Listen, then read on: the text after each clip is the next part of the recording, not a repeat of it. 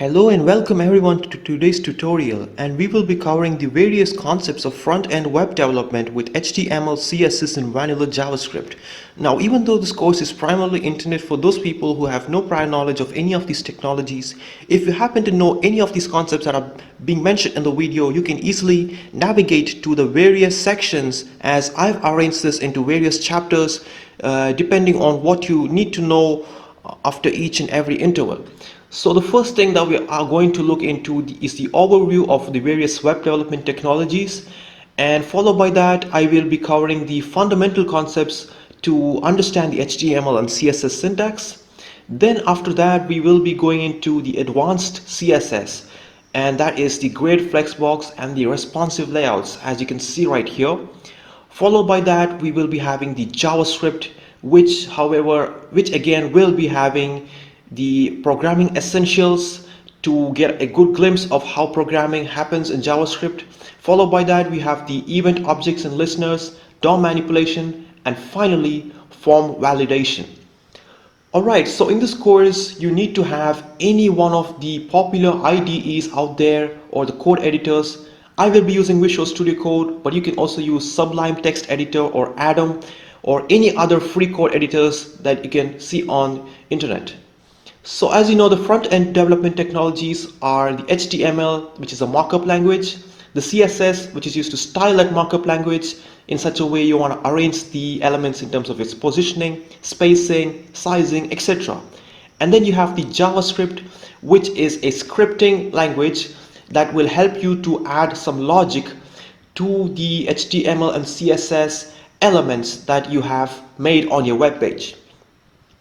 Now let us look into some of the popular front-end libraries and frameworks. These are essentially some add-on tools that will help you to make your job easier.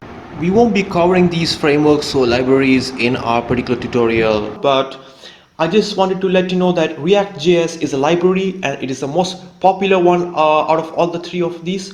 Then we have the Angular, that is a complete framework, and the Vue.js is another example. So all of these tools mentioned right here are essential to improve the reusability and readability of your web application. But to understand these tools better, first you have to learn the HTML, CSS and vanilla JavaScript. So now let us take a look into the overview of the HTML markup language. So what is HTML? Now that HTML is a markup language. So each and every element in HTML is denoted with the help of tags or the angular brackets. There will be an opening tag or closing tag depending on what type of element we are looking into. So as you can see, some of the most commonly used element tags right here. We have the heading tag, paragraph tag, container tags. Container tags are useful when you want to wrap different elements together into one section. Then you have the img tag, which is used to display images.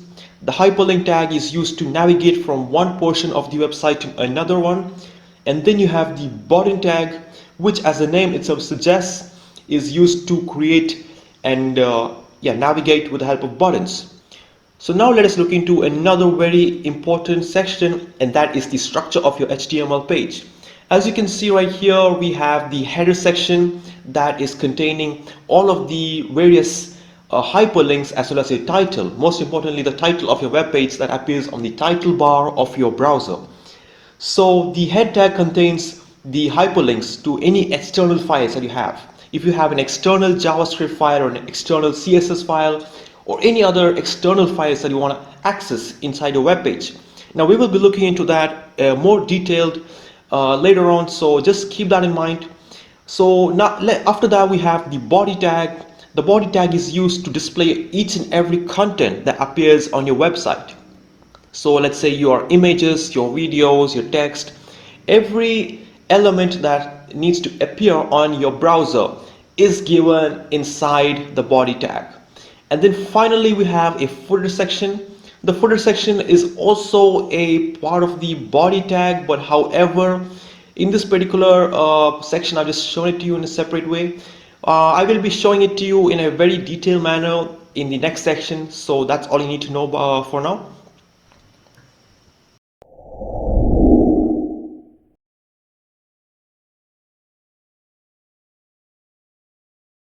I would recommend that you use Visual Studio Code if you are completely a beginner, especially, because this is going to help you a lot. And I'm also going to show you two of the most useful extensions I will be using here. The first one is called as Live Server, and this one is pretty much going to help you to launch the web pages that we make from the application itself. So just make sure you install it so that we can follow up later on. Then we have the Prettier. This one is a code formatter. It's another useful tool that will have a lot of pre-built templates and shortcuts and all that. It will make our code look more neat, and it'll save us a lot of time as well. So once you are done with the extensions part, let's navigate to the Explorer. I have gone to the Open folder and gone to my desktop. Over here I have created an empty folder called Material, and this will be the place where I will be creating my new blank web page. Alright, so let's create a file named index.html, and I'm gonna hit save once I've done all the changes. And here, as I mentioned before, we will be starting off with the HTML tag, and because of the extension that I've installed previously, the closing tag appears simultaneously as and when I close the starting tag. So the HTML tag is going to enclose our head tag. The head tag is used for giving the title, and as well as the external CSS and JavaScript files, which we will be talking about in the later stage of this video. So I'm going to give this a title known as Hello World. Hello World. And I'm going to open this with the help of the live server, and let's see the output.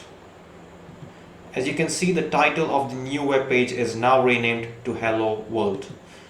And you can give any title you want, but just make sure that this is enclosed within the title, starting and end tags, and also make sure this title tags are within the head tags. So anyway, once you're done with that, I'm going to show you the next particular structure that is called the body. The body is going to contain all the visual elements that are displayed in this white region. You can see all the, let's say, the navigation bar, the pictures, the headings, everything that you're going to display in your web page will be within the body tag. So I'm going to give an h1. You might recall that h1 is meant for the heading tag, and also the largest this heading tag h1 will have the largest font size as compared to h2, h3 and so on, as it goes in the decreasing order of its font size. So anyway, I'm going to give the heading tag as heading 1, and I'll save the changes and reload it in the browser. You can see heading 1 has appeared on our screen. I'm going to create another heading called heading 2, and this one is going to be slightly smaller because I've used the heading 2. Then so on, I'm going to say heading 3, and you can keep creating up till heading 6, h3. It keeps going in a decreasing order of the font size. So let's say I have a heading 4. You can just try it out in your browser. It's really helpful so that you can just get a good understanding of how the headings are going to look when they are printed together. So heading 1 or h1 tag is mostly used for your main header, and heading 2 is used when you have a subheading. Let's say a subheading where you want to label a particular class, let's say a division or an article or something like that. So anyway, this is what we have come across, and I'm going to give a div tag. Now, as you might recall, div is used to enclose a list of many items within one particular division, and this is very helpful, especially if you want to style your web pages, like specifically targeting a particular div element, or if you want to, let's say, just align your web pages, the contents in your web page in a very specific manner. This div is a very helpful tag. So I'm going to create a separate h2, a heading tag h2 inside this, and I'm going to give the name div heading. And I'm also going to give the p tag. The p tag, as you might recall, is used for normal text. Normal text which is not a header and not meant to be decorated in any way, unless of course you want to add additional like external styling. So anyway, I'm going to give I am learning HTML. I'm going to save the changes and reload it to my browser. You can see the heading 2 is now showing in the browser along with the p tag. Now I'm going to just I'm going to create an inspect window. The inspect window is used when you want to launch the developer console. So each and every change, each and every structural analysis in your web page can be done with this developer console. And as you can see, the head tag is used for our title, which won't be shown here, however, because the title is given right here. And we have the body tag, and when you hover over the body tag, you can see the entire page is getting selected. And when you hover over the heading 1 tag, you can see the heading 1 is getting selected. And this heading 1 is essentially a box-like structure. You can see this particular heading 1 is occupying the entire width of this web page. And also this div is now the division which contains 2 elements. And these 2 elements are the h2 and the p tag respectively. Now let's say I want to give a styling. I'm just going to introduce you to some basic CSS. We're not going too deep here, just to show you how stuff works. So I'm just going to say style. This is called the internal CSS. I'm not going to load the CSS from a separate file. I'm just going to give it within the head tag just for simplicity. And I'm going to call this div right here, div. This is how you give a particular rule set in the CSS. If you want to call a particular element, you got to give the name of the element followed by curly braces. I'm going to say background color. Background color is going to be red.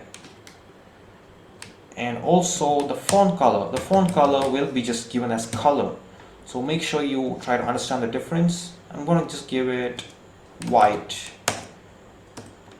Just to show you the changes that I've made, you can see the entire box-like structure where the div is enclosing its elements have received the color of red, and also the font color of the div heading, the h2, as well as the p tag has been given the color white.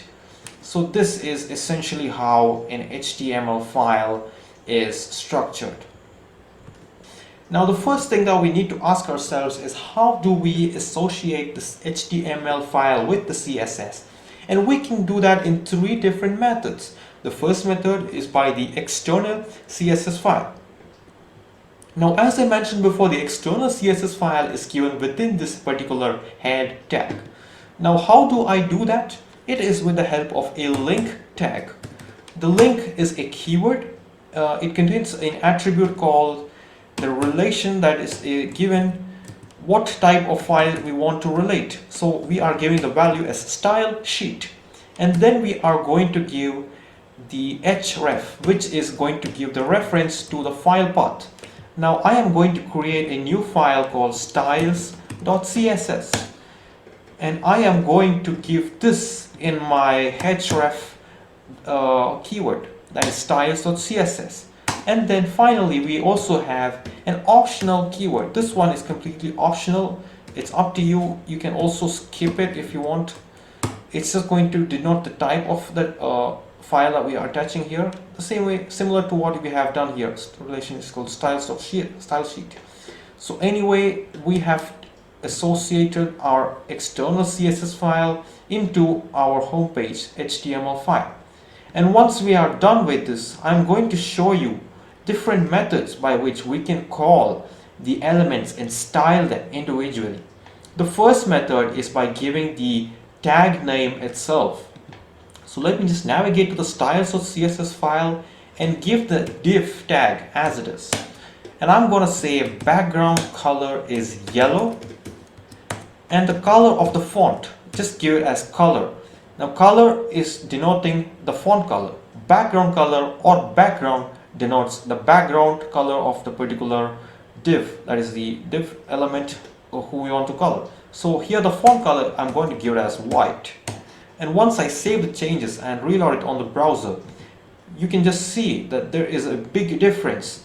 This entire div has been colored as yellow. The background is yellow, whereas the font is now white. And not only the font of the H2, the P tag as well has changed. And this is purely because the div tag encloses both the elements. So the property is now passed down to both elements as well. So let us look at another method of doing this same property, and this is by using an identifier. Now what is an identifier? I'm going to show you right away. There are two types of identifiers that we're going to see. The first one is class. Class is essentially just an additional alias that we're giving to this div tag. Now let's say we have two div tags, or let's say I'm going to just copy paste the same thing one more time. Let's say we have three div tags. Now if I give the value of div in my style sheet, naturally what's going to happen is that all of these div tags are going to get the color, the same color. Background color is yellow and the text color will be white. As you can see, the color has been the color property is now given to all the div tags. So I just want to filter them out in a more precise manner by giving the class property. I'm going to give the class property as div1. You can give any name you want. It's completely up to you. I'm just going to give this as an example for our particular project. So div1 is what I'm giving right here.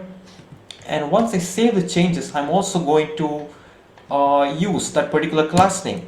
Now always keep this in mind. When you are trying to call a class name in a CSS file, you need to give a dot. It starts with a dot. Whereas if you're just giving the HTML, you don't have to give any prefixes. But however, class name is compulsorily preceded by the dot, and you need to give the name of the class here. Now I'm just going to save the changes and reload to my browser. You can see the div1 has been specifically targeted, and we have applied the yellow color for the background and the white color for the font. Now let's say I want to give a div2. div2. Now I'm going to give a similar class feature in the div2, and I'm going to say background color is going to be red, color is going to be, let's say, yellow. And now you can just reload it on the browser and see the changes have appeared on the browser.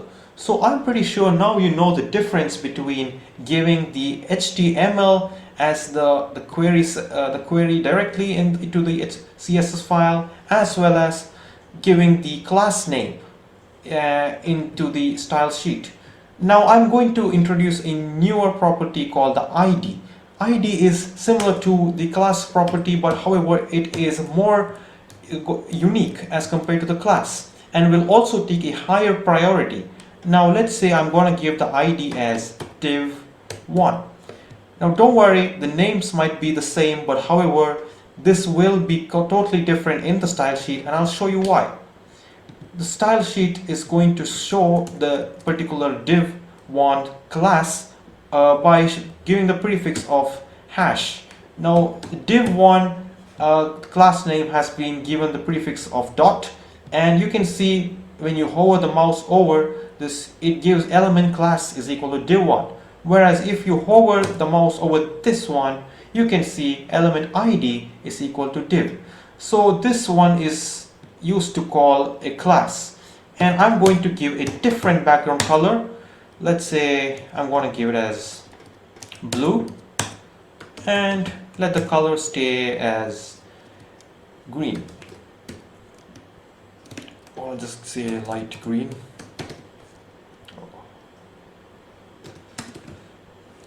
Green yellow is enough, right? And once you save the changes, you can see that, I'm sorry, div1. So once you save the changes, you can see that the class name, the class properties have now been overridden by the ID properties. So this is what's the difference between a class, an ID, and also calling a particular HTML file by the original div tag itself. So I'm going to show you a new property.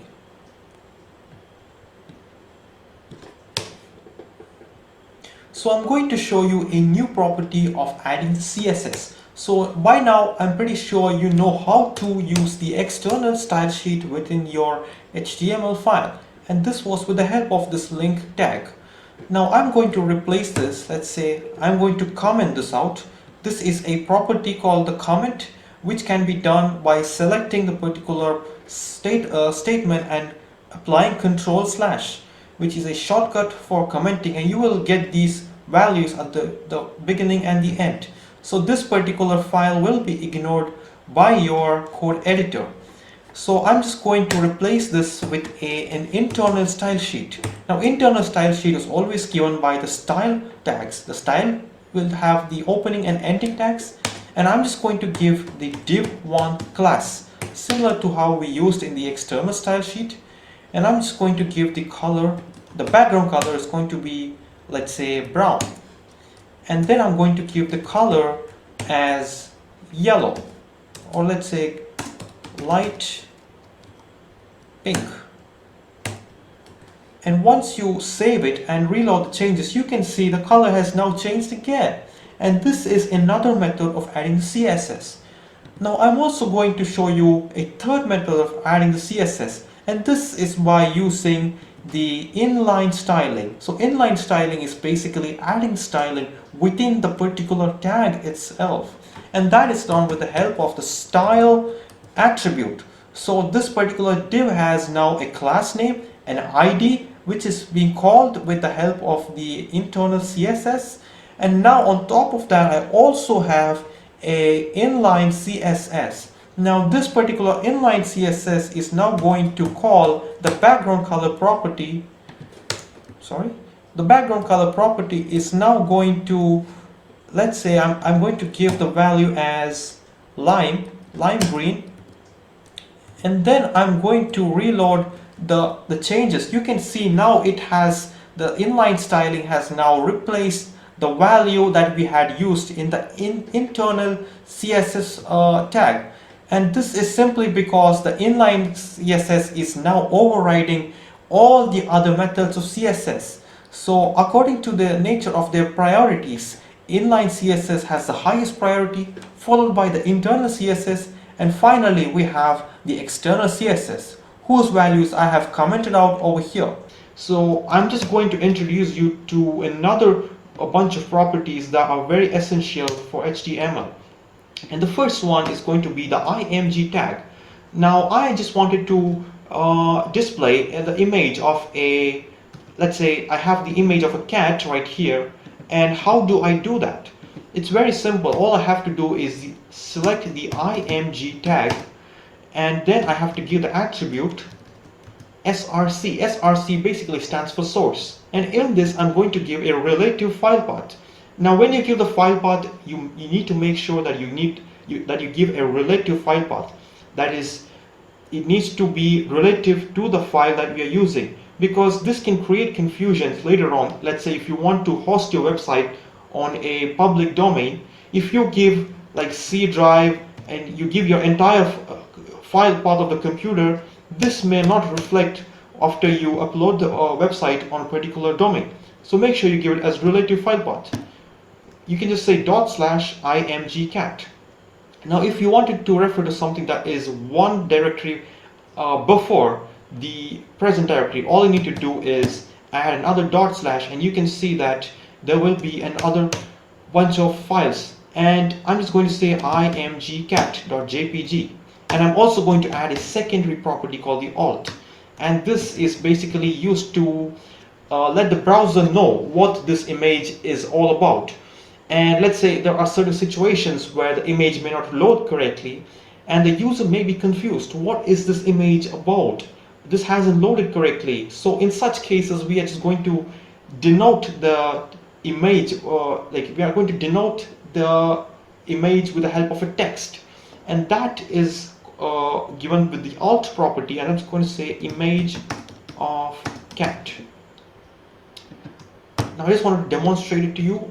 You can see that the image is displaying correctly right now, but let's say if for some reason the image hasn't loaded properly, I'm just going to say, I'm just going to change the file path so that like intentionally, so that the image doesn't load. Now you can see the browser is printing the text, and this is to let the user know what image is supposed to be here, and it hasn't displayed correctly, but the user will know what is missing right there. So anyway, let's just get back to the image. Now if I wanted to change the dimensions of this image, I have two methods. The first method is by giving it directly the height and the width. But however, this is not a very flexible method. You can just say 300, or by default it is going to align itself in the form of pixels. So it has changed slightly. Now let's say if I want to give it 500, again it's got a little bit wider, 700 again. Now I'm just going to do the same thing with the help of CSS, and we have created a CSS file in the previous session, and I'm just going to call img. Now if you were to create a multiple list of images, let's say in this case we only have one image, but if you had so many images of different like things, you are going to experience some difficulties. So always make sure to use the ID or class selector and then call that ID or class in the CSS file. But in this particular project, we are just going to give the img property because we only have one image. So I'm just going to say the height is going to be, I'm going to introduce you to a bunch of dimensions. 100 VH, width is 100 VW. Now what is this VH and VW? VH basically stands for viewport height. So basically the viewport is referring to the space that we can see, the user can see when they load the browser. So 100 VH basically stands for the entire viewport height, or in other words, the entire height of the space the user can see. And 100 VW is referring to the entire width of the space the user can see. Let me save it and reload the browser. Now you can see the image is loading in such a way that all the height, the entire height and width is now allocated. And the very specialty is of this particular property is that it is responsive. That is, I'm going to explain what responsive is. But here you can see I'm using a different set of devices. I'm going to say iPhone 5. iPhone 5 has a width of 320 and 568, but however you can see it is still occupying the entire width and height. Now I'm going to say iPad, and here you can see that we are still following the same property regardless of what device we use, and that is the one speciality of the VW and VH property. Now let's say if I want to just modify it to 50, and I'm going to do the same thing right here and then reload it. You can see we are occupying half the width and half the height of the space that we can see on the browser. So very well. The next property that I'm going to introduce to you is the REM property. The REM is basically used to compare each unit of measurement with regard to the text size of the browser that we are using on. So let's say if we had a property, let's say if you had it as 20 REM. So 20 REM is basically denoting that each unit of this particular image height will be compared to the size of 20 text characters. So this will load the image in a different dimension, and I'm going to say 50 REM for the width. You can see that this will compare the height. I have given the height is 20 REM. So basically each text size that we were to, let's say if I were to give 20 alphabets right here, the browser is going to compare the unit of measurement of each the text character and give that text character size to this particular image's height. And likewise, I have given 50 rem. I'm going to do the same property. I'm going to have the width in such a way that it will occupy the same space of 50 characters stacked together horizontally. So this is a very useful property. The other property that I want to introduce to you is the pixels. Now pixels is a very fixed one. This is very different from VH and VW because this will always stay the same regardless of which device you open it in. Let's say I'm going to give it as 180 pixels. I'm going to save it. Now you can see 180 pixels and 300 pixels. The image is now using the unit of pixels, that is, it is going to compare it only by the pixels. So let's say if I want to reload it on a different device. Now this is the iPad. I'm going to load it on the Galaxy S5. You can see the size of the image has nothing to change. Nest Hub Max, the size of the image is still the same, and that is because we are using pixels. Now pixels are not a very useful tool if you want to like make your images responsive, because as I mentioned, the sizing of the image is going to be fixed. But however, there are certain cases it works when you need to like let's say use a small screen layout. Let's say if you want to print something very small and you want to make sure that each list of images have the same height and width. So in such cases, pixels are really useful, and we will come across many such examples in the future.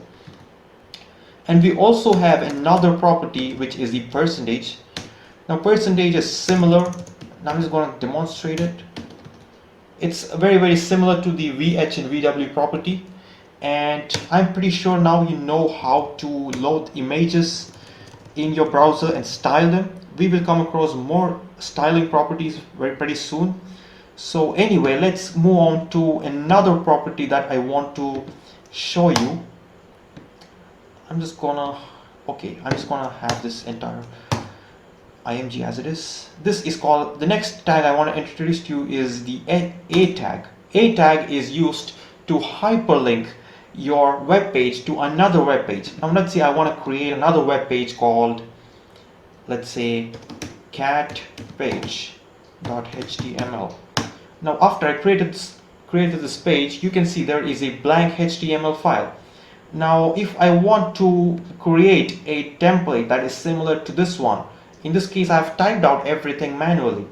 There is a small shortcut that VS Code is providing to us, and that is to just type out the exclamation mark and press enter. Now you can see that all the properties that we have previously used is now auto-generated by the computer. And surprisingly enough, we also have 3 additional properties right here called a meta. Now meta is basically a list of commands that is given to the browser to let the browser know what are the default viewport, and like we have a meta charset. Now charset is referring to the page's character encoding, and also we have the HTTP equivalent and the content. So all of these properties are just a list of browser defaults, which we will come to later on. And we have the title as usual. I'm just going to say cat page as a title, and inside the body I will just give the h1 as you have accessed the cat page, and I'm going to save it right here. Now what I'm going to do right here is that when I have the index.html, that is our actual web page, I want to create a button over here, or let's say a link over here, which will take me to the particular cat page. Now when I load the cat page, let's say I want to load it right here. This is the page that I have right now. I want to link this index.html page with the cat page. How do I do that? It's pretty simple. img cat. Okay. This is going to be the cat page or HTML. Now href is similar to the src property we saw in the img, but however the href is used when we want to include a URL. Now the URL can be something that is there in your local storage, or even an already hosted website. Let's say you wanna like hyperlink this to youtube.com. You can do that with ahref is equal to inside the two quotations, you can just say youtube.com, and your browser will literally take you to youtube.com when you click on this link. So once I have created this a tag, you will see there is automatically a closing tag. So inside this a tag, I'm just going to say take me to cat page.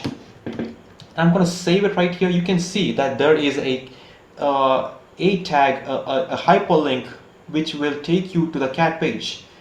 Wow, it works. Now I just want to make this look a little more visually aesthetic, so I'm just going to give it a BR tag. The BR stands for the browse, the break line. So after each let's say an element, if you want to make sure that your elements don't appear side by side, or if you want to take your element to a new line, all you need to do is add a BR tag. And similar to the BR tag is the HR tag. The HR stands for horizontal line, and the horizontal line will essentially create a horizontal line just like this black line we can see right here. So this is basically the introduction I wanted to give you regarding the IMG and A tag. Alright, so let's just move on to another topic. So we are going to talk about margin and padding. Now what is the function of these two properties in CSS? So these are the two properties that we will be using to adjust the spacing around different elements, in and around different elements. So to be specific, I'm just going to give you a couple of examples. So I'm going to say div, let's just name this as class is equal to div1, just like how we did before, and I'm going to give an h1 inside this, and I'm going to say hello world 1, and I'm going to give another one, another div, and let's just name this as div2, and I'm going to say by world 1, or let's just say by world and hello world. So anyway, once we are done with this, let's just load this on the browser.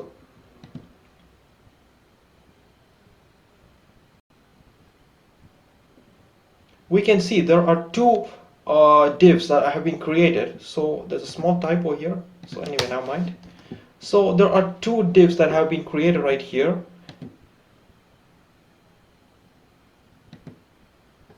Which is hello world and by world. Now I am just going to I'm just going to inspect these two elements on my developer console and check their properties. You can see that when I am expanding the body tag, you can see that the div1, when I'm hovering over the div1 with my mouse, the entire div1 is now selected on the browser screen. And likewise, when I do with the div2, the entire div2 has been selected on the browser screen because I'm just hovering over it. So let's just change its width. So just to be specific, I am going to say dot div1 is going to be, width is going to be 50% because I don't want it to cover my entire browser width. And I'm going to do the same thing. Oops, I don't need this actually. This is not what I'm looking for. Okay, width is going to be 50%. Because as you can see, this one is the class selector and this one is the ID selector. We are not using ID selector over here. So I'm going to give the same width property to my both the widths, both the divs. Alternately, you can just say div and width 50%, but it doesn't matter, both the same thing. So you can see both the divs are now occupying 50% of the entire space. Now I'm going to use the margin left. Now margin has many properties. It just comes with just margin, margin top, margin left, margin bottom, and margin right.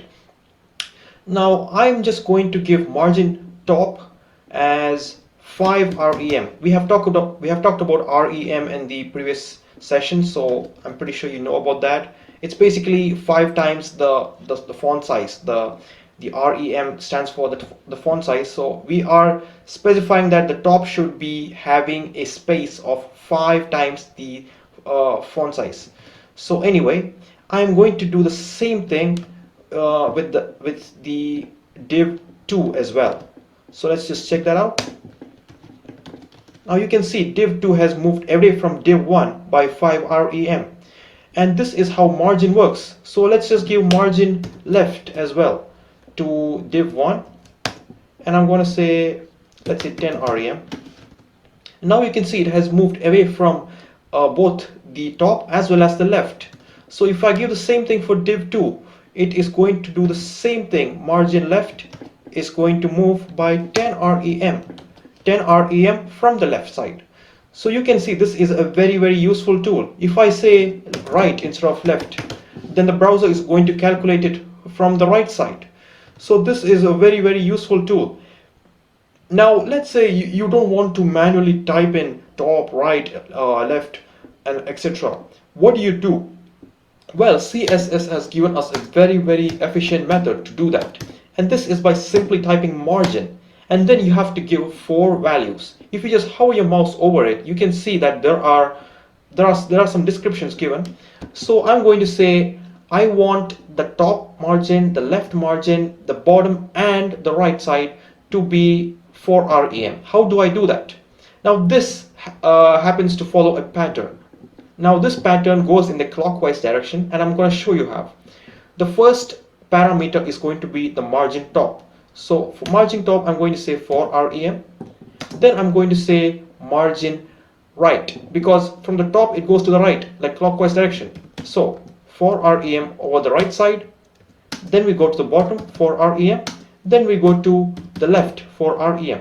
And now when you refresh it on the browser, you can see that this particular div 1 has changed. I can see that the margin has now moved 4 REM, the top, the right, the left, and the bottom.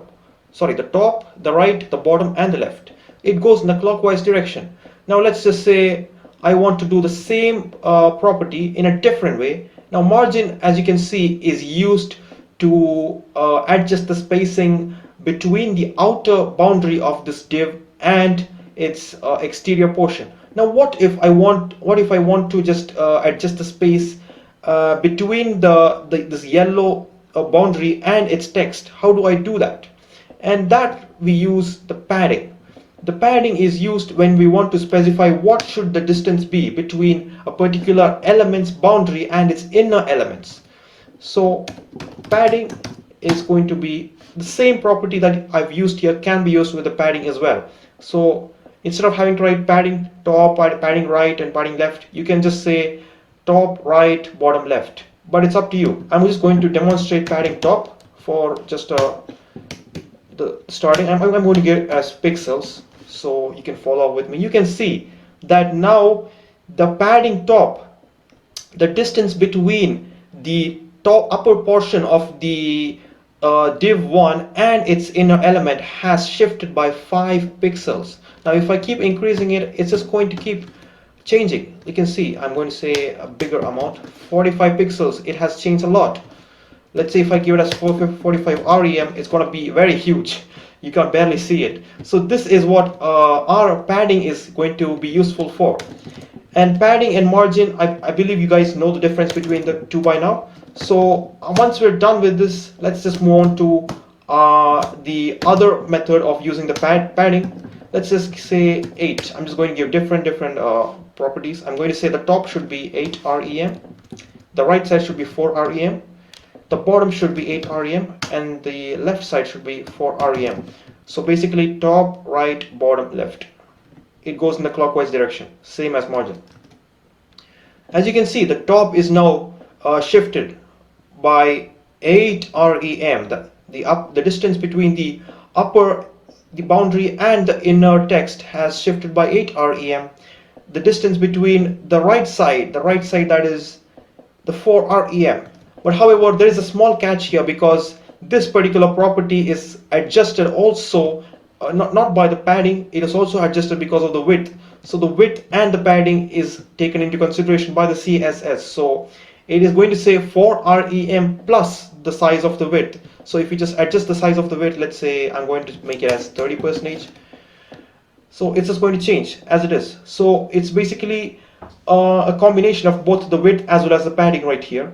So anyway, the idea is very simple. We have shifted the the upper boundary of the div by 8 rem, the right side by 4 rem. It will be, let's say if by default if the hello world was supposed to be over here, it will just move a little bit to the left, and the bottom has been separated by 8 rem, and again on the left side it's 4 rem. So I'm pretty sure you might be knowing what is padding and margin, and you can just modify the rem with pixels, or you can even use percentage. It's totally up to you, so keep playing with it on the browser. So thank you. Let's just move on to the next session. Alright, so now that we're done with the margin and padding discussions, let's just move on to another tag, which is a very important one, and we'll be looking into this more and more, and that is called a form. Now let's say if you wanted to create a registration form just like the one I showed you right now, we are going to use a form tag. Now the form tag also carries some attributes. Now let's take a look at what these attributes stand for. Action is the first attribute we're looking for, and action signifies what the form should lead to. Let's say you submit a registration form, you click the button, and once you click the button, what should the action be? If you want to go to another page, let's say I've created a form.html over here, and I've just given an h1 as you have submitted the form.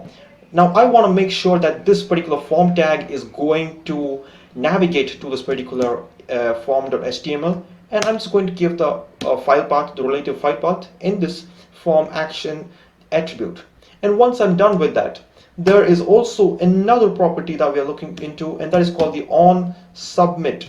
Now onSubmit is simply it is actually an event object. Now we are not going too deep into that, but however this is going to specify a particular function that is going to control the behavior of the form.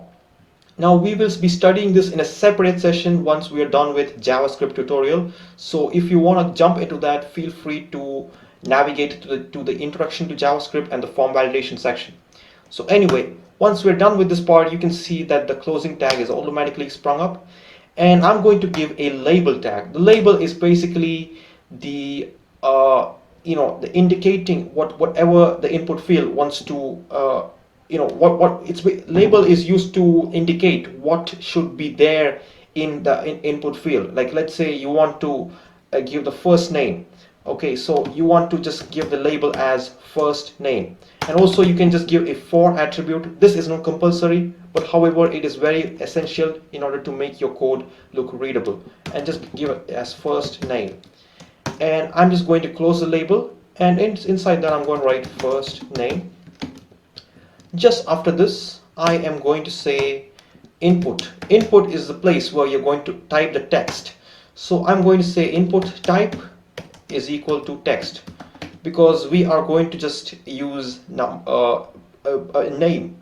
So once we are done with that, we have to just say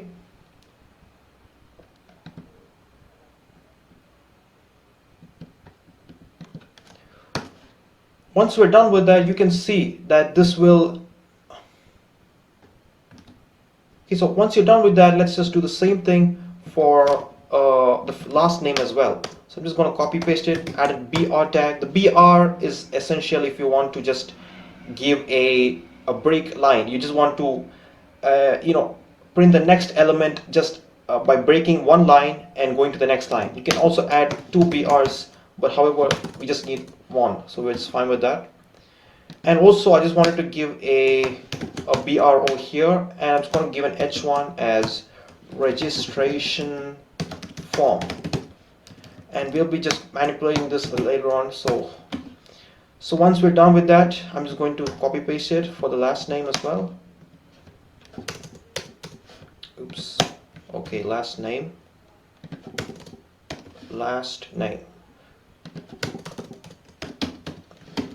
And the next property that I will be using is the label for a different property, and I just want to collect the date of birth of this particular user. So as usual, I'm just going to give it as label for is equal to DOB. This for property is, once again I'm saying it, it's not mandatory, but however to make your code look neat and readable, you always need to include that as well. So I'm just going to say date of birth, and I'm going to say input type is equal to date. And let's just look at our progress right now with open live server. You can see that there has been three input fields that have been created. The first name, the label is given right here. As you can see, the label tag is what signifies the first name.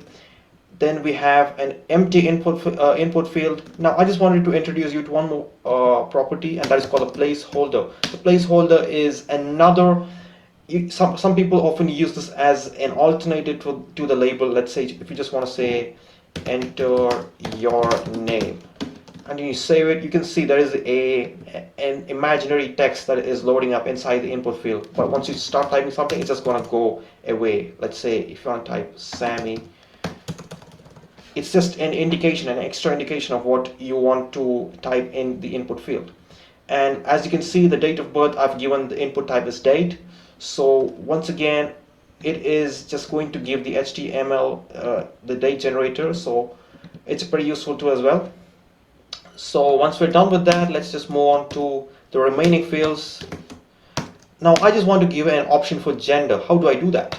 Label for, same thing as above. But however, we're just going to change things a little bit this time. Okay, and I'm going to say gender. And here I'm going to say input type is equal to radio. Now what is radio? Radio is basically, I'm going to show it to you right now. So I'm going to say name is equal to gender.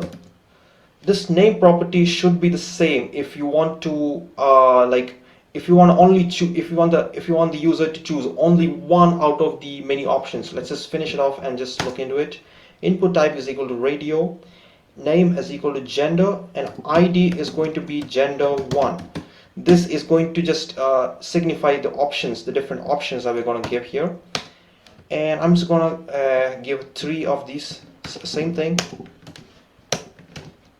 Okay, so I'm just going to say gender1, gender2, and gender3. You can see that there has been 3 options being generated, but however I can only choose one out of these options at any single instant of time. Let's say if I wanted to choose multiple options, what do I do? For that, all you need to do is just you just have to change the name property here and give different names. And now if you see, you will be able to select multiple fields at the same time, and that is simply thanks to this name field. So I hope you understood the format right here. Now you can just add a few labels right here. So I can just say label for is equal to, I'm just going to give the BR tag. So I'm going to say gender1 because I just want to match these two things together, and I'm going to say male. And similarly, I'm going to say label for is equal to gender2, and I'm going to say female, and I'm going to give the same thing for the third gender. I'm going to say gender3. I'm going to say other. Once you just save it and load it, you can see there has been 3 options being created. Now this does not look very aesthetic, so I'm just going to add a BR tag after each one of them. So I'm going to say BR.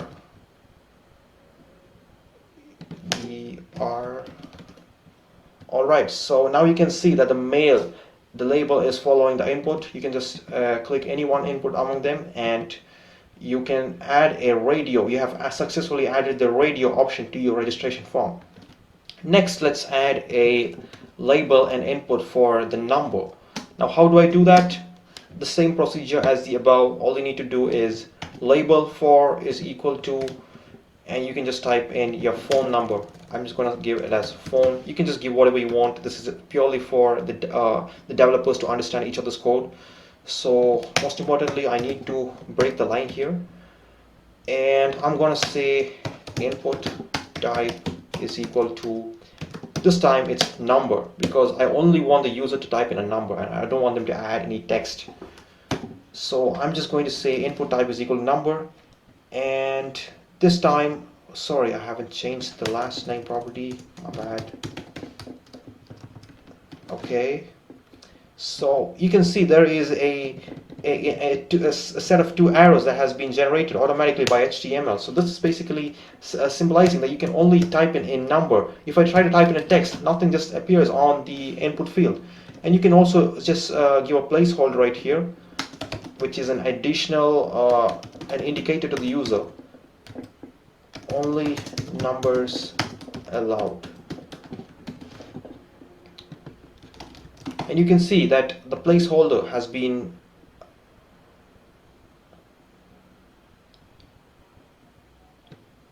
the placeholder is supposed to be inside the numbers, the input tag. Sorry, I'd see that. So yeah, only numbers allowed. So you can see that you have successfully added the first name, last name, date of birth, gender, male, female, or other, and number. So anyway, let's just move on to another type of input, and that is the email. The email, similarly, you gotta follow the same format with a slight change, and that is just going to change the indication over here, and we are going to say input type is equal to email, and this is going to trigger the inbuilt property of HTML. And when you're using form validations in the later stages, this will be very, very helpful. And HTML will only accept the input if it is the form of an email, that is a@something.com or .co. A subdomain. So you can just say, I'm just going to give a placeholder as abc@example.com.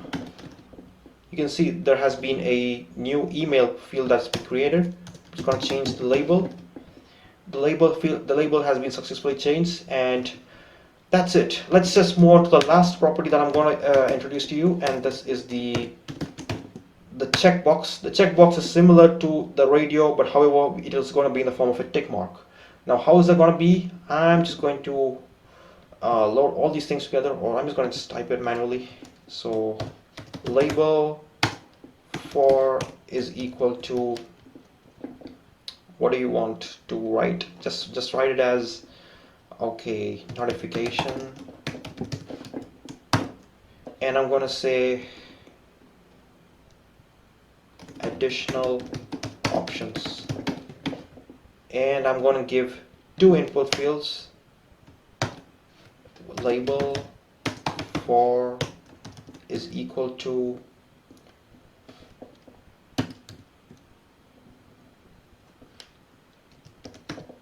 notif1. Remember me. And I'm going to add the input as, the type is going to be checkbox right here. So that's the only difference we are going to have right here. So once I'm going to save it, you can see that it has created an option, a tick mark option for me. I'm just going to add a simple BR tag because I don't want them all on the same line. And yep, it comes on this next line. So you can also create another notification, like a notification 2, just to notify the user to, let's say I want the user to agree to my terms and conditions. So I agree to your terms. I'm just going to put it D and C. And boom, I'm just going to give it as this one. The name is going to be one, because I don't want them to be selected all together, or like I want them to be selected all together. Yeah. So yeah, remember me, agree to your TNC. You can see that I have created a bunch of options right here. Our registration form is almost ready. We just have a last step, and that is the most important step. That is to create a button. Now this button type should always be submit, because this is going to indicate that your form is going to be completely filled, and it will trigger the action, that is, you can see this form has got two attributes right here, the action and the on submit. So once the button is clicked, you are going to trigger, if there's any function right here, the function will be taken into consideration, else we're just going to go into the form.html page directly. So once you click on the button, I'm just going to give the button name as register me. You can see once I click the button, you have submitted the form. I have changed the form. I have come from the index.html to the form.html just by clicking the button. Now, if you want to add some conditions, you can simply do that. You can just say you want the name field to not be empty. How do I do that? There is a very simple form of form validation. This is a very basic one. So all you got to do is just say required. And this time you see, if I click on the register me, it says please fill out this field, and that is simply because of this required attribute in my input type, the first name, for the first name. And you can just give the same required over here as well, that is the input type for the last name, and this is going to generate the same messages for both the first name and the last name. Here I haven't finished the first name, so I finished the first name, now it's going to come with the last name. So this particular property can be tweaked further to give custom messages. Let's say if I don't want the message to be please fill out this field, I want the message to be hey, why don't you fill this form, or something like that. So for that you can just create JavaScript functions, and we'll be doing that later on. So anyway, let's just add some CSS into this particular registration form. So I'm gonna call this form in my CSS. Let's just do that. The text align is going to be center. So now that all the text in the form has been aligned to the center, and I'm also give a border box. I'm going to say padding on all directions. I'm going to say padding top is going to be 3 rem. Then we go to the right side, which is, you can just give it as 4 rem. Bottom is going to be 3 rem. Then we're going to give it the left side as 4 rem as well. So this particular padding won't be visible because I haven't added any border property. So I'm just going to add a border, and this is going to have 3 values. The first one is going to be the width of the border, and that's going to be 3 pixels. Then I'm going to say solid, because you have 3 options. You can say dotted, or you can specify what type of border you want. Do you want your border to be a straight line, or do you want it to be dotted, or do you want it to be like like stripes or something like that? So you can just say solid, because I don't want any fancy borders, and I'm gonna give it as blue, and boom, you can see that your border has now been created. But however, now this border is occupying the entire space of the page, and I don't want that to happen. So I'm just going to say width is 50%. So I haven't saved it. So yeah, the border is now limited. So basically the form width is just 50% of the entire page right now. And as you can see, the border has also been shifted accordingly.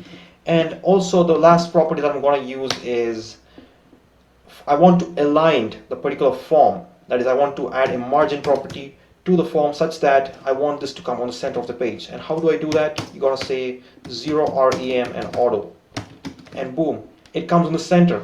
0 rem and auto is like a property. It helps you to align any objects to the center of your field if it's not a text. Like if you have given the text property as text align center, and if you need to further align the outer border as well as the entire element to the center of the page, all you gotta do is margin 0 rem and auto, or you can just simply say auto, it's fine.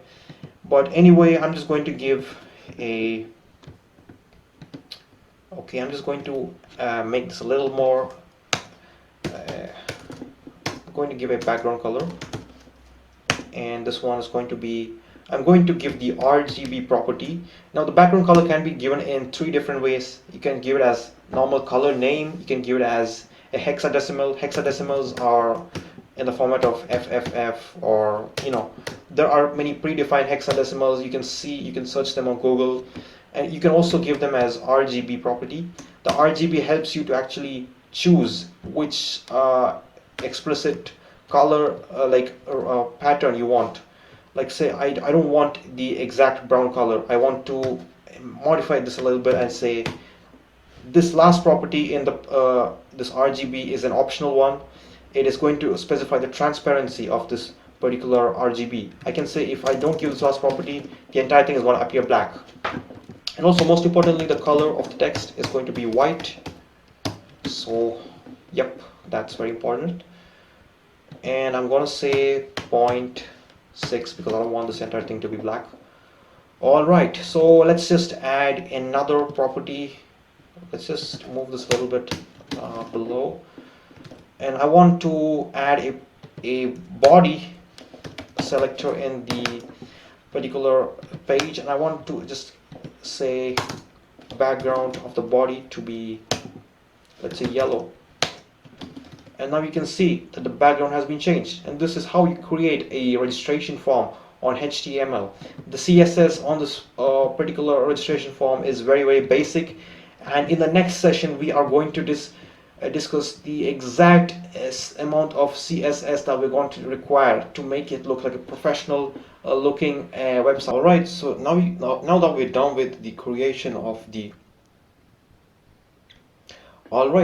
that we're done with the creation of the registration form, let us look into another very important property in the HTML and CSS, which is of course the navigation bar. So as you might have known, each and every website will have a navigation bar which will contain a bunch of links. Now sometimes it can be at the top, sometimes it can be at the side pane, it can be anywhere, but however we are going to look into it, and we're also going to create it with the help of the header tag. Inside this body you can see we've already made the form tag with the action and on submit attributes. So before that, I'm just going to give the header tag. The header tag is basically an indication that this is what we are going to give as the first the first property in the body, like the first UI in the body.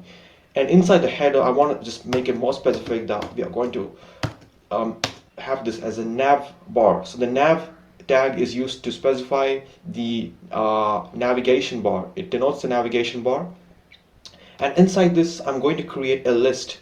Now a list is a function. I haven't created anything inside this particular navigation bar, so as you can see nothing is appearing right now, but however I'm going to create an unordered list. There are two types of lists in HTML. So the first one is called UL. So the UL is what stands for unordered list, and we are going to say, I'm just going to give three options. The first one is going to be home, the second one is going to be, let's say, I want to give it as services, and the third one is going to be about us. You can give any name you want. I'm just gonna demonstrate it for you. You can see there has been three options like this that are appearing on the web page. And let's say if I don't want this to be in the form of a a simple, like there are no indications like which was the first one, second one, and if I want to give some numbers right here, you can just give this UL, you can just convert this UL into OL, and OL stands for an ordered list. And now you can see this has been ordered with the help of numbers.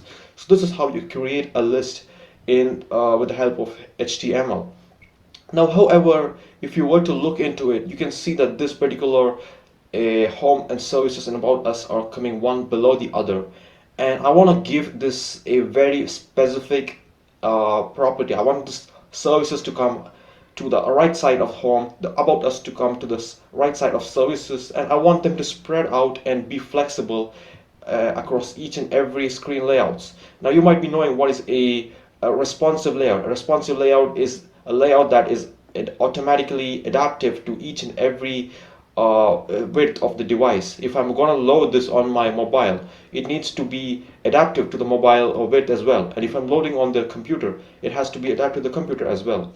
So how do I do that? Now I'm going to introduce you to a new property called the CSS flexbox. Now as you can see in this particular registration form, we have the particular navbar, you can see that, as you can see, there's in this particular navbar, we haven't really added anything. This has come in the form of home services and about us. And let's say even if I give a styling, let's say I want to style the nav tag, so I'm just going to give it as nav. And I'm going to say margin is 5 rem. Okay, you can just give any height you want. I'm sorry, I don't want the margin to be 5 rem. I want the height to be 5 rem. And I want the background color to be black, or more precisely, I'm going to give it in the form of the red, green, blue. And it's going to be 0, 0, 0, and 0.7. And this is going to mean the black along with 0.7 transparency. So you can see that we have created a navbar layout, and I'm going to give the color as white as a text color.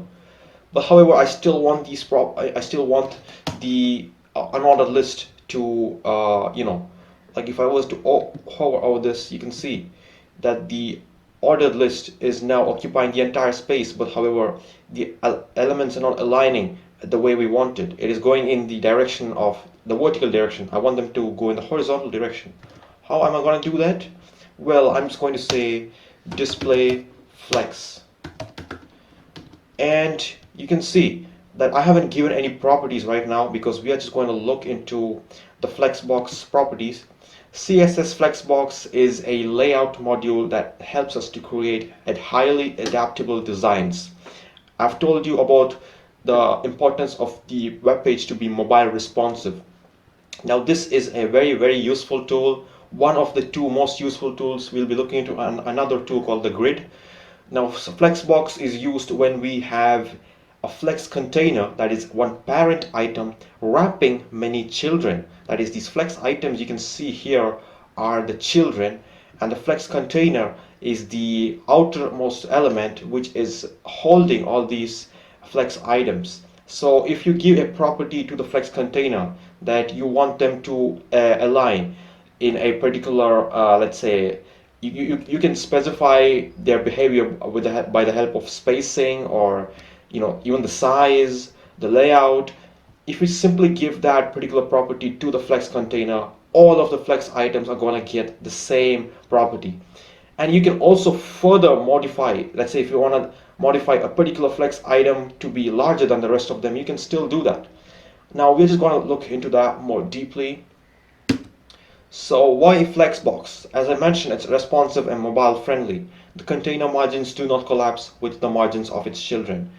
And this is very important when we are doing the mobile responsive thing, because we do not want the margins to have any issues with the alignment of the inner elements. Then the order and positioning of items can be altered without altering the HTML. That is a very useful tool as well. And of course the height and width of the children, I've mentioned that before. It can be altered to its best fit within the parent container. And it's very highly preferred option for the small scale layouts, and flexbox is directly it's direction agnostic.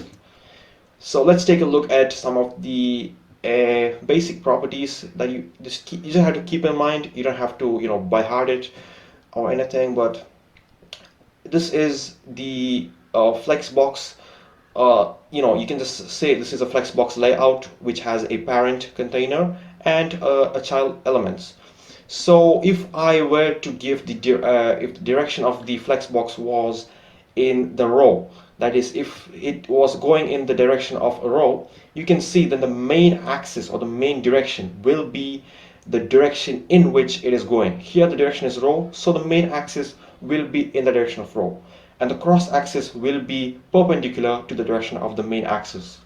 And these are just two other properties that is going to just give us the location, that is the main start, the place where the main axis starts, and the place where the main axis ends. Similarly, when we have the direction as column, let's say if the child items are arranged one below the other in the form of a column, then we have the main axis going from top to bottom, and also the main start will be over here and the main end will be over here. And then we have the cross axis. The cross axis is directly perpendicular to the direction of the main axis. And of course we have the cross start and cross end.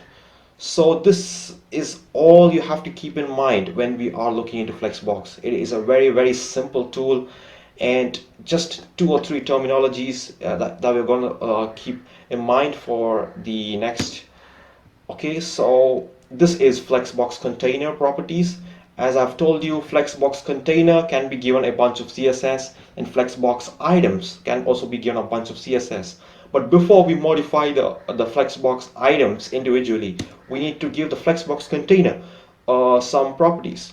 So we have flex direction, which is going to say what direction you want the particular CSS to go in. If you want it to be in a row, do you want the elements, like let's say, do you want this particular elements to be in the direction of column or row? That is what is going to be controlled with flex direction. Then we have the flex wrap, which is simply a property, like let's say if there were too many elements in the same row, and naturally what happens is that HTML will move the last element to a new line. Now this flex wrap is going to just give that particular, it's going to help us control that particular property. Then we have the flex flow, which is essentially a combination of the two properties that we have, flex wrap and flex direction. And then we have justify content, align items, and align content. All of them are going to control the spacing and order of the particular flexbox.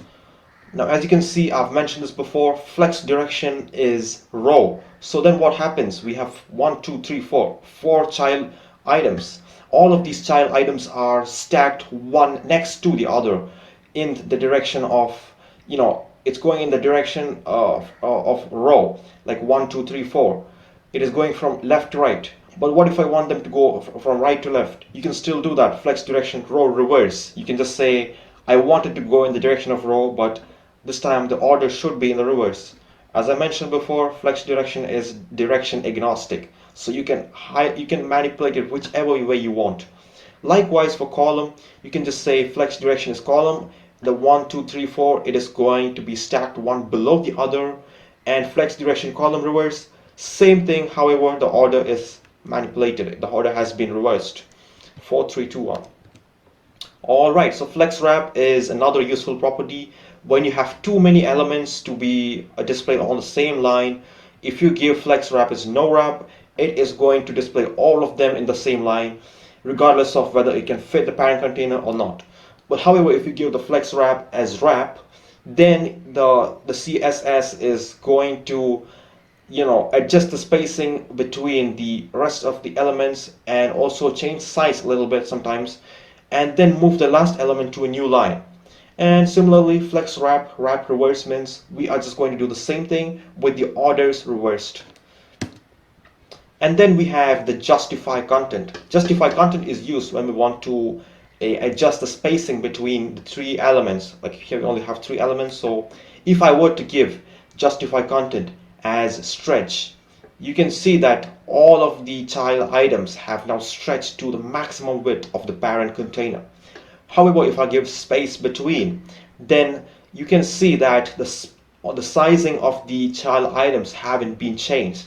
But however, the spacing is now equal between all of the 3 child items. But however, note that we do not have any spacing between the first, we do not have any spacing before the first item and also after the last item. The spacing is only between the items, so hence we use space between. Then we have space around. Space around means it's similar to space between, but however, this time we will have a little bit of spacing before the first item and a little bit of spacing after the first item. So this particular spacing is generally considered to be half of the spacing between the the child items. And space evenly is another property which is going to say all of the spacing is going to be the uniform, whether it's the spacing before the child items, the spacing after the child items, or between child items. All of them are going to be exactly the same, and that is what you do with space evenly. And then we have center, which is just going to put all of the content to the center regardless of the spacing and size. Then we have the flex end, which, as the name itself suggests, we are going to move it to the ending of this particular parent container. And then we have the flex start, which is going to say all the items to the, which is going to align all the items to the starting of the parent container. However, you have to note this thing that this particular justify content is going to act in the direction of the main axis. As I mentioned before, let me just go back to it. You can see the main axis is the direction in which we have specified. It is going in the direction in which we have specified. Like if it's a row, it's going to be in the row. If it's column, it's going to be in the column. So here the direction is in the row. The row is the direction property I have given. So the flex start is going to put all the items to the left. But however, if I were to give the direction as column, then it will be in such a way that it is going to, instead of having to put all the elements to the left, if column, you know that it is going, all the elements, all the child items are going to be displayed one below the other. So it is going to be stacked at the topmost portion of that particular column.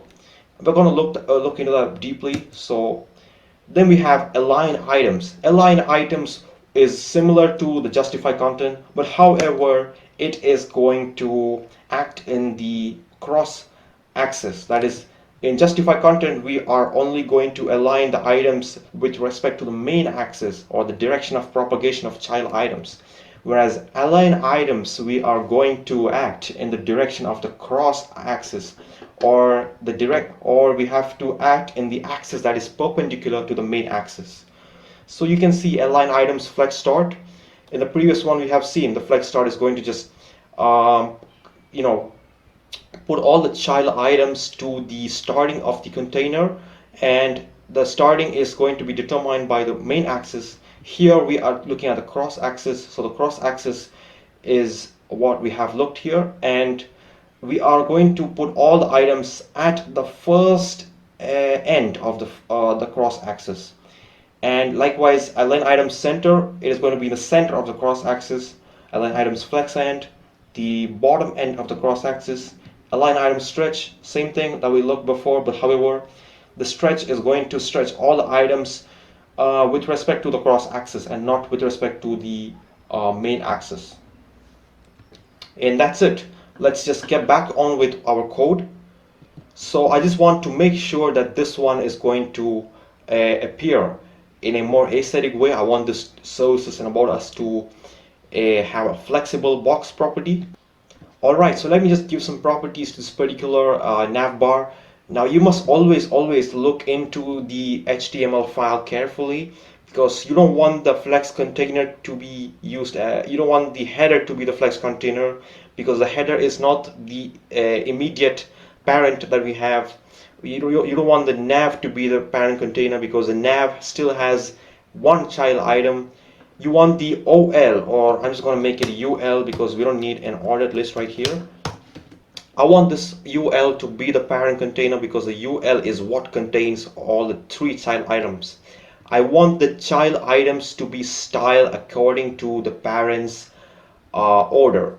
The parent is going to say, hey, you got to act like this way, and you can just be in the whichever way you want. So I'm just going to say UL, and there is a class name that I'm going to give right here. UL class is equal to main. You can give whatever class name you want. I'm just going to give it as main, and I'm going to say display is flex. And you can see it has already come up in the direction of row. But however, I just do not want the list. I just don't want the, I want to add some spacing. So I'm going to say flex or justify content, because justify content is what needs to be done. I want to space between. Now you can see all of the 3 items have been spaced between. There's a lot of space between each elements, but no space before and after the elements. So in order to do that, I'm just going to say space around.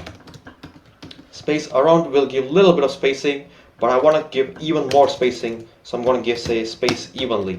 And this time the spacing is spacing between the items as well as the spacing before and after the items are exactly the same. And I also want to make sure that this particular home is going to come to the center, because in order to do that, I have to align it with the help of the cross axis, because this is the main axis. The items are going in the direction of row. So I have to specify that very carefully. So before that, I'm just going to say I want to make sure that this particular main item has the height is going to be inherit. I want the main item to have all of the height of the previous element, that is a nav. And then I'm going to say align items center. And now you can see all of the items have been aligned to the center. And I'm just going to also give another property called the list style, and I'm going to say none because I do not want the dot to appear before each and every list. And okay, you can see that there has been the navbar we have created has been successfully implemented. And right now we can just add a bunch of other stuff as well. You can say cursor is equal to, or I'm just going to say when you want to when you hover over each and every, let's say, list item, you want the cursor to become like a pointer. So to do that, all you need to do is cursor to pointer. You can see the cursor has now become a pointer whenever you pull your mouse on top of that. And you can see that there are also other properties. You can say transform. Transform is a useful property if you want to like however, I'm just going to say main li hover. Just want to be more specific that I only want the property to be called when I'm hovering over the particular item. I'm just going to say transform, and I'm going to say scale. Scale is a property that will change the particular dimensions by 2 times. So this time if I move my mouse, it's going to change by 2 times. You can see. And I'm also going to add some transition because it doesn't look smooth.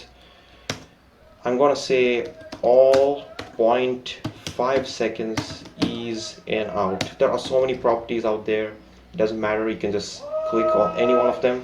And now you can see that there has been a lot of changes in our navbar. So this is a very useful tool. And I'm also going to add some additional properties right here. Just going to add a 4th list item.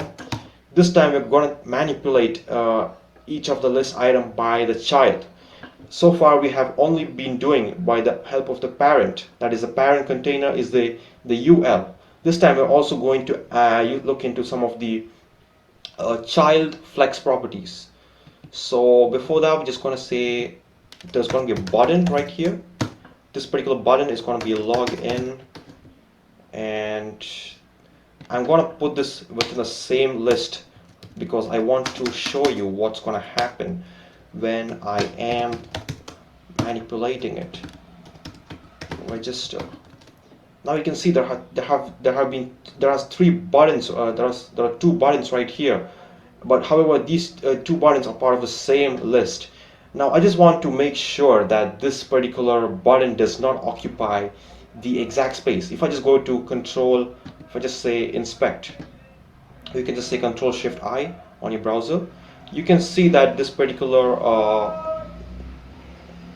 just gonna make it a little big, so I believe you can see it right now. Okay, so you can see that when I go into my body, into my header, into the nav and the UL, all of the items are now occupying equal amount of space.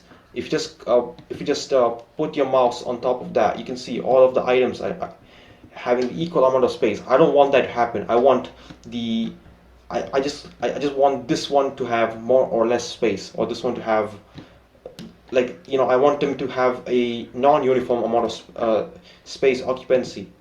And I'm just going to do that with a very useful tool, and that is called the child property, main li, and I'm just going to say nth child.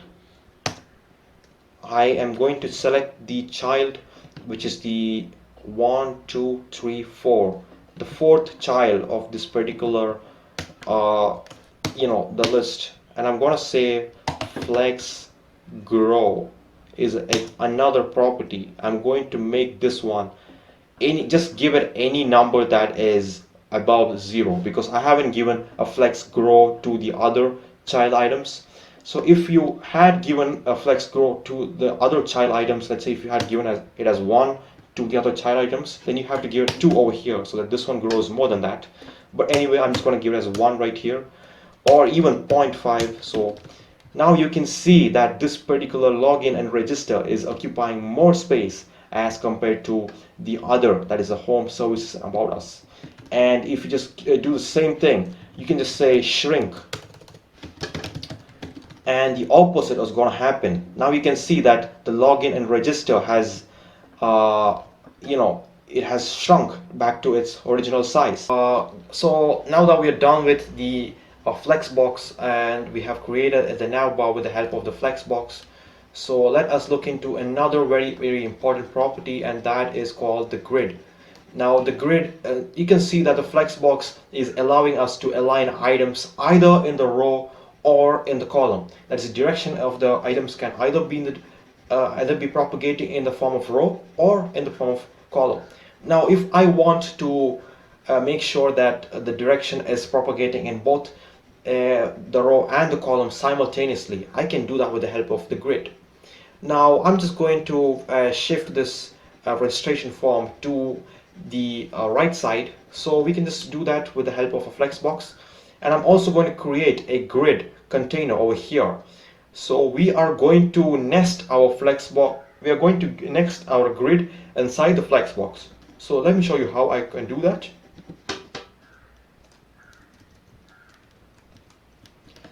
Now you can see the form is now outside the navbar. That is the navbar. So you can see that the form is located outside the nav tag. That is, the nav tag is located, sorry, the header tag is, so you can see that the form is located outside the nav tag and the header tag. So I just want to wrap up our, I want to put this form as well as our newly to be created a list of the grid items inside one common div, so that I can apply the flexbox to that particular div. And I'm going to say div class is equal to wrapper. I'm just going to give it the name wrapper, or wrapper. And I'm going to make sure that this div does not end unless and until our form is also going to end. And I'm just going to put that right there. And inside this div we have two child items. That is, we have a form and we also have our another list that we're going to, inside which we're going to make a list of, I'm just going to give the name as list. You can just give any name you want. And I am going to make sure that now nothing has happened on the browser, but I'm going to give many list items. I'm going to say h3. I'm just going to make this a list of animals. So how do I do that? I am going to say h3. I'm going to give a source, image source of, let's say, I've saved a bunch of images right here, but these images are not going to load all of them in the same way. They're not going to load in the same way, so I'm going to say h3 is monkey, img source is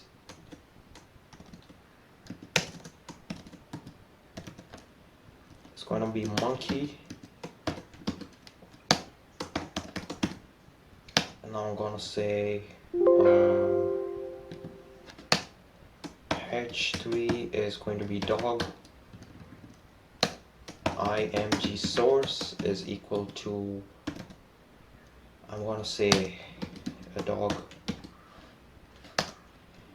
and I'm going to say it's going to be a new item. So I'm going to say h3 is going to be a rabbit. I'm going to say img source is equal to rabbit. Alright, so now you can see that we have created a wrapper that is holding both a list of animals with their pictures as well as a registration form. But you can see this particular the unordered list that contains the animals. The pictures haven't loaded correctly. The pictures are all aligned in a very uneven manner, and I can simply change that by going to my CSS and calling my list. That is, this is the name that I have given to my unordered list that contains all the animals pictures, and I'm gonna say dot list li image. All of the images inside that are going to have a fixed height and fixed width. I'm going to say 230 pixels, and I'm going to say a height is going to be 230 pixels as well.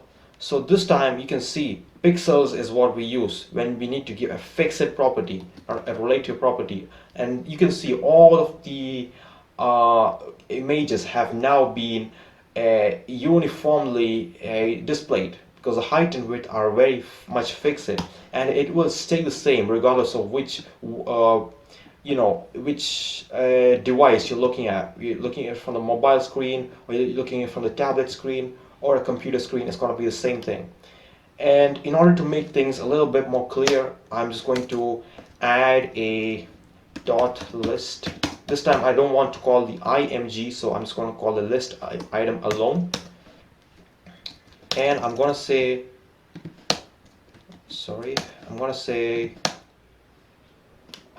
there is going to be a border, so I'm going to say 3 pixels solid maroon. And you can see that there has been a maroon border that is surrounding each and every list item, and the list item is by default occupying the entire space of the particular web page. Now what if I want this to be a very responsive list of items? I do not want all of them to be holding the entire space of the web page. I want to say, if I'm loading from the computer, we have a lot of space on the computer, so we can say the cat, the monkey, and the dog have to appear on the same line, and then in the next line we can have the rabbit. So how do I do that? And also, if I'm reducing the size of the screen, I want them to realign themselves and appear in the same format. That is, the cat, monkey, and the dog are all one below the other. I want them to be responsive. It needs to be responding to the changes that is happening to the width of the device. That is what we call responsive in HTML and CSS. So how do I do that?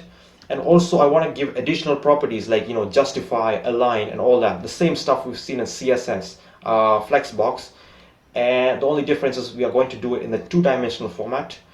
So how do I do that? We are going to look into the parent container right here. Which is the parent container? We can see the UL is containing 3 different list items, that is 1, 2, 3. Okay, so we are going to apply the grid display grid property to the list and not to anything outside or inside that. So anyway, we are going to say dot list is going to be display grid. Grid.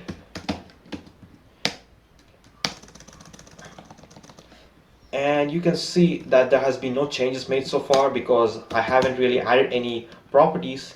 Now there are multiple ways by which you can add the properties. The same way we have seen in CSS, there is a display row and display column. But however, in grid we don't give it as either row or column, because you can just say if you want to give it only in the form of rows, or let's say if you want the direction to be appearing by default in this format, then it is going to be in the form of a single column. It's just having a one single column, and there are nothing else. There are not multiple columns right here. It's going to be cat, monkey, and dog, rabbit, one below the other. And if I want them to have 2 columns, that is cat, monkey in one column, and side by side I want them to have the dog and the rabbit. So how do I do that? I can just simply say grid template columns, and I'm going to give 1FR. 1FR stands for 1 fractional unit. That is the 1 fractional unit of your default browser width. And there are going to be 2 elements in one column. And boom, you can see Now that it has changed, you can see the cat and the monkey, dog and rabbit are now going to reallocate themselves into two columns. And naturally, because this is having only 4 elements, you have 2 columns and 2 rows. Now what if I change this columns to rows? You can see that now we have gone back to the previous state, and that is simply because we do not need multiple columns right here, and we only have. Okay, so anyway, I am pretty sure you might be having a very good idea of what the grid and the flexbox are right now. So we are going to look into some of the more advanced properties right now. So anyway, let's just add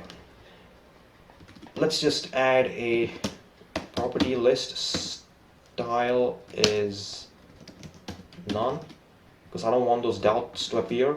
And I'm also going to add a gap between all these elements. So grid gap is going to be 1 rem. Now you can see there is a grid gap appearing. The gap is appearing between these elements. But however, I want to make sure these particular grid elements are responsive.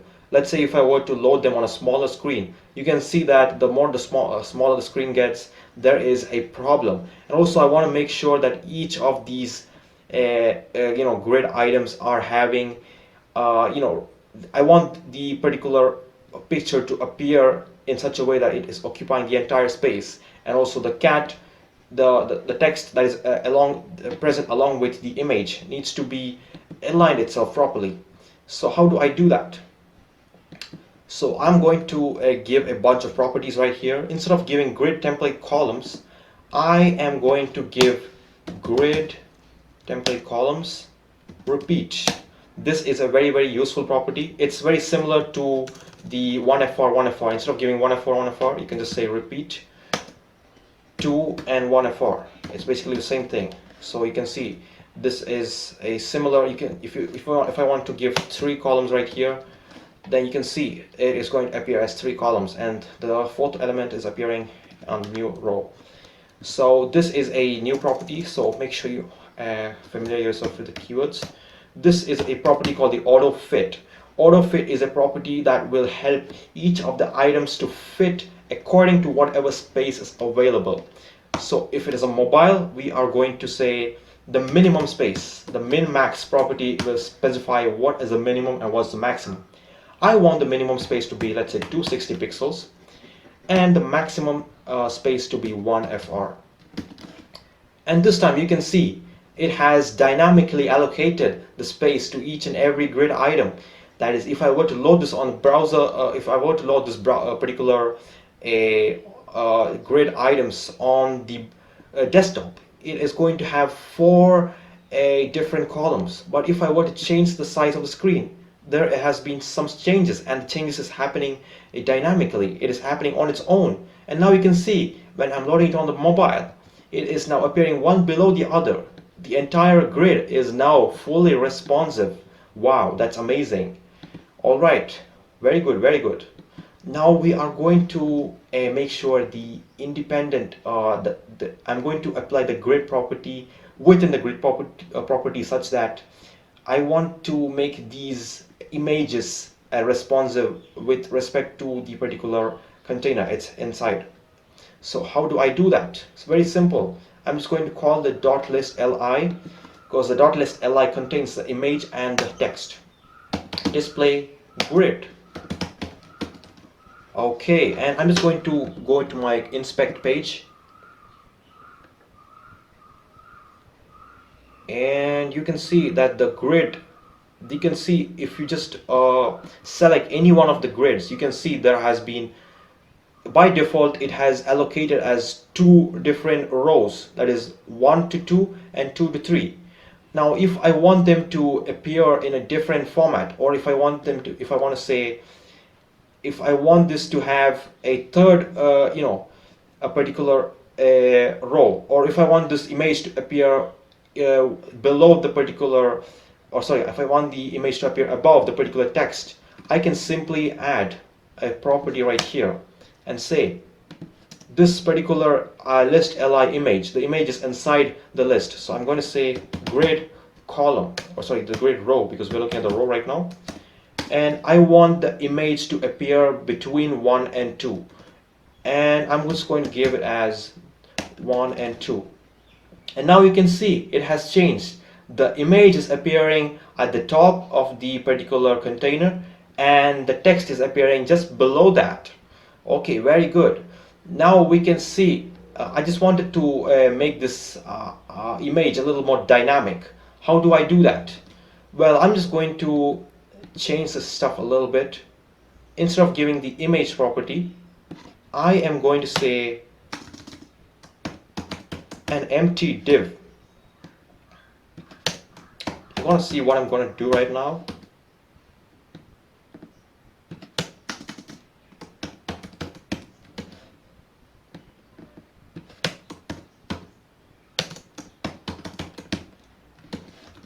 Now the images have completely disappeared. Alright, so now that we have given an empty div inside each and every list item, and this time instead of giving the image inside the HTML, I'm going to give it inside the CSS. And how do I do that? And also, how do I individually select the list item after the UL? And also I want to trigger the empty div for list 1, the empty div for list 2, and I want to do them individually with the help of CSS alone. And CSS gives you a very useful technique, and that is called the end of type.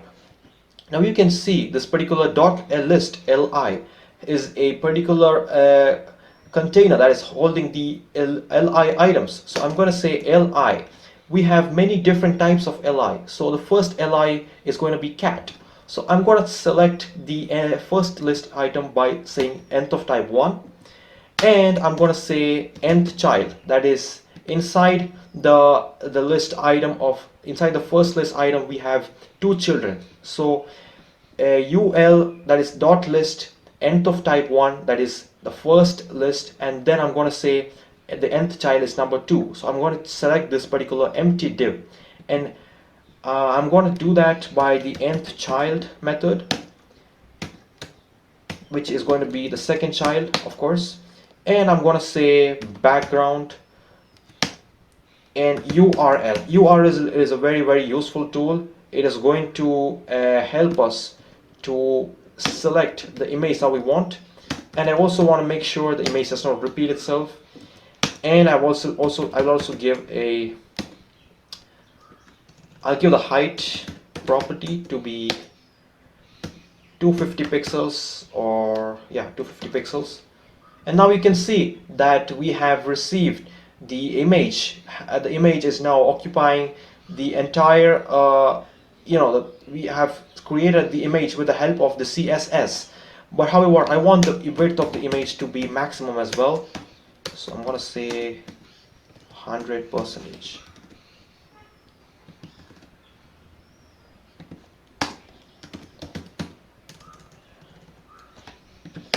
I'm going to say background size is cover.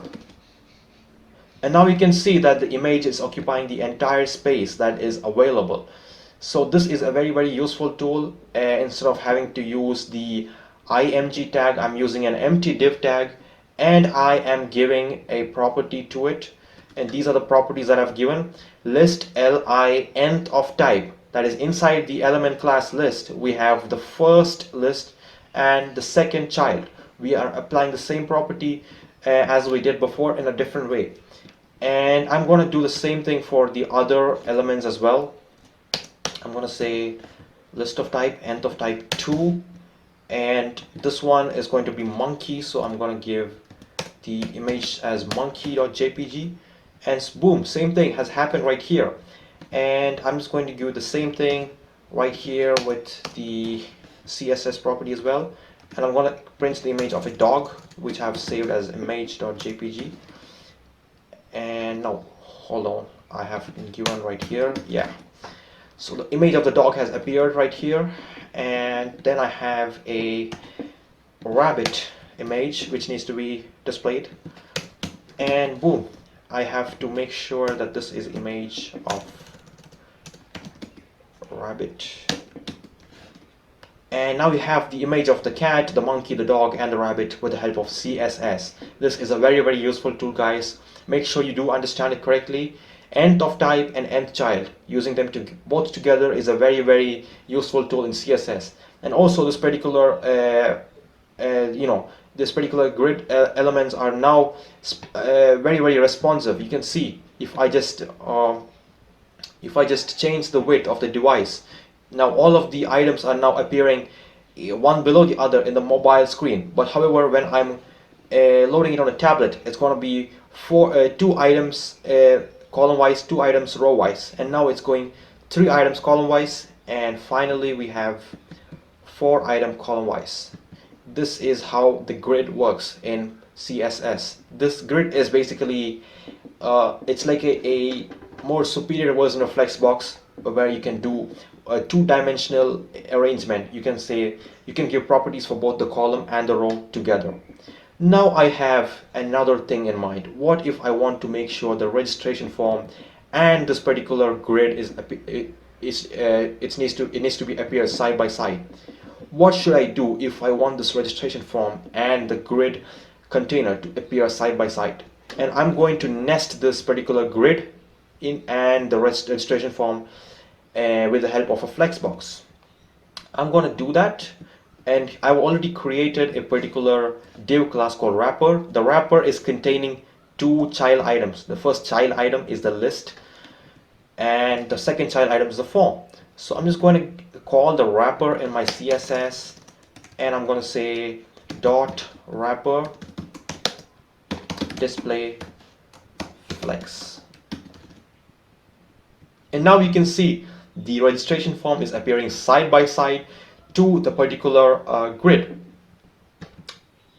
And this is a very sophisticated method. It's very useful, and this is a very useful tool, so you can keep playing with it as and when you like. So I hope this video helped you a lot.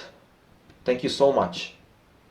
Alright guys, in this previous session we had learned about CSS Flexbox and Grid, and also we did a practical example of combining both the CSS Flexbox and Grid, and we have also learned about the various responsive constraints that we have to keep in mind.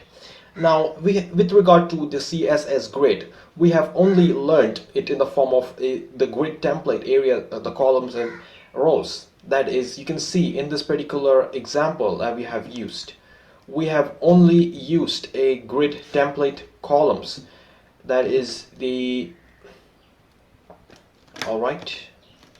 So in this particular example, you can see that we have only used this grid property with respect to the sizing of the particular column that we wanted. That is, we have the sizing should be between 260 pixels and 1 FR. Now what if I wanted to give the particular grid template not with respect to the sizing, but with respect to the graphical layout?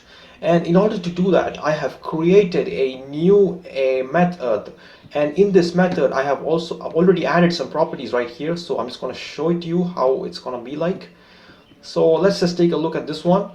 So we have you can see that there is a header tag. It says you are studying grid, which comes as it is.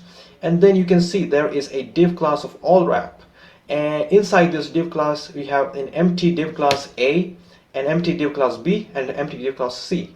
And all of these A, B, C divs are now located inside the allWrap div.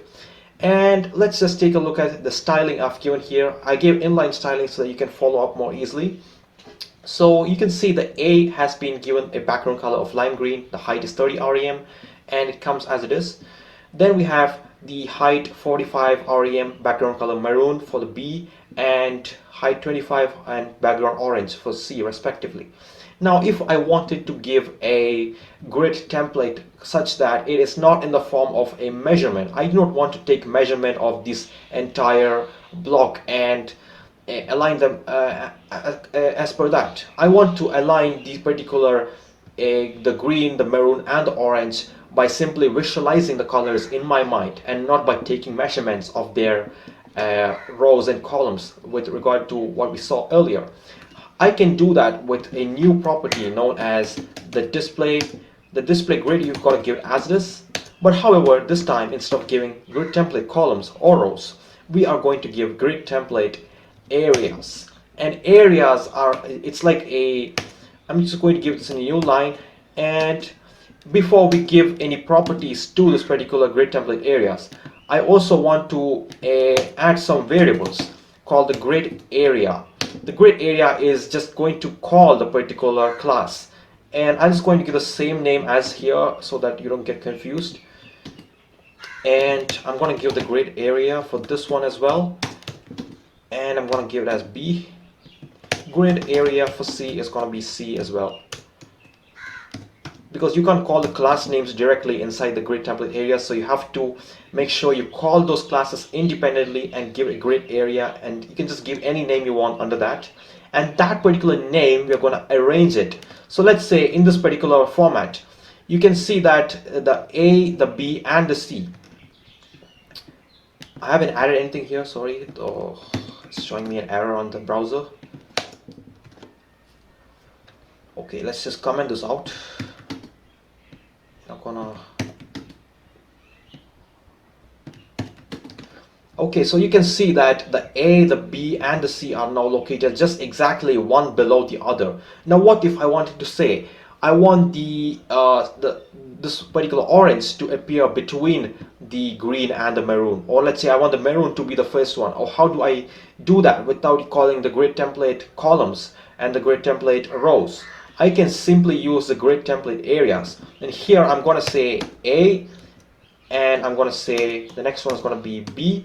This is the default one, so there won't be any changes, I believe. And no, there are no changes on our browser. But however, I want the maroon, that is this one, maroon, to come at on top of the green. So I'm going to say A over here and B over here. And you can see the maroon has come out on top of the green. And you can also give a gap over here. Let's say you don't want the entire browser width to be occupied by the colors, and you're going to give the same thing to all the elements, and boom, you can see there is a bigger difference in the layout of the particular UI we have designed. And this is how grid template areas work. Now if you want to add an empty space, you always need to add the dot, and make sure if you add a particular dot at one particular instance, you also need to add the dots for each and every one, because, or you can just add a particular variable that is as it is. That is, you can see in this particular space I have given dot B dot. That is, the first one is going to be empty, B empty, whereas the second one I've given A and empty. So I can say A and dot. Now if I want the entire thing to be loaded by A, you can see that the green is now occupying all of the three spaces that we have right here, whereas the maroon and the orange are now occupying only the center space.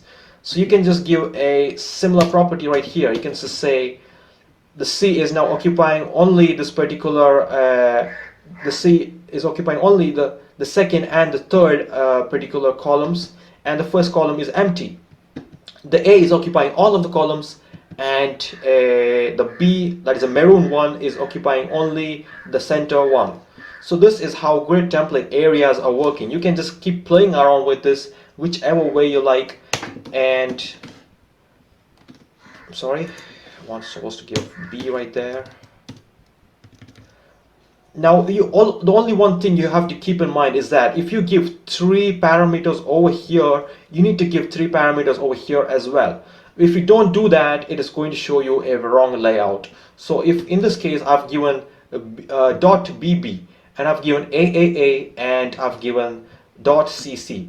So if I were to add an additional dot, or let's say an additional C over here, it is going to show me a wrong layout. Or even if I give it on a different one, let's say if I were to give an A right here, it's still going to give me a wrong layout. So always keep this in mind when you're using grid template areas. So in this session we are going to discuss two of the most important properties in web design. It's like a basic web design constraint. No matter what website you're creating, you always need to have these two things in mind. And the first one we have already covered, and that is the navigation bar. The next one is going to be the footer, which I have not created as yet. And as you can see, I have modified the web page layout, and I just wanted to make sure that you get to know exactly what happens when you have a web page that is pretty long. And I just wanted to make sure this navigation bar is going to stick by when the user is scrolling to the bottom. And I'm also going to show you how to create the footer. So anyway, first let me just create the footer so that I can just show it to you. I am going to come down all the way below, just above the slash body, and I'm going to create this footer tag. Now you can also create it inside an empty div tag and then apply the CSS, because HTML doesn't really, it's not really too strict about the HTML, the tag that you're using, as long as your container tag, your respective container tag has a necessary CSS to make it look like a footer.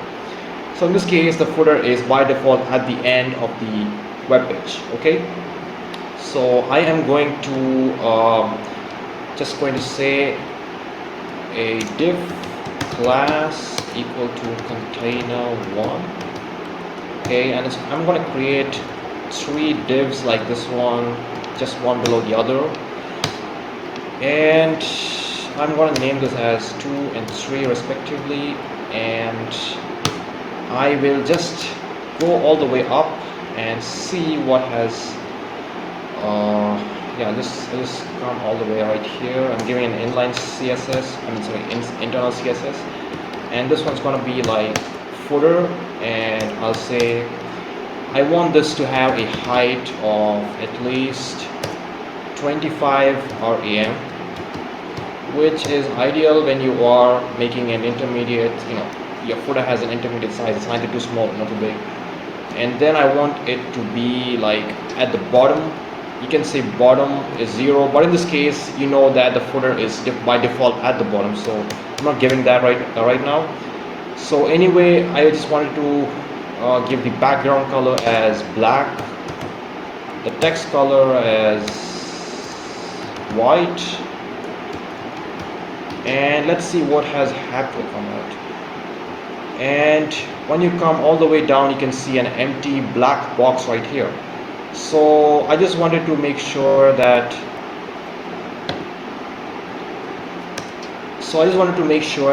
I give a margin top, just to ensure that I get to actually differentiate between the two elements right here. Okay, and when you load it right now, you can see there is a small gap right now, and that is because I wanted to just differentiate between the last element, the second last element, and the last element, which is the footer.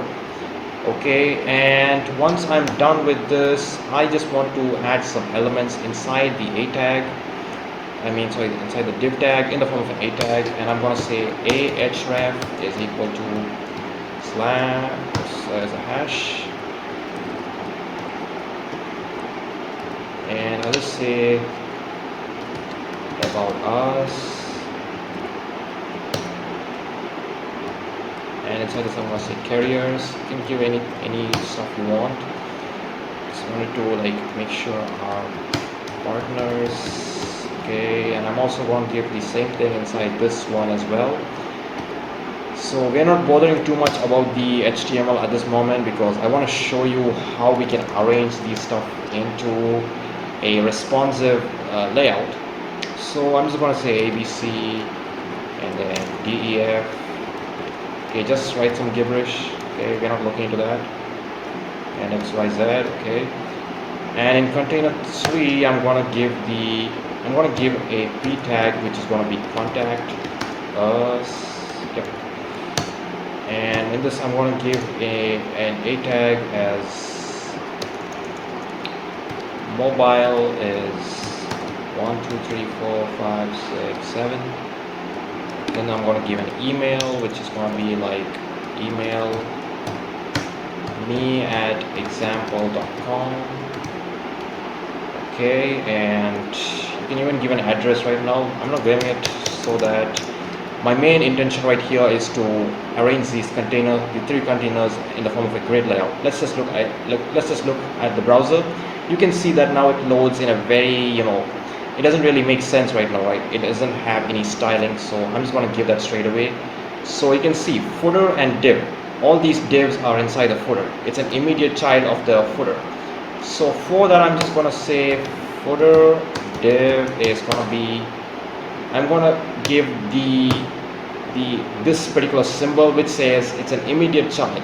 Now if I were to simply give div, it says any child element that is there inside the footer. Now that is not the case right now, because sometimes if you want to give a div within another div, all of the CSS that I give here will be given to the the subchilds within this particular child div. And again, if you give a div inside the div, I don't want it to go to each and every child inside the div, right? I just want to focus on the most immediate child, okay, the most immediate child between the footer and div. So I'm not really, so yeah, this is going to be in the form of a display grid, okay, and I'm going to say grid template columns is going to be repeat auto fit, which we have seen before. I'm pretty sure you might remember that. And I'm going to say 200 pixels to 1 FR. And let's see what has happened.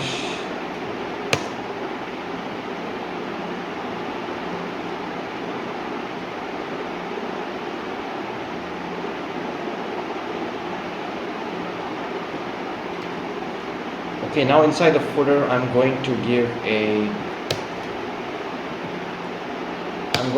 a display grid, okay, and I'm going to say grid template columns. It's going to be repeat auto fit min max 200 pixels to 1 FR.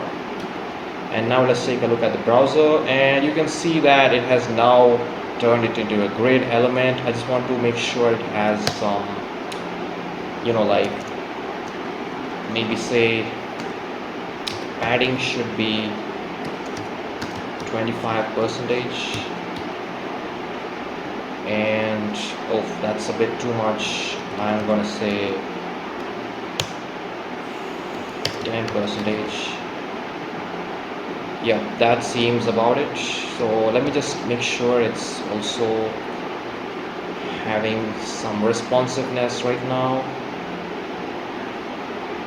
Yeah, that seems pretty decent. Is it coming on mobile phones as well? Yep, that's. Now I just want to make sure that the stuff that's inside each div, right? I'm going to focus on the divs inside the footer.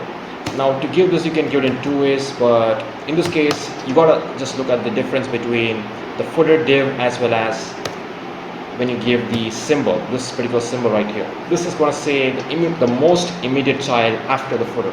Now if you have a footer tag and then you have a div tag, again inside the div tag you have another div tag, and then like if you have so many children within the same children, and then you want to apply the CSS on each and every sub children within the same children, then you can give the footer div.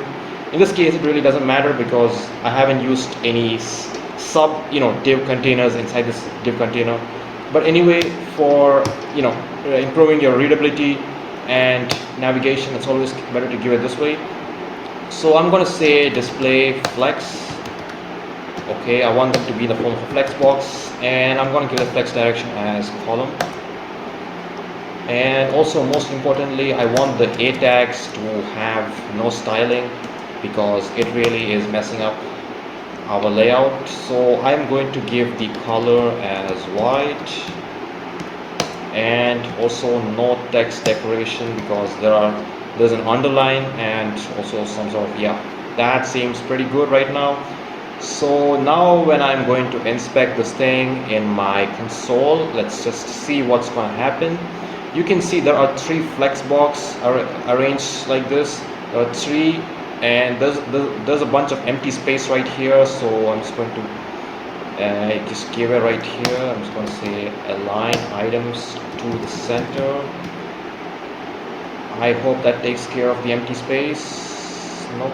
Oh wait, I am supposed to use the justify content center, because in this case we are focusing on the main axis, right? So yep, that has taken care of our spacing. You can see that all the items are now spaced.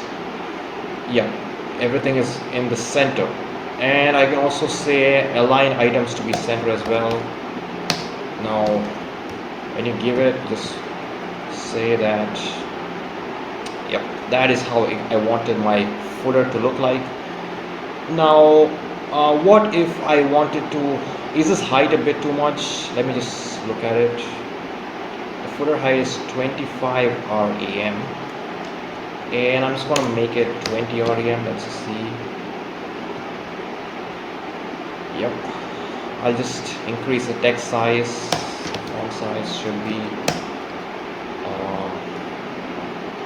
text large. Okay, so this is how a footer should look like, and you have to add in more elements because there are no elements right here. I just wanted to demonstrate how a footer is being created.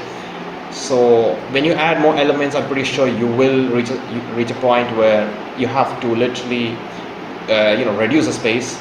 So in this case, I have used a combination of grid and flexbox. The grid is used for arranging this div container, this div container side by side, and it will dynamically change itself to a column and row format because of the auto fit property I've used in the grid template columns. And also inside each div I've given the flexbox, and I've given the align items and justify center, and that pretty much does a job for now. Now I just wanted to demonstrate one thing, and that is called the position. This is a very, very important property. Now by default we always have the position as relative. Now position relative means whenever you are creating an element, by default the HTML will always look at where that particular tag is located relative to the other tags. Now in this case you can see the header is the first tag in our page, right? So the header is always going to appear at the top regardless of what even if you say bottom 0 or top 0, like this is what the position is going to look at. If you say position, instead of saying position relative, you want to say position absolute. So in that particular case, we are going to ignore the location of the particular tag, and then we are going to move it to a different point in the web page. Now in this case, we don't really require that because the header is at the top and I want it to appear at the top, and the footer is at the bottom and I wanted it to appear at the bottom. Now what if I wanted to change things a little bit? Let's just say by default, let's say if I want to I wanted to make it position absolute. Okay, position absolute, and I'm gonna say bottom 0. So basically what this is saying is that the position should be absolute. It doesn't really care about the other elements. It doesn't really care about the elements below or above it. It is going to always appear at the bottom of the user's web page. And let's just see how that's going to look like. And pretty curious, I haven't given the width property. Sometimes we have to give the width to be 100% or 100 VW. Let's just see. Okay, now in this case you can see something really weird is going on. What's that? You can see that as I load the web page, this particular footer has moved up in such a way that all the other elements are ignored. But however, when we consider the viewport dimensions, this is always, when we consider the viewport dimensions, this particular footer is now at the bottom of the user's viewport. Now this is not exactly how I wanted it, but just to show it to you, whenever you use position absolute, the HTML is going to ignore the allocation of the element. It's going to ignore where the elements are placed in your code. So just keep that in mind, guys. And now I'm also going to show you another important property, and this is with regard to your navigation bar. I hope the footer is now fixed and back to what it was, and I just want to make sure this particular navigation bar is stuck to the top as and when the user is scrolling. So to do that, all you need to do is I'm going to give the position relative, which is by default the actual property that is going to appear as and when the page is loading. Okay, you can see that position relative is not going to make any changes because you already know the fact that the navbar is located at the top of the HTML code in the VS code we have right here. So because when we consider the position of the navigation bar with regard to the h1 or the the color, the div tags right here, this is always at the top. So by default, position relative won't make any changes, and this is the default property we have. And I'm also going to give a position absolute. Now in this case, this is going to make some changes, but to make some changes I need to give top or bottom, or I need to specify some directions, right? I want to say this particular position absolute should be in such a way that the top portion is moving 50%. Let's just see how it says specifies how far an absolutely positions box top margin edge is offset below the top edge of the box's containing block. So when you load that on the browser, you can see that it is appearing exactly 50% of below the top offset of the viewport. Okay, so this is essentially the difference between the position relative and the position absolute. Position absolute says that it is not going to care about the elements above or below the particular the tag we are looking into, because we are only going to look into the top, bottom, or any other directional properties we are using to demonstrate how the element should be allocated in the viewport. On how the element should be allocated in the web browser. So let's just take a look at another property, and we are not going to look at absolute or relative, because in navbar, when we are considering it, it is really it's really irrelevant, and we are looking into position.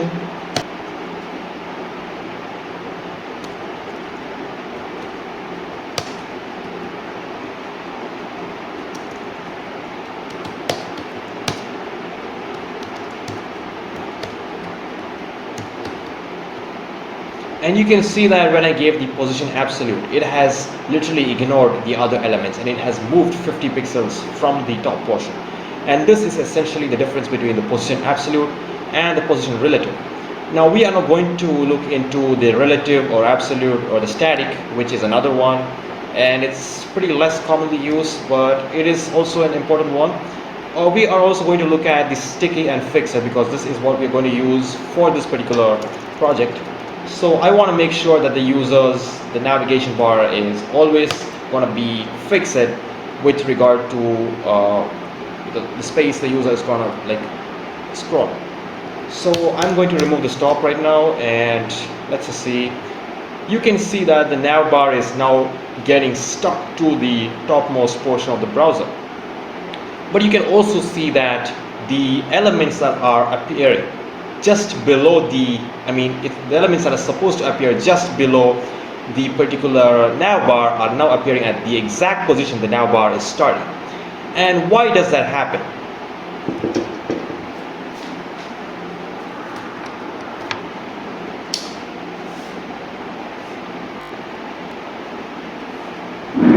The reason why that happened is because the position fixed is not going to look into the viewport.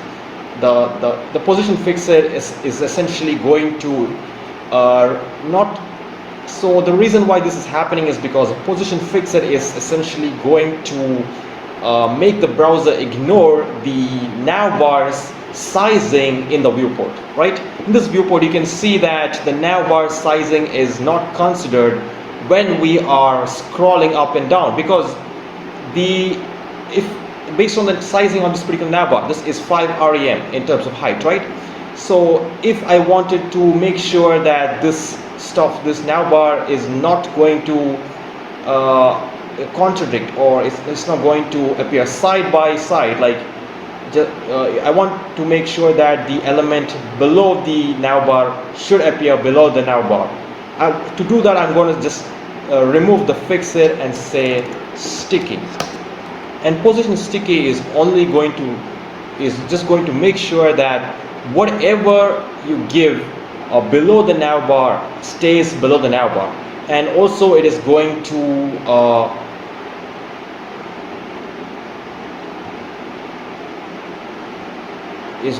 appear. So what position sticky is going to do is that this is going to make sure that whatever is below the navbar in terms of its code is going to stay below the navbar regardless of where you scroll to. And this is the only difference between position sticky and position fix it. So I hope that it clears the session for now, and make sure that whenever you create a website, you always make sure to include the navigation bar as well as the footer. Alright, so I believe that we are done with the fundamentals of the HTML and CSS, and also the two most important properties that we have come across, that is the flexbox and the grid, also combining them together as we've done here. Now I just wanted to introduce you to another concept that we are going to implement, and this is the registration form that we've already done. But you can see that the labels and the input fields are not aligned correctly, corresponding to one another. Like you can see the first name and last name are at one location, and the date of birth has moved in this side, and the gender is at the center. I want all of these labels to come on one side and the input fields to come on the other side, all aligned one below the other, like exactly one below the other. And just like how we have learned the grid display property, I am going to implement that in the registration form. So let's take a look at that. So we are going to we have the form tag right here, and this is where I have created the form. So I haven't used any classes right here because I can call the form directly in my CSS. So I'm going to say display grid, and once I save it, you can see there has been some changes, but not quite the changes that we wanted. And let's just take a look at the console and see what the problem is. So when I'm loading my form in the console, you can see that there are a bunch of imaginary lines that have been created by the system. And just let me zoom into that. So you can see that these particular lines aren't exactly in the way that we wanted it to be in. Like there is only one single column. Now what I wanted right here are two separate columns. The first column in which we are going to display the label, the second column in which I wanted to display the input field. And I'm going to do that by simply saying grid template columns 1fr 1fr, or alternately you could just do repeat to 1fr. And you can see now this has been divided into two columns, but still we haven't received what we wanted. You can see that when I hover over the form element on my console, that is the developer section of my browser, there has been two columns created on this particular form. But I also want to be very specific as to which element I want in column 1 and column 2, and I'm going to do that just right now. And I'm going to say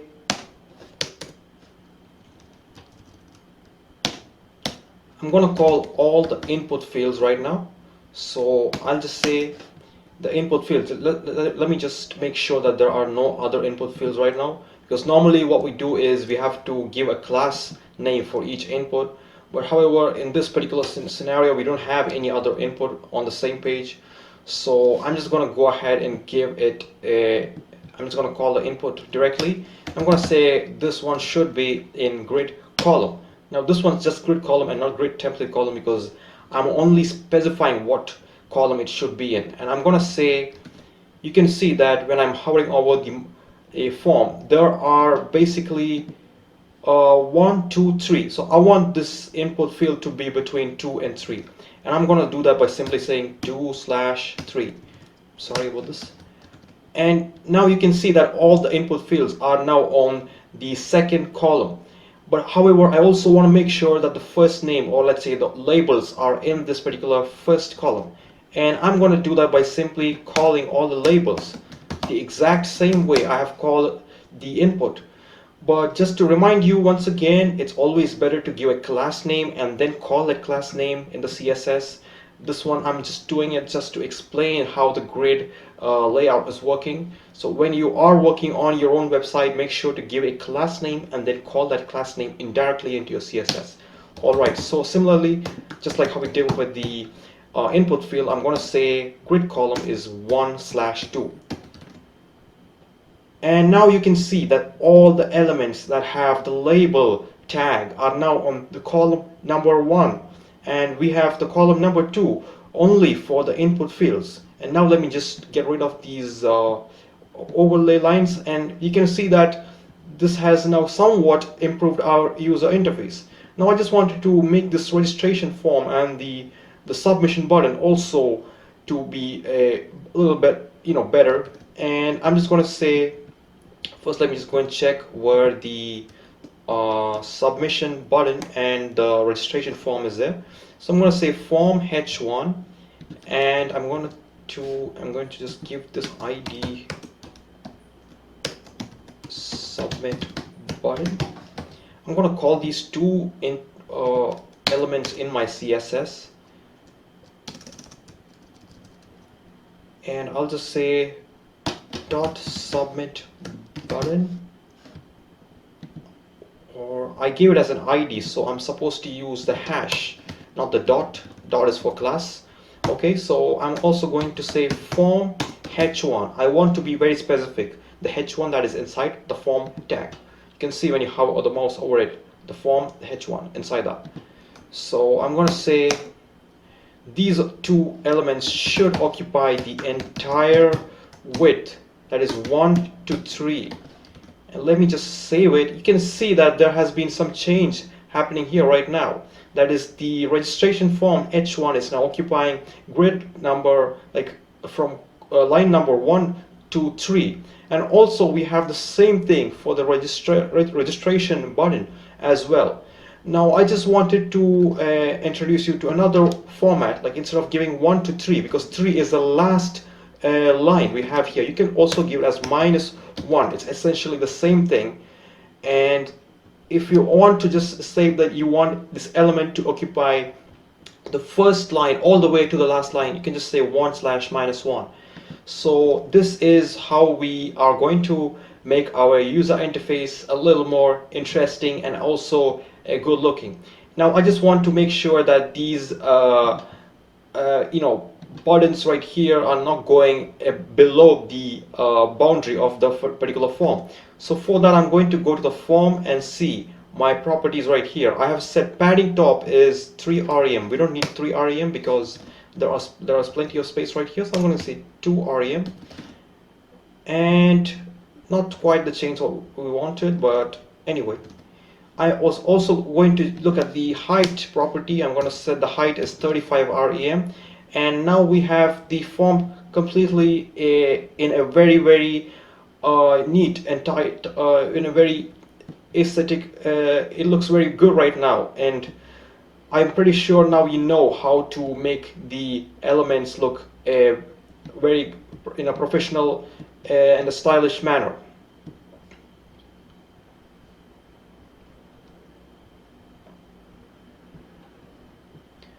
Now if you want to make it a little more, if you want to add a little more properties to this particular grid in the form, you can also do that by simply, now if you want to add some more properties to this particular form container, you can just, let's say if I want to, you can see the gender male and this particular additional options, and remember me that there's no space between the two, so I'm just going to give a spacing between all the grid items. That is, you can see the lines that are running right here. I want to say between each line, I want to just give a little bit of space just to make it look somewhat neat. So for that, I'm going to do grid gap, or I'm just going to be more precise about this. I'm going to say grid column gap, and I will give this as 1 em. And this one is going to give the gap for my column, but I wanted to give the same thing with regard to the row. So how do I do that? I'm going to say grid row gap is 1 em, and now I have got a spacing between each of these labels right now. And this has actually made our form a little bit longer, so I'm just going to give it a little bit, say 0.2 em. Does that make sense? Okay, this one's a little bit more. So this is how you can add gaps between the various rows and columns. And just to be precise, I just wanted to increase the height a little more. So yeah, and also if you want to add a new element right here, and you want to say this element should not be in this particular first or second column, all you need to do is change the grid template right here, and also call the elements as a form of a CSS selector, and specify which grid column or grid row you want that particular element to be in. Now, the same way I have used the grid column 1/2, you can also call them with regard to the row as well. You can just say, let's say for example, if I want all of the grid labels to be in a particular row, but that won't look aesthetic right here because you can see that each of them should be on a different row. But let's just give it and see anyway, because it's definitely not going to look good, but I'm just going to show you what's going to happen. And yeah, you basically get this jumbled up stuff right here. So this is a method for specifying the row and the column for a particular element. I just wanted to show it right here, so I'm just going to go back to my previous layout. So anyway, I'm pretty sure now you have a very good knowledge about making your registration form look more aesthetic and neat. Let us look into another very important property that is called the media queries. Now, I believe you all know what the responsive feature in the HTML stands for. Like you can see that when you load the web page in different devices, you will get multiple differences with regard to the orientation, the spacing, as well as the sizing of the elements. And that is purely because your web page is responsive to fit multiple layouts. But sometimes there are certain features that you have to manually change in order to make sure that the user gets a very good experience. Now let's say in this particular case, I have loaded the particular web page on the iPhone 6, but however I want the registration form to appear below the grid, and also I want the grid to appear in full size. So how do I do that? Let's just take a look at some of the options that we have. So just remembering what we have done before, we have a div class called as wrapper. So let me just locate that. So this is where I have given the wrapper class. So I'm going to give a media query right here, suggesting that media screen. This is the format for writing the media queries, and you inside this particular bracket you can say min width or max width, and this is basically like a condition that you're giving to the browser. Like if the min width is from 370 pixels onwards, if I give let's say if I give 380 pixels onwards. Now if I give this condition, you're saying that the screen should give a particular CSS only when the width is above, including and above 380 pixels. And this is how you do that. And likewise, you can also give max width. And in this case, it's the exact opposite. In this case, you're saying when the screen width is from 0, or let's say if you have given a previous media query, from that particular width to this particular width. This one is a maximum width till this particular width.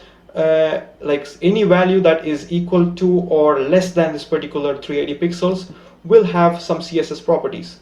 So in this case, I'm going to give min width because I want to specify that any value that is equal to or greater than, that is 380 pixels, I want to give some CSS properties. Now here you can see I have given the wrapper to be display flex. Now I want this particular thing inside my media query. So now you can see that when I am loading the web page, let's just see, we haven't made any changes right here. But let's say I want this to be flex direction to change to column. Now you can see that there has been a change right here, that all of the grid items are now being displayed at the top. whereas the registration form has moved to the bottom. And that is simply because this essentially is a flexbox property. That is, this grid container is nested inside the flexbox container, and this is the first child of the flexbox container, and the registration form is the second child of this flexbox container. And now when I give the flex direction to be column, and now the registration form has moved to the bottom, because the column simply says it should go in the vertical direction, that is one below the other. And let's say if I were to give column reverse, you will get the registration form on the top and you will get the grid at the bottom. So this is a very useful tool, and also I have combined this with a media query.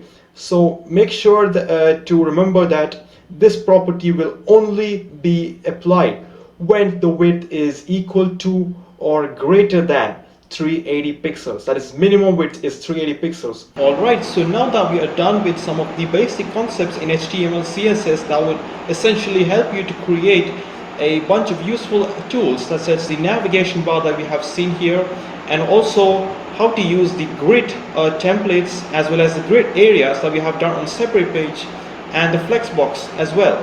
So all of these properties are very useful to you, and I'm pretty sure you might have practiced some of these tools on your browser by creating various different elements. So now let's just take a look at the fundamentals of JavaScript.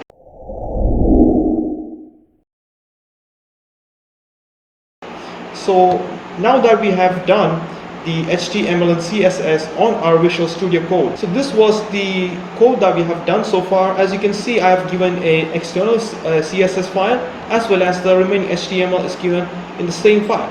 So now I want to give a JavaScript file, and I can do this in two different ways, just like how we have seen in CSS as well. There is a method to call the external file. You can call the JavaScript as an external file, and this can be done within the head tag or within the body tag as well. So right now I'm just going to call it within the body tag, so that you can follow up the code pretty much easily with me. So this time I won't be giving an external file. Instead, I will be just showing you the various commands that we have to look for in the JavaScript tutorial for today. So the first thing that I want to introduce you is the console.log. So what is the console? Let's just take a look at the browser once again. So you can see that once you go to the Inspect tab, we have the developer tools right here. When you click on the elements, you can see that each element, on hovering over the elements, it will essentially show you where the element is located on the browser, how it is spaced, and basically it's just going to show you the exact location of each element.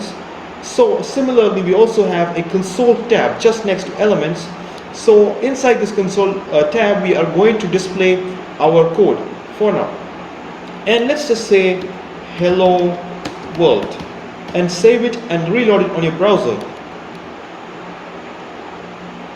And now you can see there is a hello world being displayed on the console tab. And similarly, if I were to give a console.log inside the browser as well, you can do the same thing but in a different way. Hello, I'm going to just say hello, and now you can see hello has been printed on the console tab as well. And you can also see there is an undefined an undefined message just given below that. So I'm just going to explain that to you once we are done with the part called the functions, because this is essentially related to the concept of functions in JavaScript. So just don't bother about this right now. So anyway, console.log is a very useful tool when you need to test your code and also understand the various errors. Like in the future, you are going to look into DOM manipulation. That is, you will give conditions based on certain events. Let's say if I want to scroll to the bottom of the page and I want a particular element on this page to disappear or change, I want the CSS or HTML properties of that element to change. You can give the conditions with the help of JavaScript. But sometimes your code may not run in the exact way you wished for.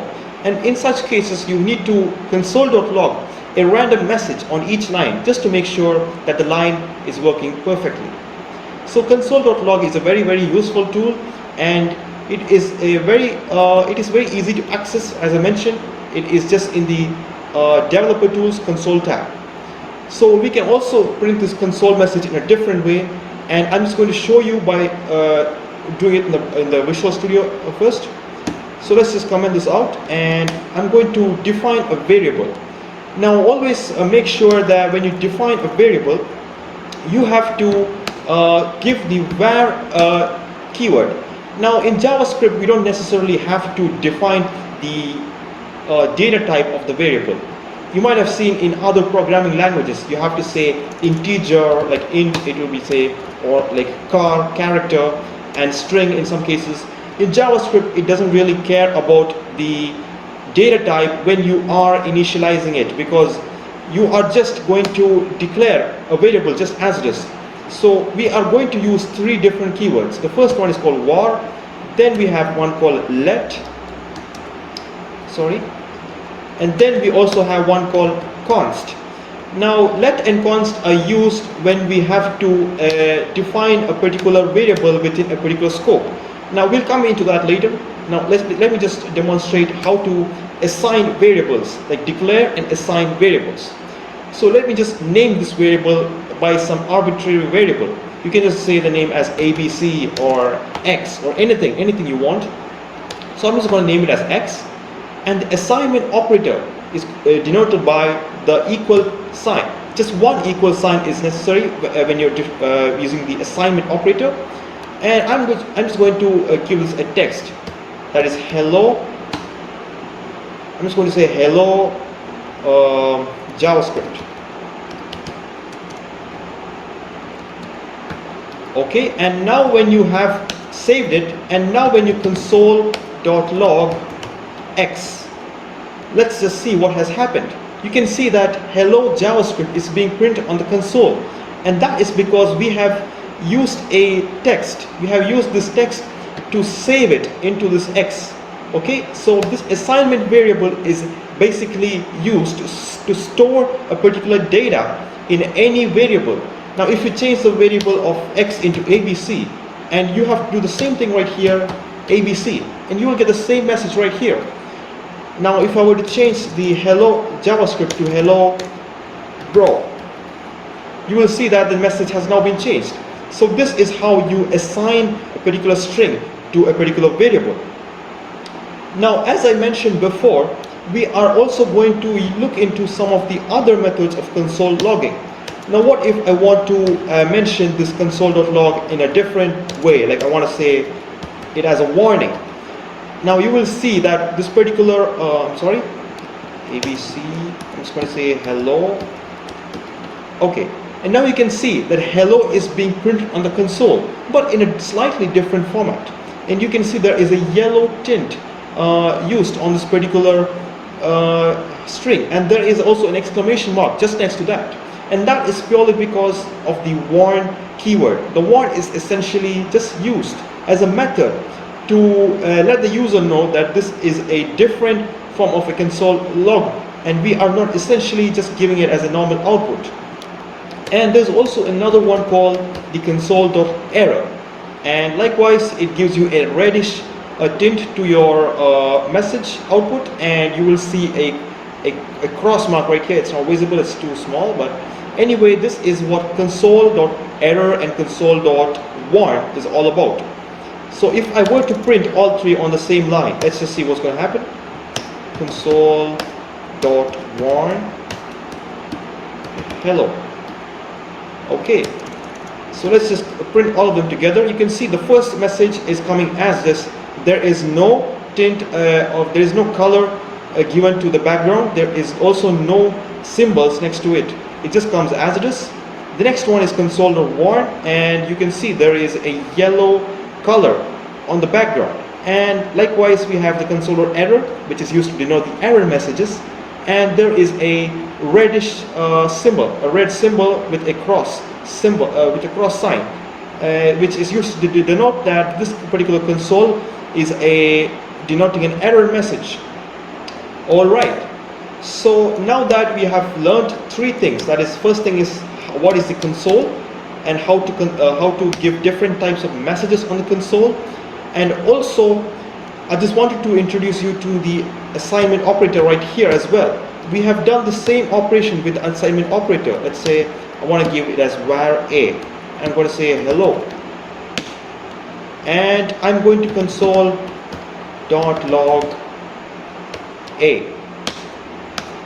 And you can see that the same thing that we had previously done within the script tag is now also being it also can be done inside the console tab as well.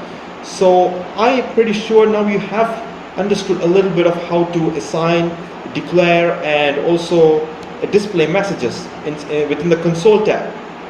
Now let me just create an empty web page so that we can start doing something else. We can say javascript.html. This is an HTML document, and I'm just going to give the boilerplate.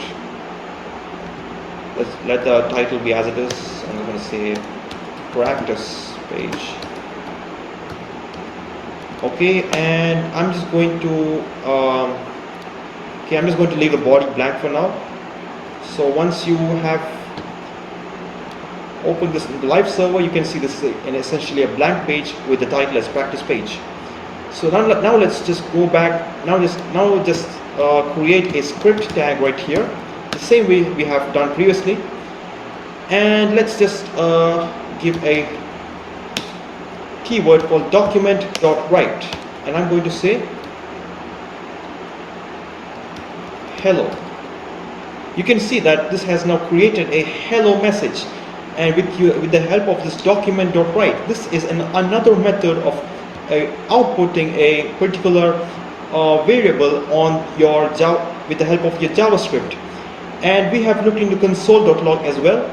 So anyway, this can also be done by storing it in a particular variable first. Let's say hello over here. I'm just going to say a different variable, JavaScript, and I'll give the document or variable as document.write and X, and now we can see that this has now been replaced as JavaScript. So this is another method of giving the output on the browser, but this time instead of giving inside the console, you're going to give it straight away on your web page, your blank web page. All right, so now let's just take a look at the other keywords that we had previously discussed, that is let and the const. Now these particular keywords are used for the same purpose as we did for var, except that it has a sort of a constraint. The constraint right here is that we cannot use, for example, if I were to use const a is equal to hello, and if I create a set of curly braces, the curly braces are used to denote that the program will run only within this particular section. So now let's just take a look at the different keywords that we have in JavaScript. So I have taught you about the var keyword with the help of the var and just using a particular variable. Now you can also do this in a different way. You can say var a, and then you can first declare a variable as a blank variable, and then you can say a is equal to hello, and then you can say document.write is a, and now you can see it works just as fine. So now we have come across how to declare and assign variables using the var keyword, and let's just take a look at the differences between var, let, and const as I had previously discussed. So var is just one of the many methods by which you can declare a particular variable. I'm just going to say hi over here, and next I'm going to give a new operator, and this particular operator is a curly brace. And this curly brace is essentially used to denote the scope of a particular variable. Now let's just let's just add one particular variable inside this particular scope, and let's name this as buy. So I am declaring the same variable, redeclaring it with a new value and assigning it with a new value. Now I'm just going to console.log the a outside the particular curly braces, and also going to do the same thing within the curly braces. And mind you, I'm using the var keyword right here. So let's just take a look at what's going to happen on the browser. So this time you will see that I'm getting buy and buy, And this is purely because when you are using var keyword to declare and assign variables, it does not care about the scope.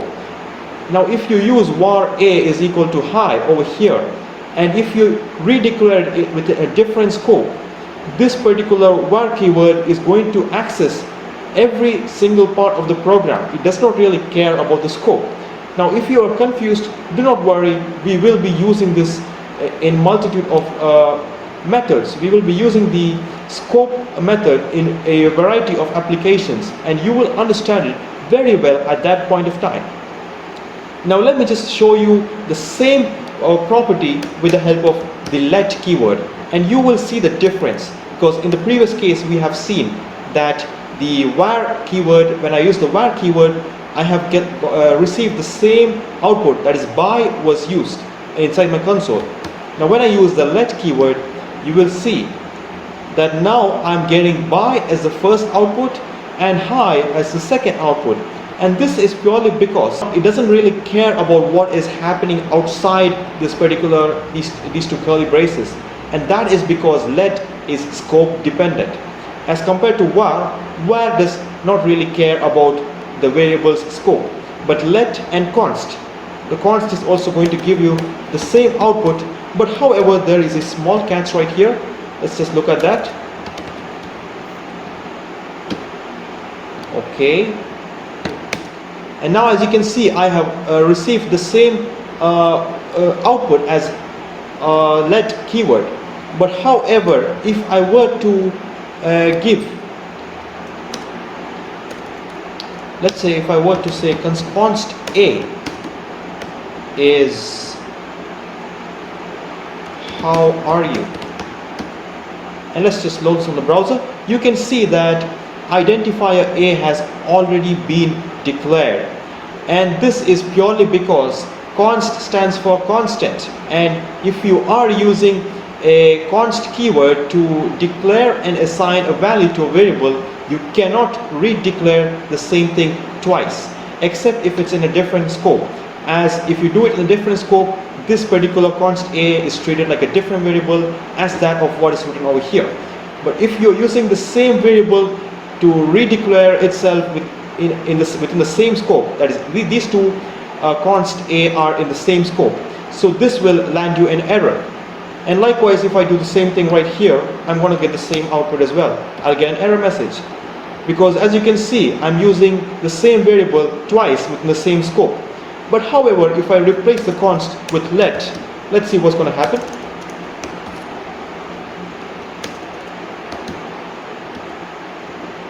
And now you can see I'm receiving a similar error message right here. It says a has already been declared. But however, there is a small catch right here. In this case, if I just remove the declaration, and if I simply just assign it, reassign it, I'm not declaring it twice, I'm only assigning it again.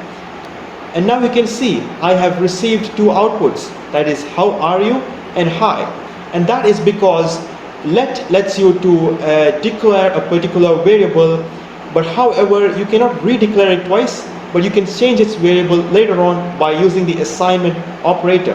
So I'm pretty sure you have a small idea about the differences, but however, let's just not go too deep into that, because we are going to look into the next section, and that is called the if condition. And the if condition, as you might know, is used to specify a condition. I'm just going to assign a variable. Let's use the let keyword. So let x is equal to John. Okay. Now I have also used a capital uppercasing over here, so just keep that in mind. And I'm going to say an if condition. To declare the if condition, you just have to use the word if followed by a set of brackets, and I'm going to say if x equal to. Now this is called the comparison operator. This if you use just one equal to sign, it is going to store the value of John in x. But if you are using two equal to operators together, you are going to use this as a comparison operator. So always keep the difference in mind. So I'm going to say if x is John, I will say document dot write John is the name. Or I'm going to say else. This is an else condition. If this condition has not been satisfied, this particular condition will be executed. Now as you can see, I have now used the scope property. That is, there are two curly braces right here, and these two curly braces are used to signify that the if condition is only going to be used till this particular second curly brace. So once the second curly brace is over, now we are going to use the else statement with a set of two curly braces once again. So if the condition x equal to John is not satisfied, we are going to say document dot write. I'm going to say John, wrong person. I'm just going to say wrong person.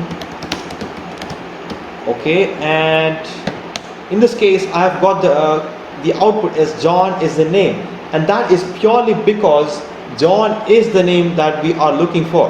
Now let's just modify this John a little bit. Let me just add a small j right here, and now let's just take a look. You can see the output has changed to wrong person, and that is because the string operator that we the string that we have used right here is going to be case sensitive. The case over here is John with capital J, whereas over here it is a small j. So this if condition is not satisfied, hence we are going to use the second set of curly braces. That is, we are going to say else wrong person. This condition has been satisfied, and that condition's output is now being printed on the browser. Now instead of printing it on the browser, you can also print it on the you can display it on the console, and you know how to do that, right? You can just do it as in a separate method as well, console.log. You're going to display it both in the console and in the browser. So I'm going to say console.log write answer,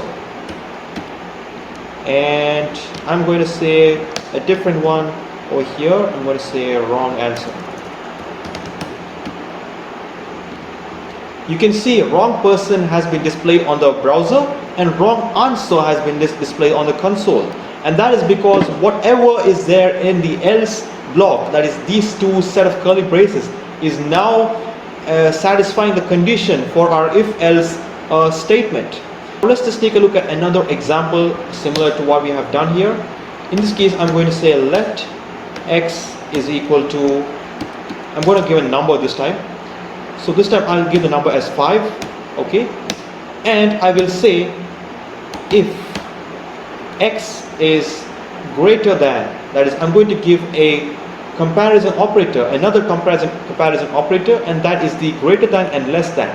If x is greater than 0 but less than 3, okay, so in order to do that, I'm going to give two conditions inside the condition. I'm going to say if x is greater than 0, and you have to give two ampersand symbols over here. This is a property in JavaScript, similar to how we use two equal to signs or inside the comparison operator. So this is going to say if x is greater than 0 and less than 5, okay, we are going to say document dot write first condition, okay, and now let's just give three conditions together. Else I'm going to say if. Now I want to give three conditions together, so I cannot give it as if and just else. I have to say else if, okay. I'm going to say same condition, but this time I'm going to say x is less than 10. Now in this particular case, you can see x is less than 5, so it does not include 5. So that's the catch right here. So I'm going to say document dot write second condition. Else I'm going to say document dot write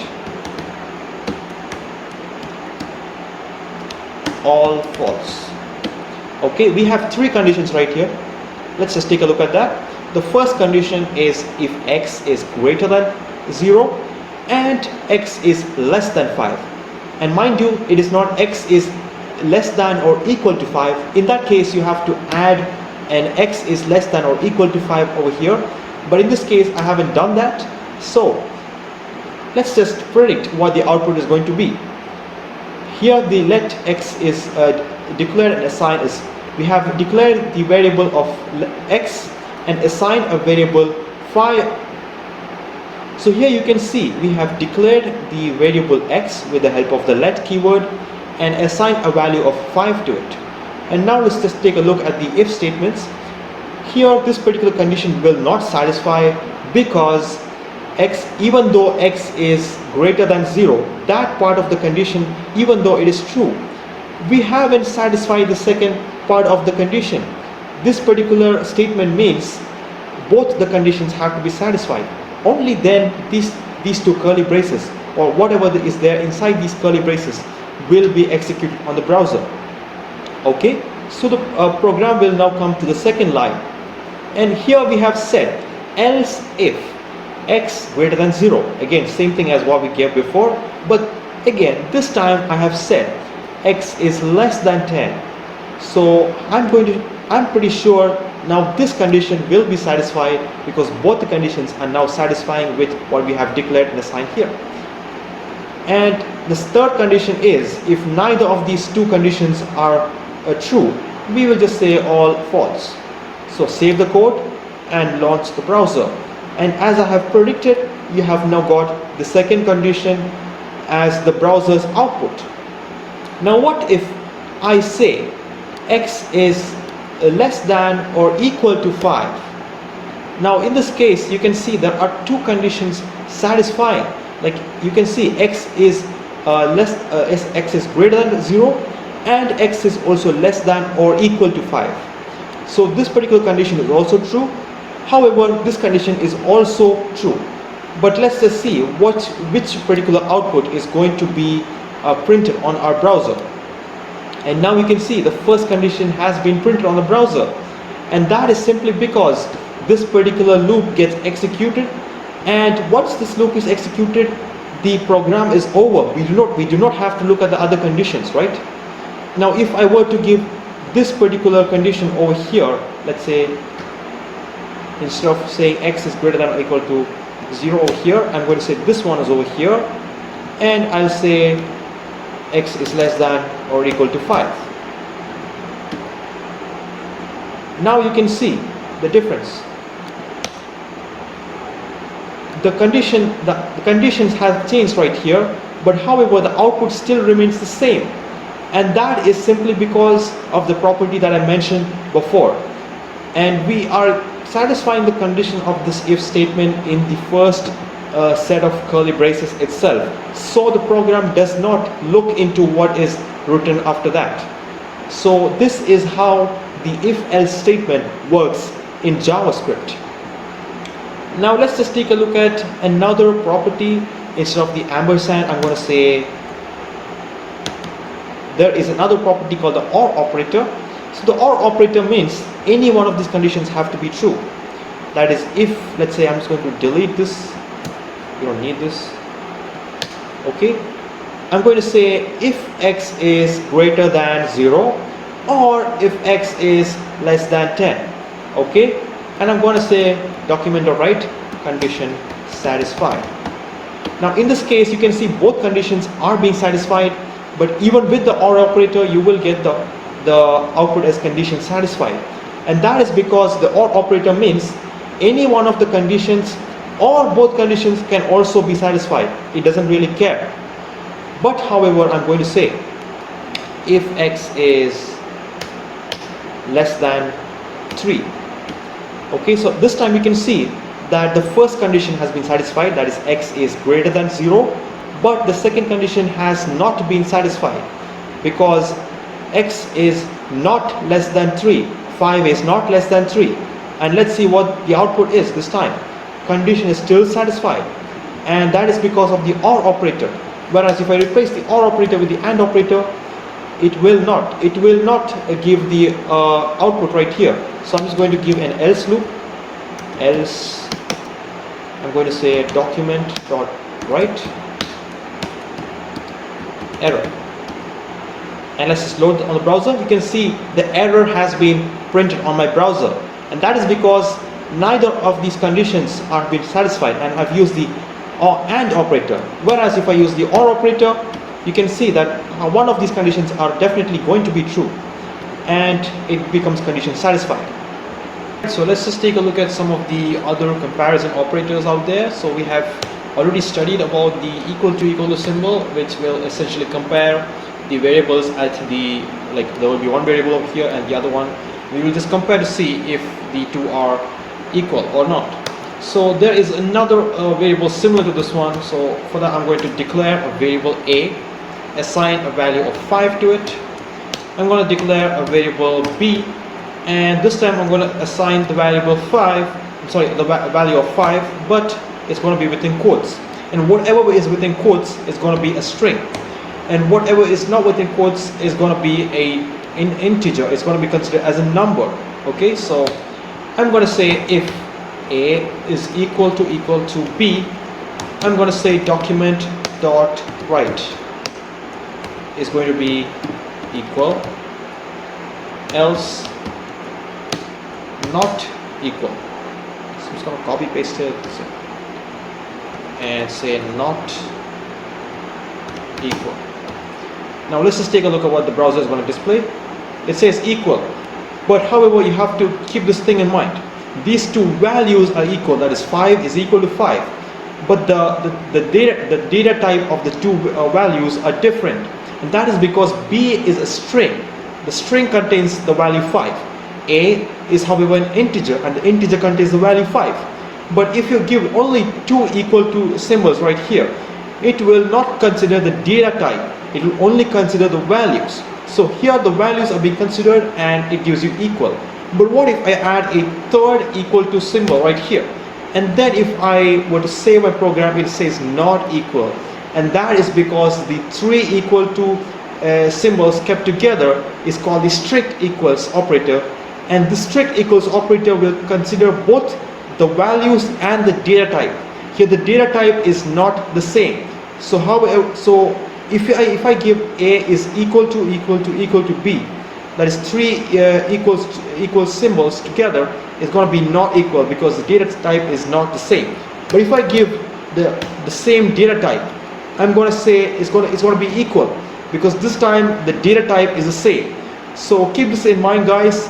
The number of equal symbols is very, very important. One equal symbol is an assignment operator.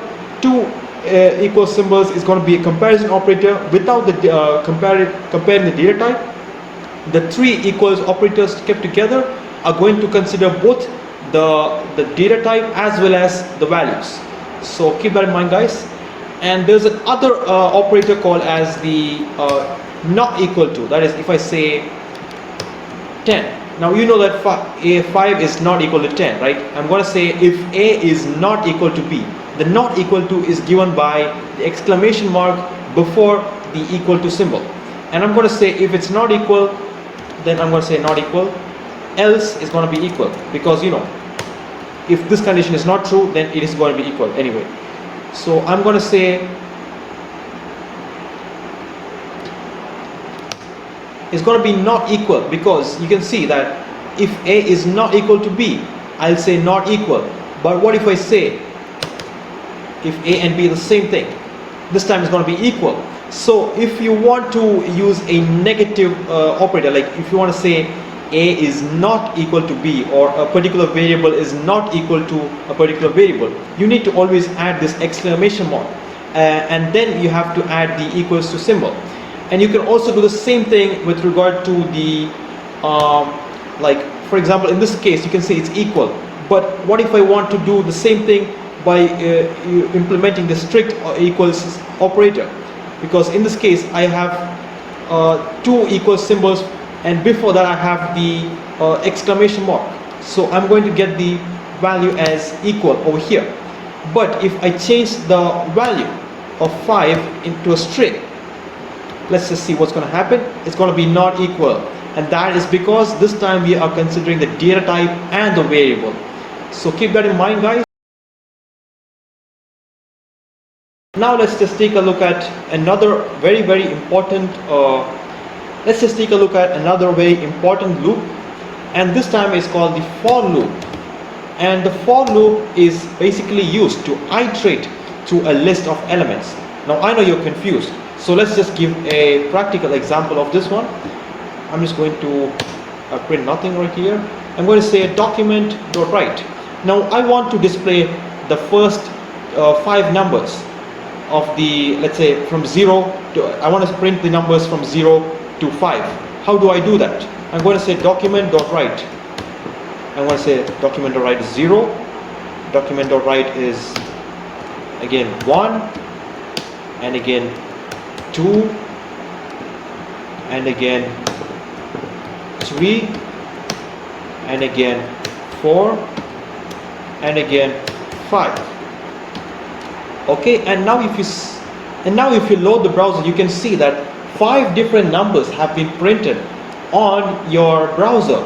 But however, this particular method is really exhausting, right? You have to literally hard code everything manually to just print the 5 numbers. And you can just take a look at the number of lines of code that we have over here. It's literally 6 lines of code. Right, so let's just take a look at a more efficient method of printing those 6 numbers in just 3 lines of code. And I'm going to do that with the help of a for loop. Now what is a for loop? Let's just take a look. Just type the word for. Okay, in order to get the syntax, you have to write a list of brackets. Now let's just take a look at how for loop works. The same function that I have used previously, that is I wanted to print 6 numbers on my browser, I can do the same thing in just 3 lines of code. Okay, so I'm going to use the for loop. The for loop is done with the help of 3 blocks. That is the first block, okay, and each block is separated by a semicolon. Okay, and I will just come to that. Now before that, you have to give a set of curly braces. Now whatever condition you want to give for each iteration, okay, so basically for each number that we are going to print with the help of this for loop, if I want to give a condition for each of those numbers, you have to give that within these 2 curly braces.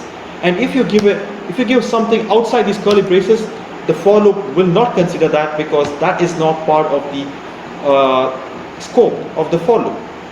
Alright, so we wanted to print the numbers starting from 0. So the first block of the for loop is going to denote the starting of our loop. The starting of our loop, as I mentioned, I'm going to declare a variable I, let I, and assign a value of 0 to it. Okay, so this particular the first block of the for loop is used to specify where you want to start. Okay, I'm starting from I is equal to 0. If you want your first number to be 1, you can say I is equal to 1. But here I'm going to say I is equal to 0. Okay, and I'm going to say the second condition. The second block is going to denote where you want the numbers to end.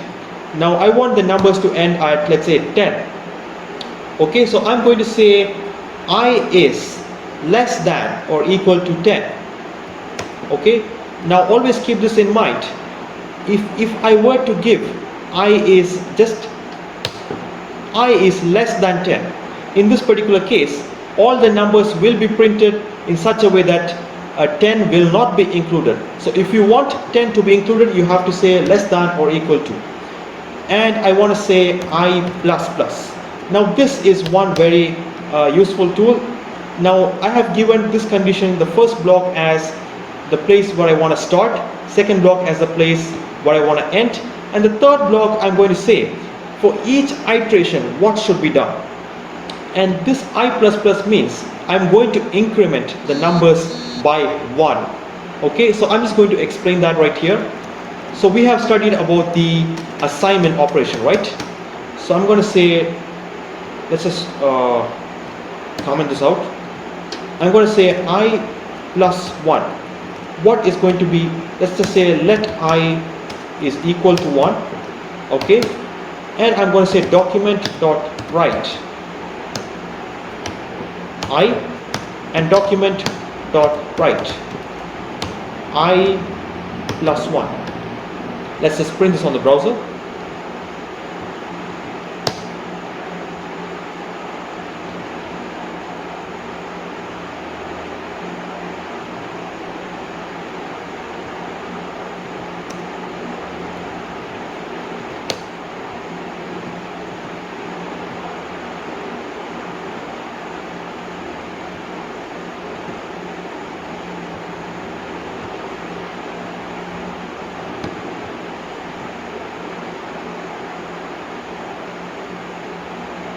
Okay, so now you can see that there are two variables coming right here. So I'm just going to give a spacing right here. So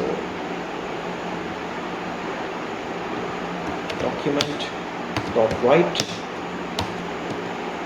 I will say BR. Okay, so now you can see that there are two elements being printed. That is, I declare a variable I, and I assigned a value 1 to it, and I printed a variable as it is, and I'm getting the answer as 1. And now I'm saying I plus 1 is equal to 2. But however, you have to keep this thing in mind. The value of I hasn't changed. I have only given the I plus 1 as a output. Okay, and that is, now if I were to just write the document or write after this, okay, I'm going to give a break line so that you can see that the value of I is still 1, and this is because we haven't assigned the new value to the original variable of I. We haven't assigned the value of 2 to I. In order to do that, I have to say I is equal to I plus 1. Okay, and now if you save the code, and now if you run on the browser, you can see the value of I has changed to 2. And that is because I have not only added 1 to the I variable, I have also assigned it to our old variable. If I say I is equal to I plus 2, okay, I want the particular 1 to be 1 plus 2. Okay, I want this I to be 3. So in that case, I will get the value as 3. If I want to say I is equal to I minus 1, you will get the value as 0, because 1 minus 1 is 0. Now this particular operation can be done in another method, that is I is equal to I plus 1 can also be written as I plus equal to 1. And also there is a third method of writing the same operation, that is the same output will be received when you are using both these lines. But however, I want to introduce a third method, which is going to be I plus plus. And this I plus plus literally means you want to add 1 to this I. And let's just take a look at that. You can see that the value of I is still remaining as 2, and that is because we have added 1 with the help of the increment operator. This is an increment operator. Now you can also do this by saying I plus equal to 1. Again, same thing. And you can also say I plus equal to 2, and this time you will say you will see that now it is 3. I plus equal to 5, it's 6. So always keep this thing in mind. So coming back to our for loop, you can see that we have the third condition as I plus plus. That is, we start from 0, we go and end till we get 10, and then each line of execution or each iteration, we call it as iteration, after printing each variable, we are going to increment by 1. Okay, now if I were to give this as I plus equal to 2, okay, and then if I say document dot write, okay, document dot write I'm going to just comment this out. Okay, and now we can see each number is being printed such that the number is being incremented by 2. That is, we have 0, we don't have 1, because 0 plus 2 is 2. We have 2, we don't have 4. Now I want to just print this a little more in a different way. I'm going to say document.write. I'm going to give a BR tag because I want them to appear on a new line after each iteration. So you can see after each iteration I have given two conditions over here. For each iteration I want the number to be printed, and also I want to add a new line, and also I want the numbers to be printed in such a way that it increments by 2 for each iteration. So once again, the for loop is used to print a loop of elements, and we have the first block that specifies the starting, that we are starting from 0. The second block we are saying it should end when it is 10. The third block says we have to increment each iteration, that is each value that we receive at a particular iteration, by 2. So we have said 0, 0 plus 2 is 2, 2 plus 2 is 4, 4 plus 2 is 6. Okay, now if I give it as 3, let's just see what's going to happen. You can see 0, 3, 6, 9. But however, we do not have 10 here, and that is because the next variable after 9 is going to be 10, 11, 12, and 12 is not part of our loop. So the loop just ends there.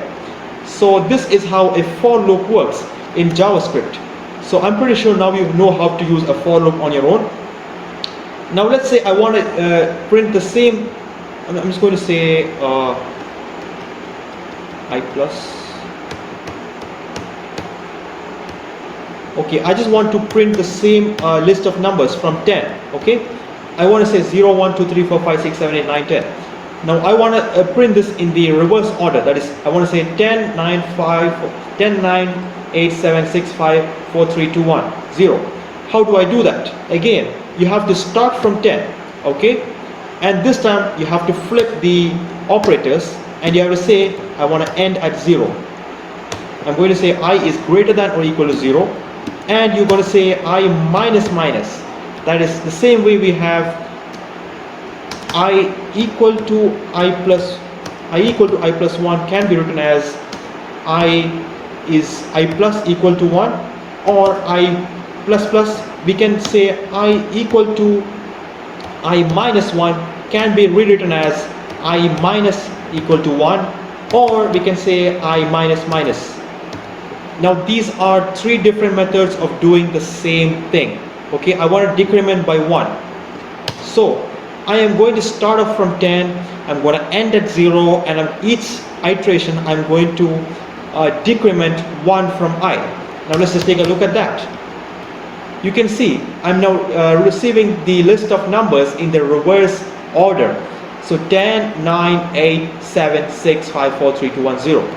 Now if I want to end these numbers at 5, again same thing.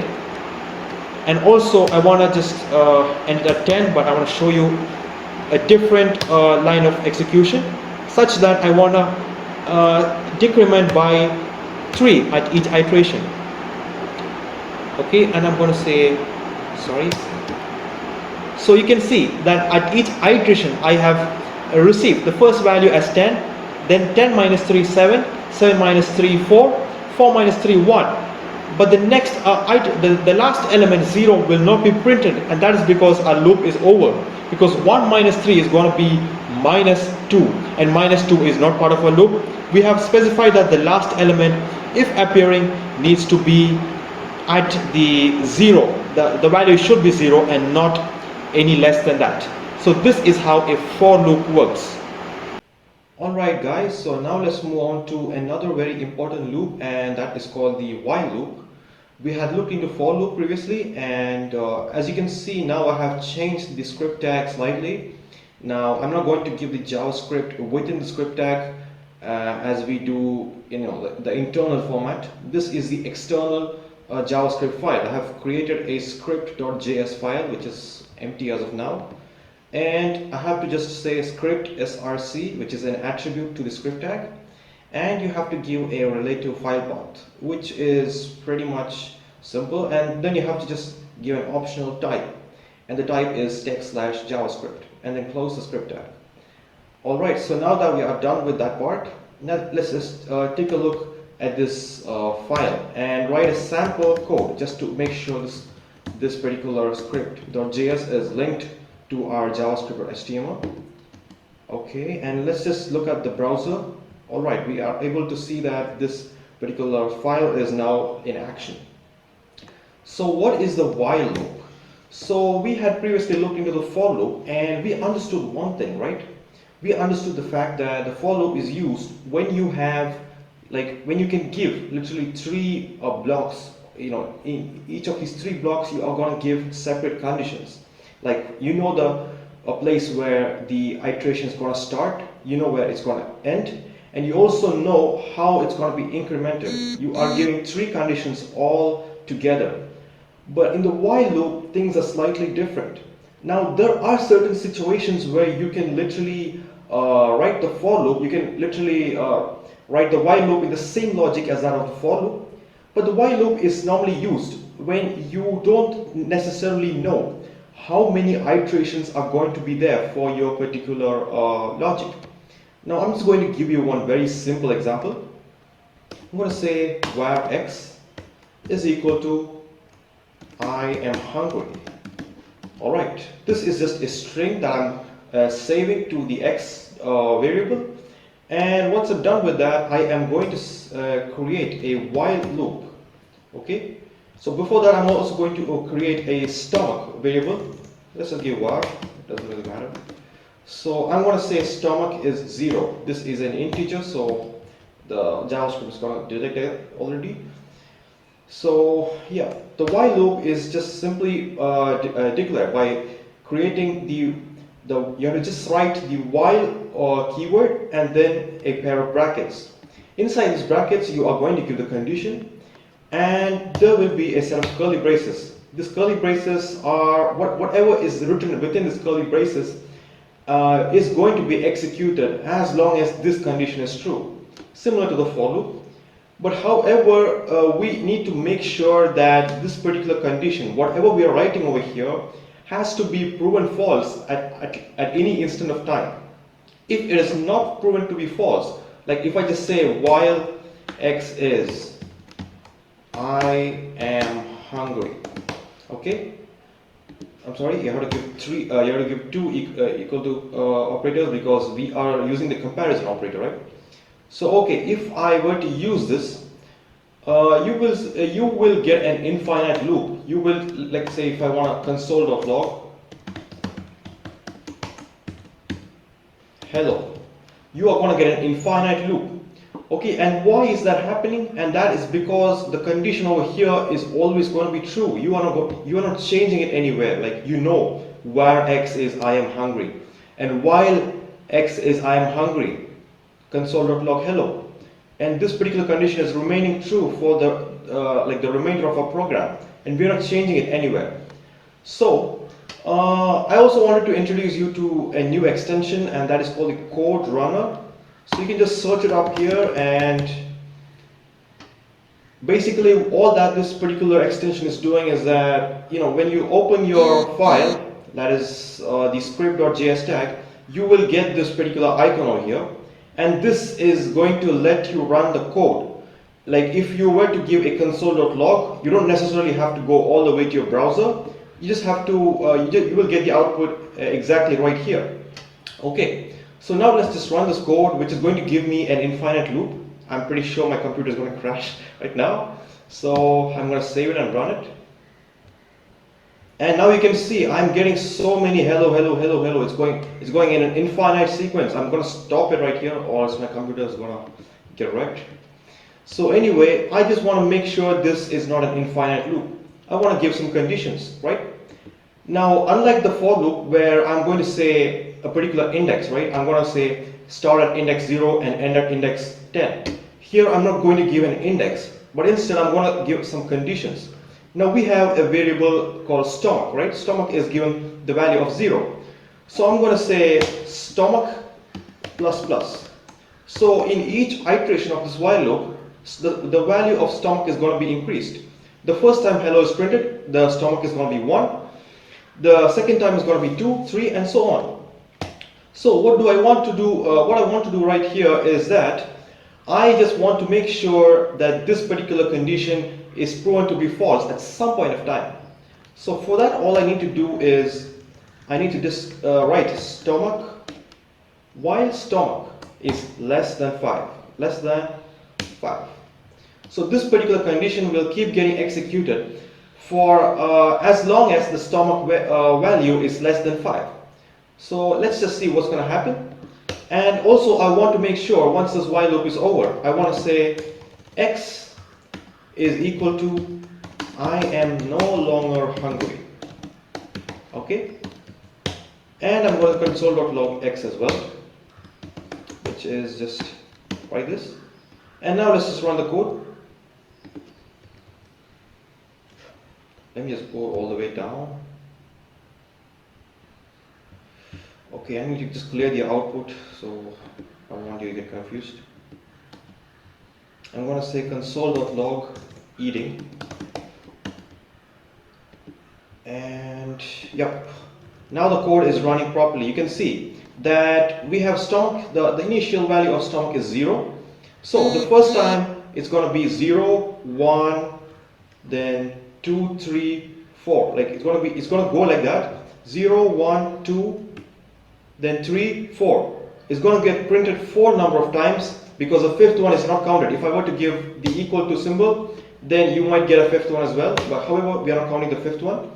So okay, 0, 1, 2, 3, 4. And then you can see that once the loop is over, we are changing the value of x, and we are also console.log that particular value. And you can see it's printed right here. I am no longer hungry. So this is how a basic while loop is supposed to work. When you are not sure how many iterations are there in your logic, or when you're not sure where your code needs to start and where your code needs to end in a very specific manner as compared to the for loop, you are always likely to use the while loop, because the while loop gives you the flexibility to give the conditions, and the only one condition that you need to make sure is that this particular condition right here is going to change at some point of time, because if it does not change, as I mentioned before, you will get an infinite loop. Now let's say if I remove the stomach plus plus, let's just run the code again. Wait a second, stomach is not defined. Okay, let's just remove this. Okay, now you can see that it is eating. It is like the word eating is being console.logged like infinite number of times, and you don't want this to happen, right?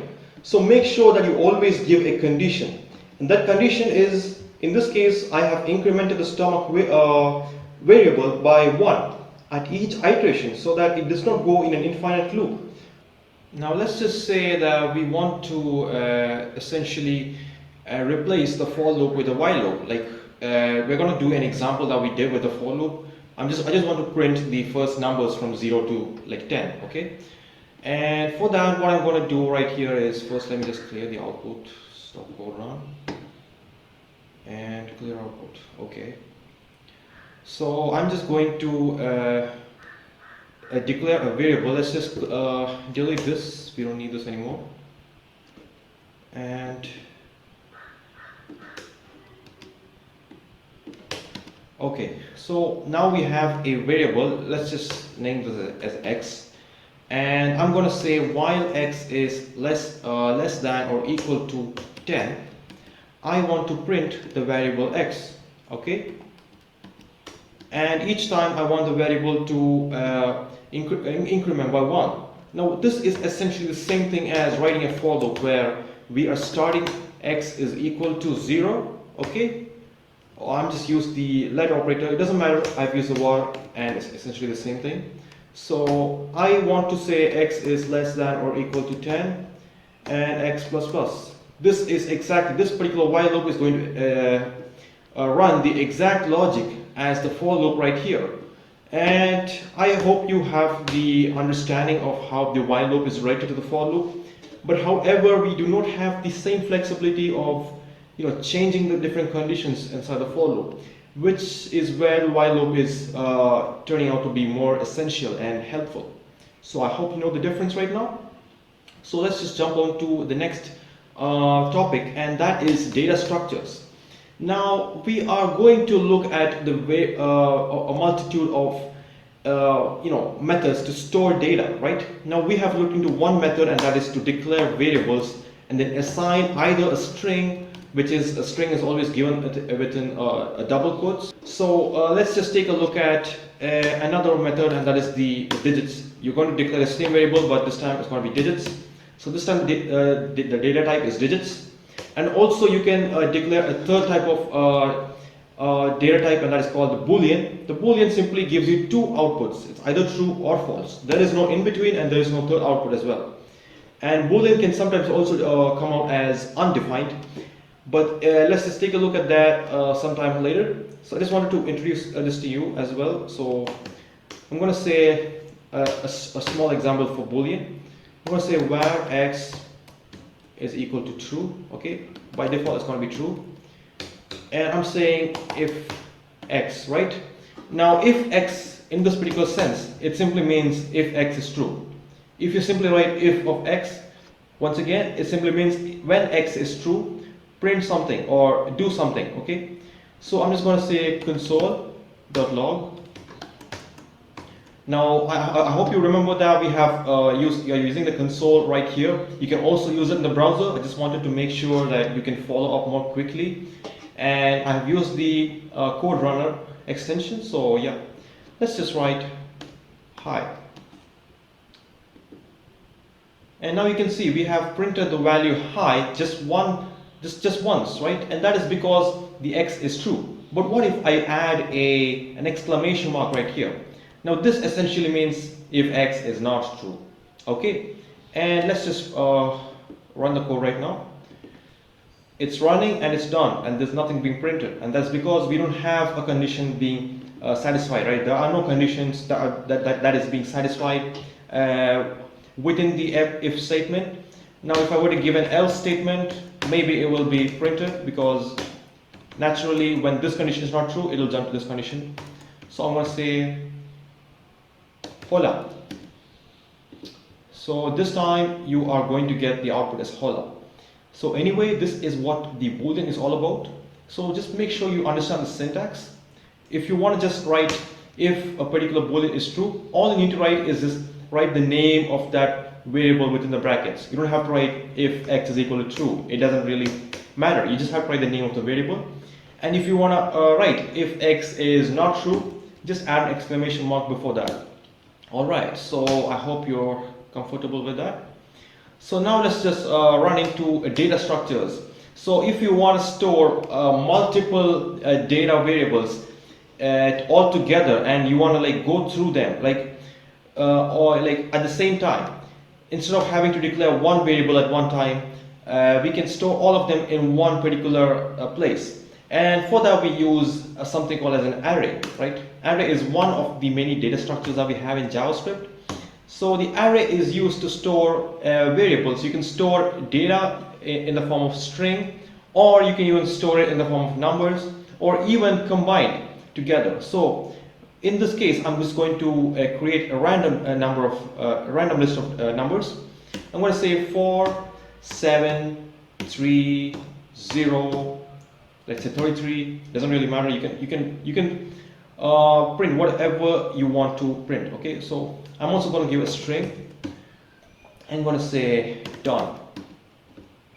Okay, and I'm going to say for x is equal for let I, because I can't use the word x because x is already defined here, so just don't want to get confused. So I'm going to say I for, now we have come across this particular logic before, and that is to give 3 blocks, right? The first block is going to say where you want to start. Now this particular array is going to be defined in terms of its indices, right? Its index. This 4 is at index 0, because we know that in JavaScript we are going to start from 0, 1, 2, 3, 4. Whenever you want to count something, the computer will always consider the first element as 0 and not 1. Okay, so I want to print the first 4 like the data elements in this particular data structure, right? That is the array. I want to print the first 4 elements of this array, and for that I'm going to say 3, because I want to print the first 4 elements, and that literally means 0, 1, 2, 3. So the fourth element will be index 3. And I want to say I++, and I want to say console.log. And this time I cannot just write X, because if I simply write X, I'm going to get a wrong output. And let's just see what is going to come. And see, I'm getting the entire array as the output, and this is going to be printed 4 times. This is not what I want, right? Now I want the specific element inside the X. I want to write, you have to look inside the particular the data structure. So for that, you have to give a set of square brackets and write the index, that is the variable that I've used to define the index right here is I. So you have to use the same variable inside the square brackets. And now let's just run the program. And now we can see we are getting the first 4 elements, that is 4730. You can verify it. Yes, we have got the correct output. Okay, so I hope you have understood how to use for loop to print a list of values that are there inside an array. Now what if I want to print all of the array elements, right? Now instead of having to instead of having to count the number of elements manually, JavaScript gives you an option called the length. It's a property that is going to count the total length of your array. Now in this case, what is the length? 1, 2, 3, 4, 5, 6, right? Now this particular counting that I've done is not from 0, and that is because the length property does not it does not really care about the 0. It does not start counting from the 0, it starts counting from the 1, because the length simply means how many elements are there in this array. So for that I'm going to say 1, 2, 3, 4, 5, 6. Okay, but if I were to look at the indices, then you have to count 0, 1, 2, 3, 4, 5. Okay, so always keep that difference in mind. So for that I'm going to say length. Now always be careful guys, because if I were to give this as my output, I will get an error. And guess what the reason is? Yes, you can see that I is less than or equal to length. And as I mentioned before, the length does not count the 0th index. When you are writing the, you have to write the x.length, okay? So the x.length, the length property will not count the 0. It is just going to start counting from 1, 2, 3, 4, okay? So right now let's see what the output is going to be. I'm surely going to get an error somewhere. Yes, you can see the last element is undefined, and that is because the 7th element, the total length of this, the 6th element over here is going to be undefined, right? I'm sorry, the element that comes after the 6th element is going to be undefined, and that is because the total length over here is exceeding what we want to print. So for that you can do either x.length minus 1, or you can say, you can just remove this equal to operator right here. And now let's just print it. And now we can see that we have received the correct output. And I hope you have understood the usage of the length property in the data structures. Okay, and now let's take a look at another type of data structures, and that is called the object. Now objects, as you can see, are slightly different from the arrays. And how is it different? Let's take a look. Objects are always going to be declared within the curly brackets. Okay, and unlike the arrays, each index, or each index inside the object is going to have 2 pairs. It's going to have a pair of elements. Like there will be 2 elements at the same index, and that will be in the form of key value pairs. Okay, so I'm going to say person. Okay, or I'm just going to say name. Let's just say name, and the name is going to be I'm going to give my name, or I'm just going to say JavaScript. Okay, JavaScript. and I'll say age is going to be 20. Okay, I'm going to say location is going to be Moscow. And now you can see that each of the key value pairs are separated by a comma, just similar to what we had seen previously in the arrays. But however, you can see that each of the values at each index is now being printed such that there will be one key and one value. Okay, so now how do we print or how do we fetch a particular data from this particular object? Now this object's name is X. You can use any variable as you like. So anyway, I just want to print this object as it is. So for that I'm going to say console.log X. And now you can see the object is printed as it is. But what if I say I want to print only the properties of the object? And how can I do that? So unlike the for loop that we used to count, or let's say to display the number of elements from the array, we are going to use a for loop slightly different from what has been used before. And let's just take a look at that. So we are going to say let I'm going to say the I is going to be used to declare what variable we are searching for in this particular object. So I'm going to say let I in is a keyword. I'm going to say for some random variable that is named as I inside this particular X, I want to print console.log X and I. Let's just take a look at that. And now you can see that we are getting the values, but we do not get the name, age and location. And that is simply because the xi, that is this particular keyword, is going to look only at the values. That is, this is a key, the name is a key, the age is also a key. Okay, so let's just remove the x, let's just remove the x, let's just remove the xi and give only the x. And this time you're going to get the entire object as it is. But what if I wanted to print both the key and value together? And for that there is a more interesting method that JavaScript is offering you, and that is by simply giving a square bracket after your let keyword, and you can say key value, and instead of in you have to write off. Okay, just keep this in mind. This is a syntax that is used in JavaScript, so you just have to learn it and practice it a little bit.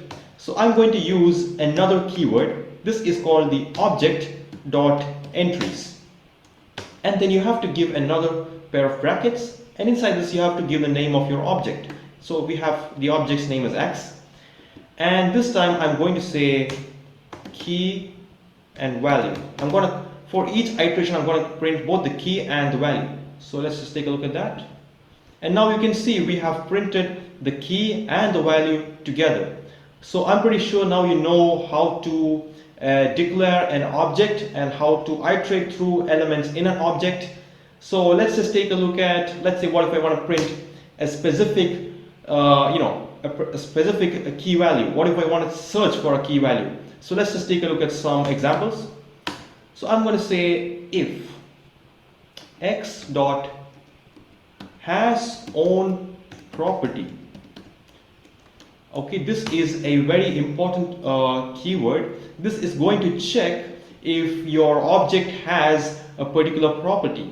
Okay, and I'm going to say if it has the property of, okay, so this is a very interesting property, and as you can see I have received an output right here. Okay, so I have written if x, that is the name of the object, has own property. Now what is a property? Property literally means the particular key. Okay, so in this particular situation I have the property given as age. So does this object have a property called age? And if it has one, console.log hi. So I have the property right here, and this time it's going to print hi in my console. But what if I make this empty? Let's just take a look at that. and this time you are going to get the same console.log as well. Let's say there is another method. Now let's take a look at another keyword that we are going to use to search for an element in the particular object. So I want to say I want to print only the name. Okay, I want to only print the name, and for that you can either use the dot operator. Okay, if you just console.log this particular dot name, x dot name, let's see what's going to happen. And now you can see the name value, the value for the name key has now been printed in your console. So you can change this to x.h. Okay, and we haven't saved it. Hold a minute. Okay, now you can see that 20 is being printed in your console. So now you can also do this in another method, and that is the square brackets, but this time you have to make sure to give the double quotes. Okay, and I will get the same output, and that is another method of accessing the properties in your object. Okay, and sometimes you also are going to get nested objects. What if you have an object within one object? So I'm just going to give a value of hobbies. Okay, so this is a property, and this particular hobbies will have a value. This particular key hobbies will have a value, and this one will be a new object. And I'm going to say, just going to give a number over here. I'm going to say the first hobby is dancing. The second hobby is going to be swimming. Okay, and I'm also going to give a third one, and that is running. Okay, and now if I wanted to access the hobbies, let's just see what output we're going to get. This time we are going to get the output as the entire object. That is, I have just given x and hobbies, right? And this time I will get whatever is there as values for the key hobbies. But what if I wanted to get something very specific? I wanted to print only the second hobby. And for that, I'm just going to give a second square bracket, and that is going to give the value that is nested within the hobbies object. The same way I have used the hobbies as a key for the main object x, I am going to use the number 2 key of the sub object hobbies. Okay, and let's just print that.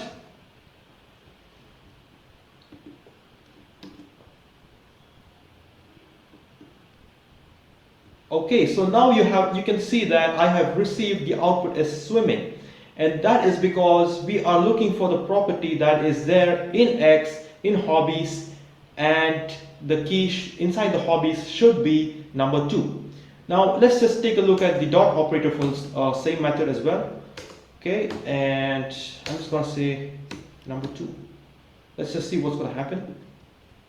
Yep, you can see that this particular dot operation does not work, and when this dot operation does not work, you always need to give the square brackets. Okay, so I'm pretty sure now you know two different methods of accessing your objects and sub objects. The first one was the dot operator. If the dot operator does not work for you, you know that you have to use the square bracket. The square brackets are always useful if you are really not sure, because sometimes you are going to get properties where there will be spacing between the alphabets, and you may not be able to write the entire thing with the dot operator. Or if you want to access things that are within another object inside another object, and there are multiple nesting conditions, then you always need to use the it's always better to use the square brackets. Okay, so that's it.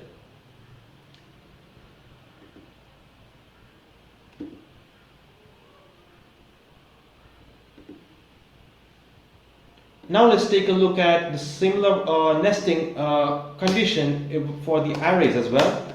So what if I want to say arrays? Okay, I'm just going to declare an array 4, 5, and I'm going to declare a sub array. This time the sub array is only going to have strings, or I'll just give a combination of strings as well, a combination of strings and numbers.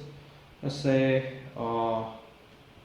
strings, I'm going to say random, I'll say 5. Okay, so let's just take a look at this. I'm going to declare a for loop. I'm going to iterate through all the elements right here, and I'm going to get the x.length, because I want to count the number of elements that are there in this and print the entire length. And I'm going to say I++, because I want to print each and every index. I do not want to skip any index. Okay, and I am going to console.log xi. Okay, let's see what we're going to get. And now you can see we have received the output for each index. That is, the index 0 is going to be 2, 3, 4, 5, and the last index is going to be an array. But what if I wanted to print the particular elements within the sub-array only? What if I wanted to access that particular sub-array? So for that, we are going to check the index of this particular sub-array, right? This is the last element of the the main array. So I'm going to say x, okay, and if I were to say x0, we are going to get the first element, right? Okay, and if I were to say, I don't need this particular for loop anymore, because I am essentially using the index property as it is. Okay, so okay, I'm going to get the value as 2, because we are checking the 0th index of this particular array. And likewise, if I say 5, it's going to be undefined. I'm sorry, we are 4. Okay. Okay, so now the 4th element of this particular array, that is 0, 1, 2, 3, 4, is going to be the sub array. Now I wanted to access something within the sub array. Now we had looked at this similar application for the object data structure. So let's just see if it's going to work for the arrays as well. Okay, I want to access the first index, that is the 0th index for the sub array that is there inside the X array. So I'm going to say 0, and let's see what we're going to get. And yeah, it is working perfectly fine. You can see that I have accessed the 4th element of the array X, and I have printed the the 0th element of the array, that is the sub array inside the X. And this is how you can use nested arrays. You can access the values inside nested arrays just as similar as you did in the object data structure. Okay, so now what if I wanted to iterate through the particular, I wanted to give a for loop as well. So let's just go back and check. Okay. Yeah, I'm going to I'm going to use multiple nested arrays. I'm going to say there will be one nested array over here. This one's going to be something. I'll say a number. And I want to declare another for loop inside this. And this is going to be let j is equal to 0. J is less than or equal to xi, because I'm going to check each and every element of I, and I'm going to say I++, I'm sorry, j++. Okay, and let's just console.log. Okay, let's just console.log xi xj.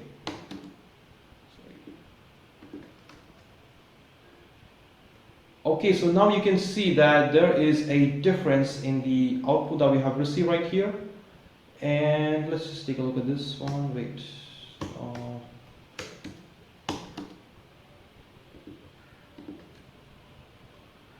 Okay, so now you can see that we have accessed the sub arrays of the main array X. And how did I do that?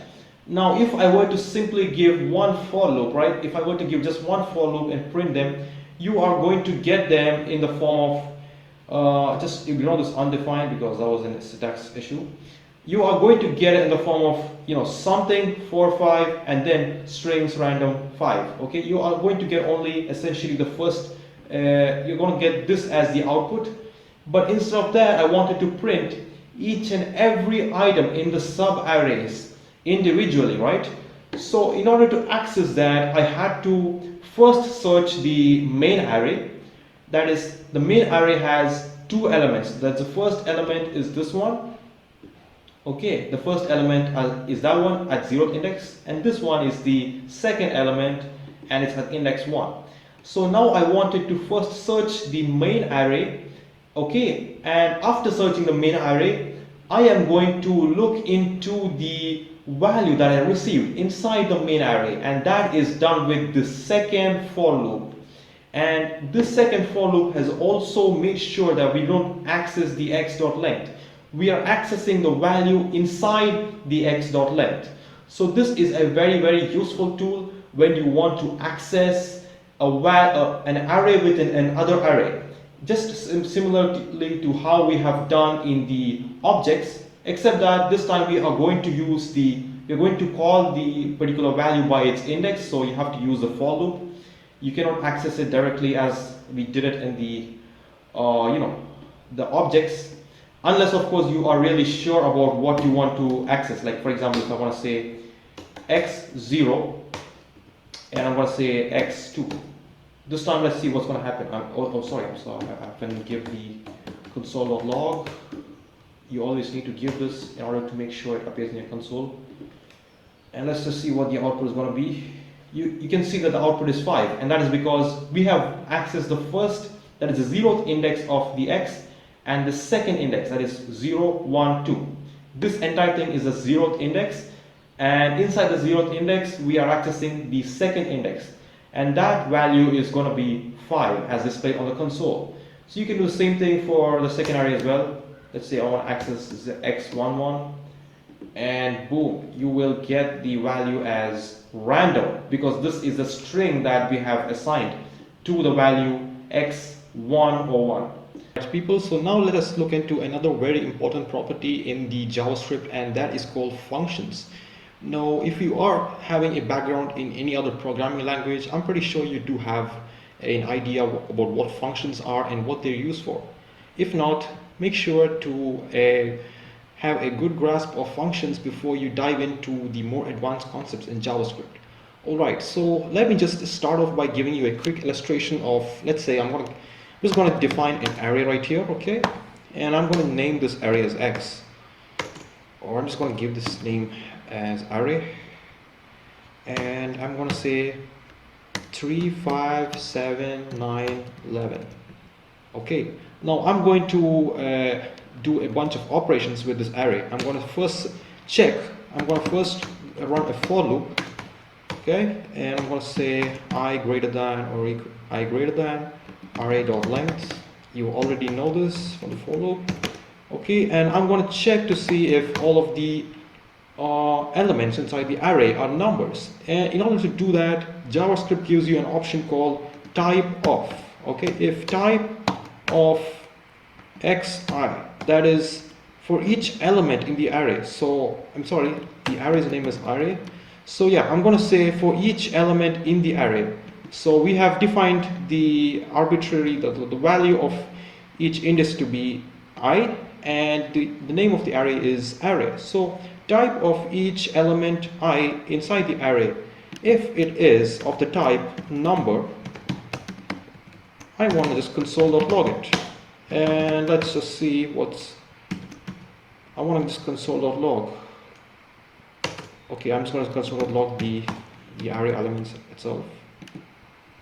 And you can see that we have received a correct response for this particular property, because we know that all of the elements inside the array are indeed numbers. Yeah.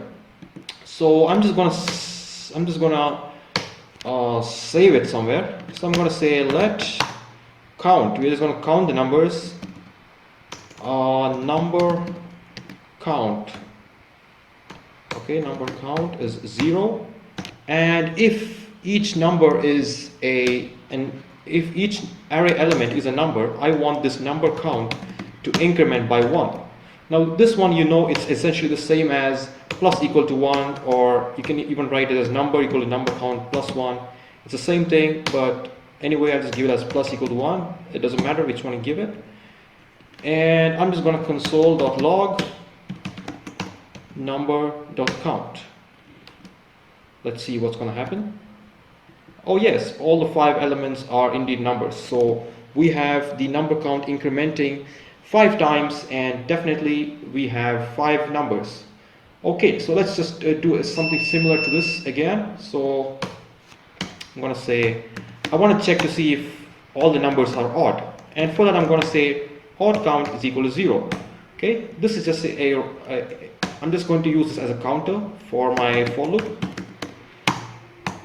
Now I just wanted to let you know that I can do all of these operations, that is odd count and number count, in the same for loop, but I just want to make things look simple, and I want to go in the progressive level of difficulty. So I'm just going to show you each separately before I make things look complicated.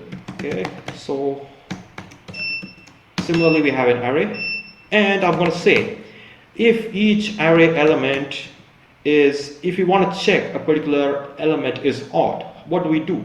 You have to use the modulus operator, that is the percentage sign. You have to say divided by 2. Okay, so basically all that is this element is going to do is it's going to check each element right here. Okay, so we're going to check 3, and we're going to check is 3 divisible by 2. No, because 3 is not divisible by 2, it will give you a remainder of 1. Okay, so basically this modulus operator is not a division symbol, it will give you the remainder. Okay, so 3 divided by 2 is going to give you a remainder of 1, right? So if the remainder is not equal to 0, okay, if the remainder is not equal to 0, we are going to use that as an odd count. We are going to increment the odd count by 1. Okay, and let's just console.log odd count just to be sure that we are correct. Alright, we have ran the same program, and we have received that the odd count is 5, just as we ran the same situation. Like in the similar situation, you can see that all the 5 numbers are numbers. Now we have ran a similar for loop to check if all the numbers are odd. And we're also going to, let's say we're going to check to see. Okay, what is the next function that we can do? And I'm going to check to see if these numbers are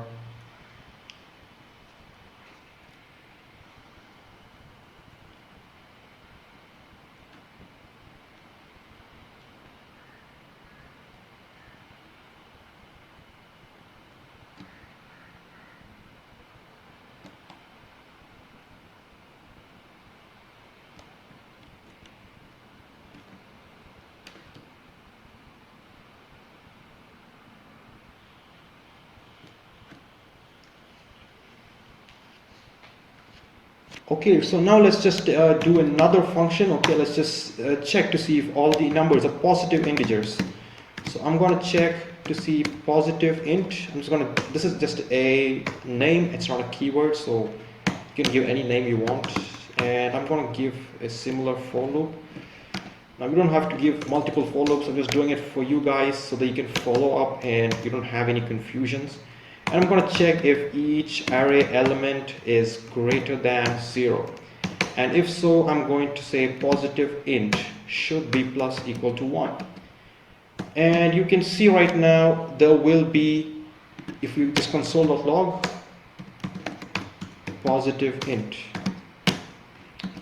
And now you will see that you will get the answer as 5.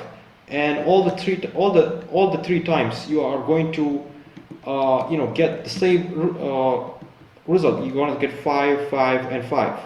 Okay, so let's just restructure this a little bit. So you have seen that all of these 3 things are essentially 3 functions, right? We are doing different an action. We are checking the action here as the action here is going to be to check if all of them are numbers. Here we have a similar action being implemented to check if all of them are odd numbers.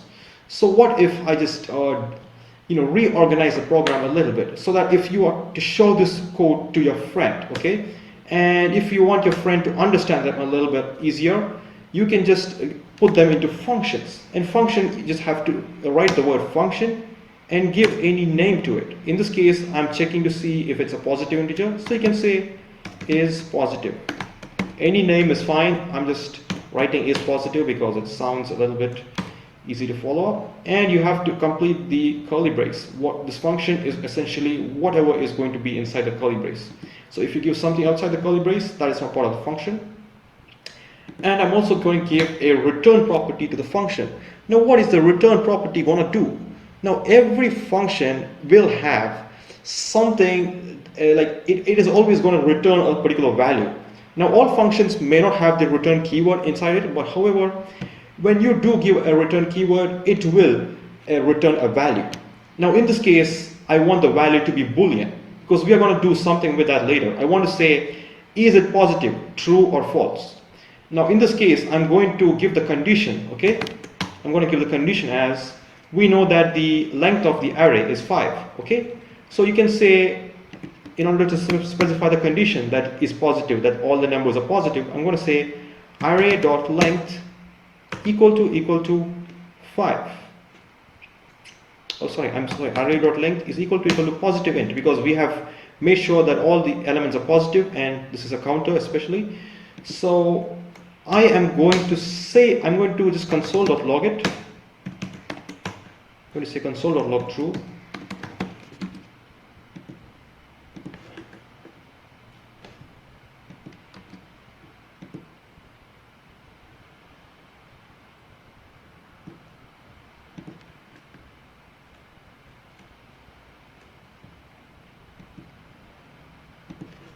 Okay, so you cannot console.log.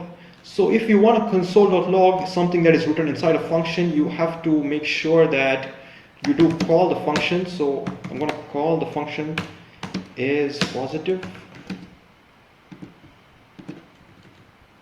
Alright, so now you can see that we have received a value of true and undefined. Now, undefined stands for the values that are to be returned by the function. Now here we haven't written anything, so the program is always going to give us undefined.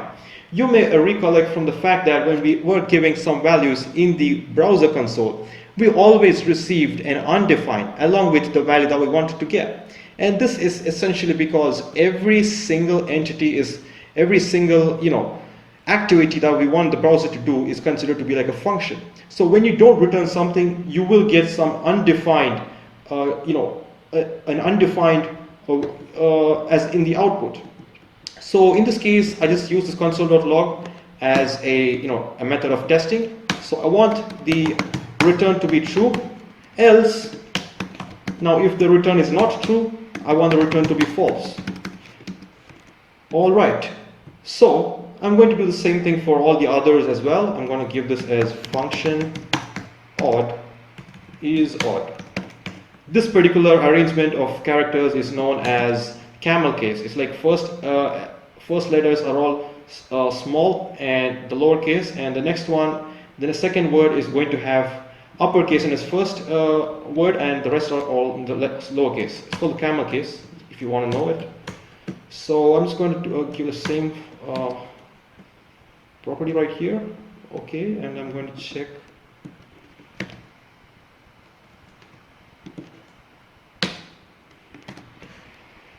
Okay, and then you only have to change the particular values right here, odd count. And similarly for this one as well, function num count.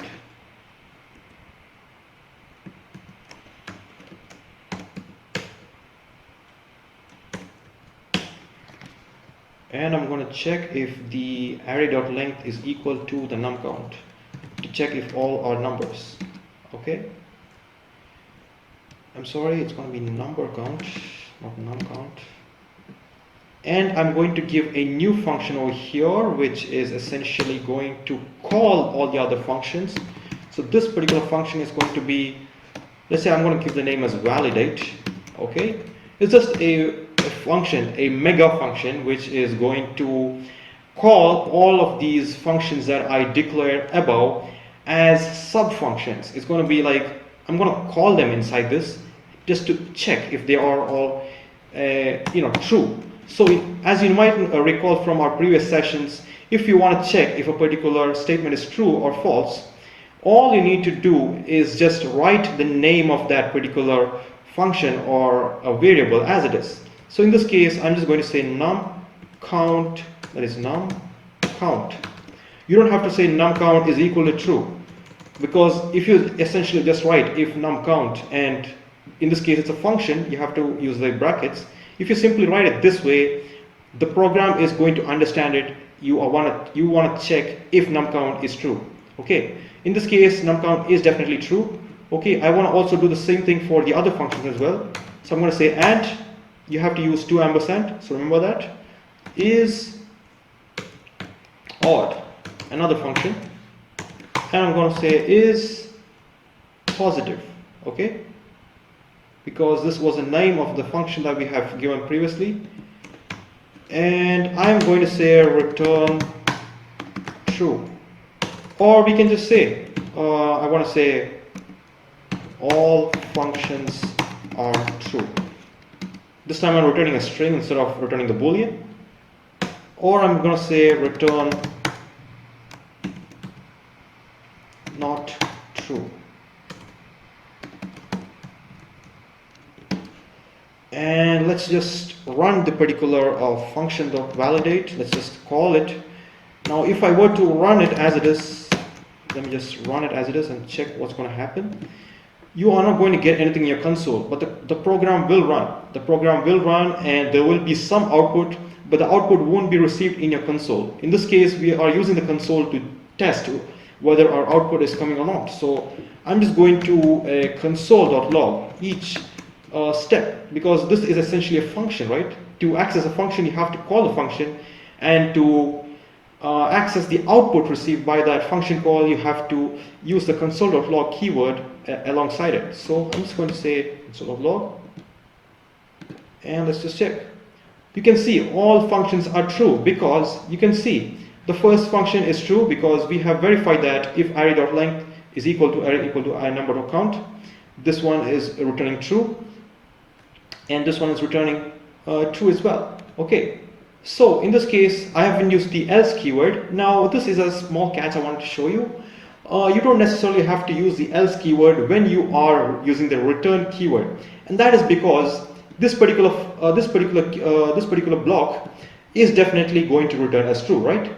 If it does not return as true, we know that this block will be executed. Any one of these will be executed. Now return basically means we are not going to, if this particular condition gets executed, the program stops right there. We are going to go back to the first line. It's like saying, hey bro, you have come all the way down here, and if this condition is true, I'm going to go back. I don't have to look at this guy anymore. I've got what I wanted, right? But let's say there are situations where this condition is not true. In that case, the program is going to say, hey, this condition is not true. I haven't got what I wanted. I want to go to the next guy and see if that guy is meant for me. And in this case, I'm going to look at this guy and say, oh, this guy is what I needed. And this particular return is going to be implemented right here. So the else keyword is not required when you are going to use a return. So just keep that in mind. But it's also completely fine if you want to use the else. But anyway, it will save you some memory, a little bit of memory, so, and also time. So just keep that in mind. So let's just modify the program a little bit. Let's just say instead of 11, I'm going to give 12. Okay, and you can see not true, because definitely this particular num count might be true, but this one odd is not going to be true because 12 is an even number, and positive is also going to be true. Now you can keep modifying this function in different ways. You can say like, hey, if either num count or either is odd, is if any one of these are true, you can say one of them are true. One of them are true. Or you can say else if num count and as odd, or you can say is odd or positive,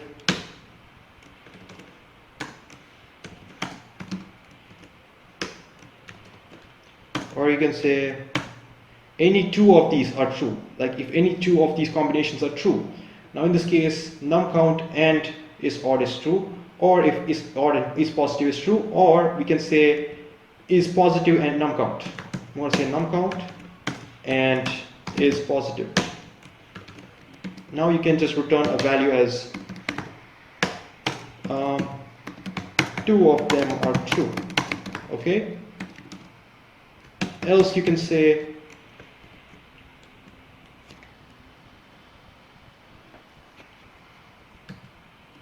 else if. I'm going to give the condition that all of them are false, so I'm just going to give it as it is.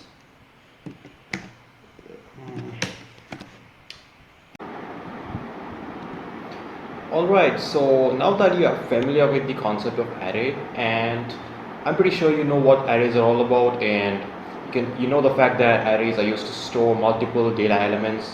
You know, you can store a string or an integer, or even an array within another array, or an object within an array, and also array within an object. So you know what arrays are all about. So now we are going to use some array operations. Now what are operations? Well, let's say if you want to add some element to an array, okay, let's say you want to add the element to the ending, or like the starting, or in some cases you might want to add the element to a particular index, and sometimes you may also want to remove a particular element from the array.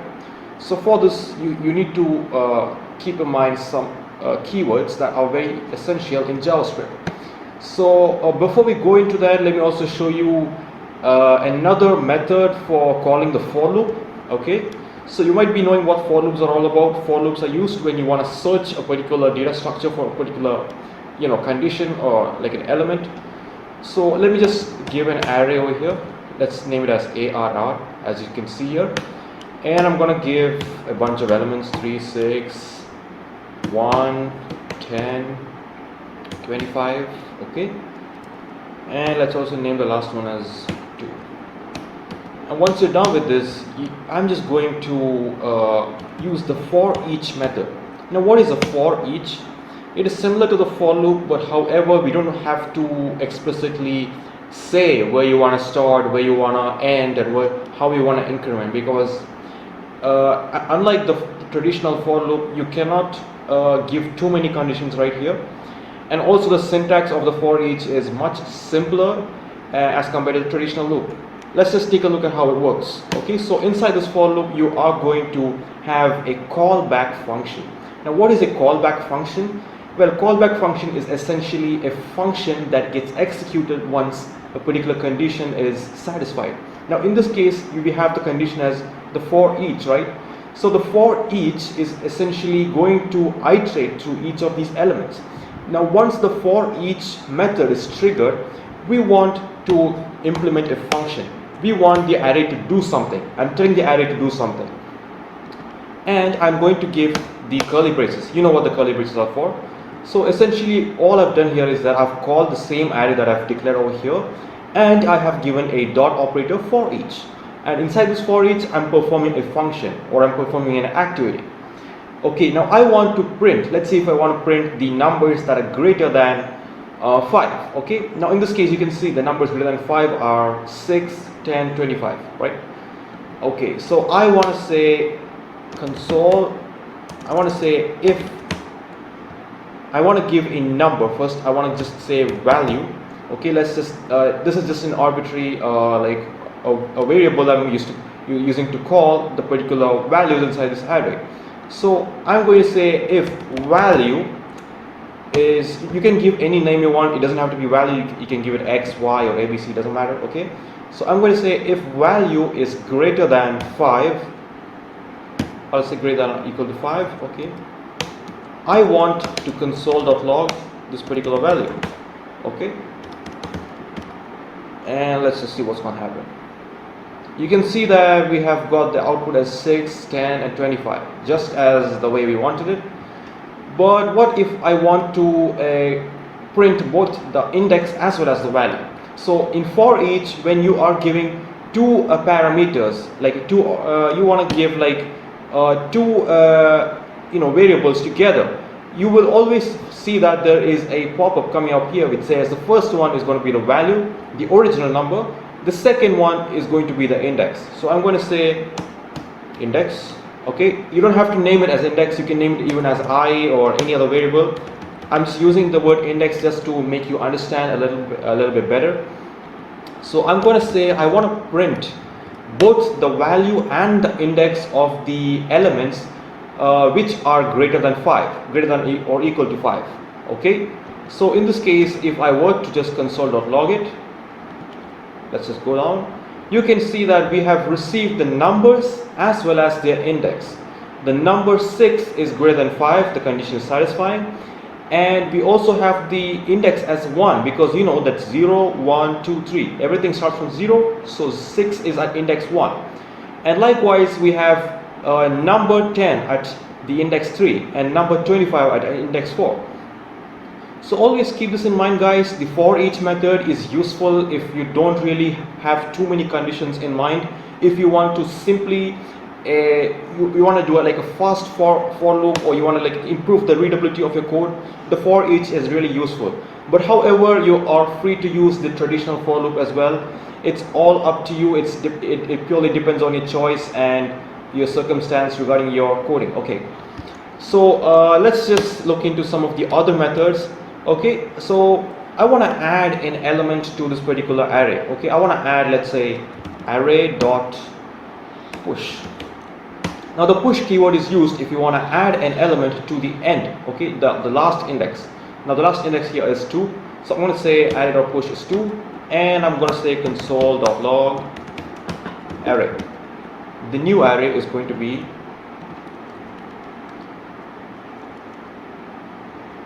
as you can see, we have received the new array as 3, 6, 110, 25, 2, 22, because I've pushed the 22 to the end right now. Okay, now what if you don't want to like add the element at the ending, you want to add the element at the starting?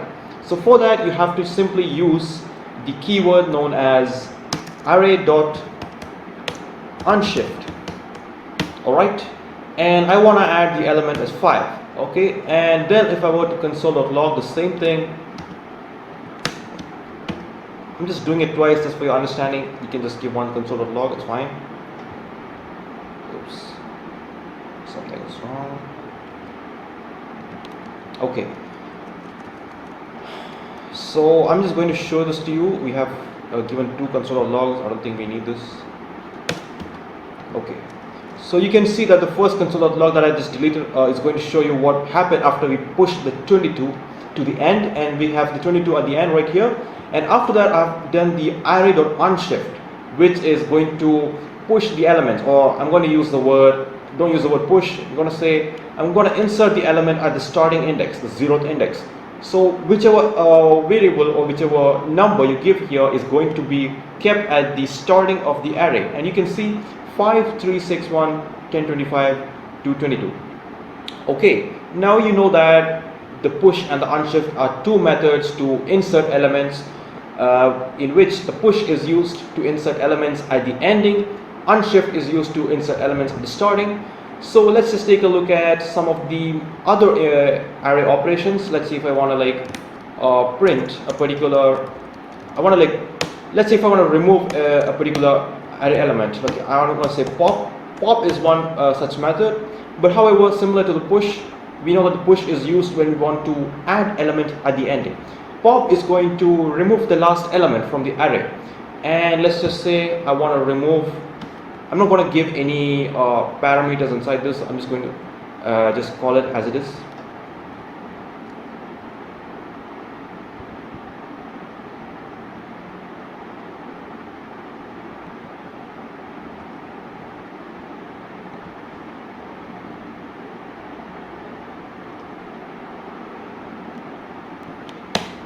Okay, I'm just going to console.log the array after everything. So you can see we have 3 array operations: push 22 at the end, unshift 5 at the 0th index, array.pop, which is going to essentially pop the last element. Let's just console.log and see. Yep, we have returned 5, 3, 6, 1, 10, 25, 2 because we have 22 pushed over here. We have removed that 22. Okay, so if I want to use the array.pop like twice, let's see what's going to happen. Yep, again we have removed 2 from the end. So essentially pop and push are like complete opposites of each other. Push is going to push the element to the ending of the array, and pop is going to remove from the ending of the array. So similar to the pop, we also have another method which is called the shift. Alright, shift is essentially going to do the same thing as pop, and the only difference is that it will do to the first element of the array.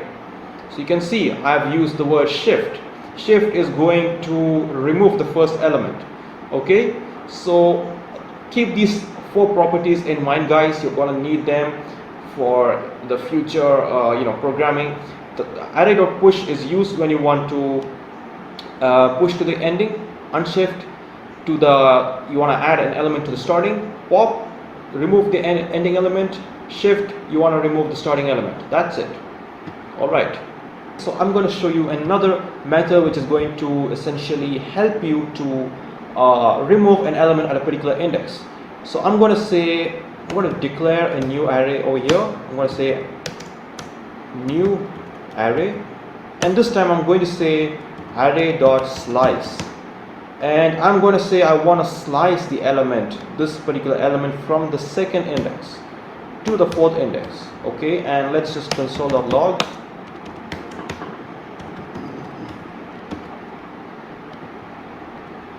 And you can see that we have console.log the new array, and the new array is basically the elements that we have sliced from the main element at the 2nd index. What's the 2nd index? Take a look at that. 3, 6, 1. That is 0, 1, 2. It's the 0th index, 1st index, 2nd index. We start from the 2nd index and then we go 3, 4. Okay, we will not include the 4th element because you know that the property in JavaScript is going to essentially exclude the last element, such that like when you're doing the normal for loops, you can see that if I were to say for I is greater than or equal to a particular array.length, you can see that it will always so now you can see that we have sliced the element from the 2nd index to the 4th index, and there is a small gotcha here. You can see that I've only got 1 and 10. And what does that mean? I'm going to say 0, 1, 2. We started from the 2nd index, we went 3 and 4, but the 4th index won't be included. So if we want to include that, you have to increment this by 1.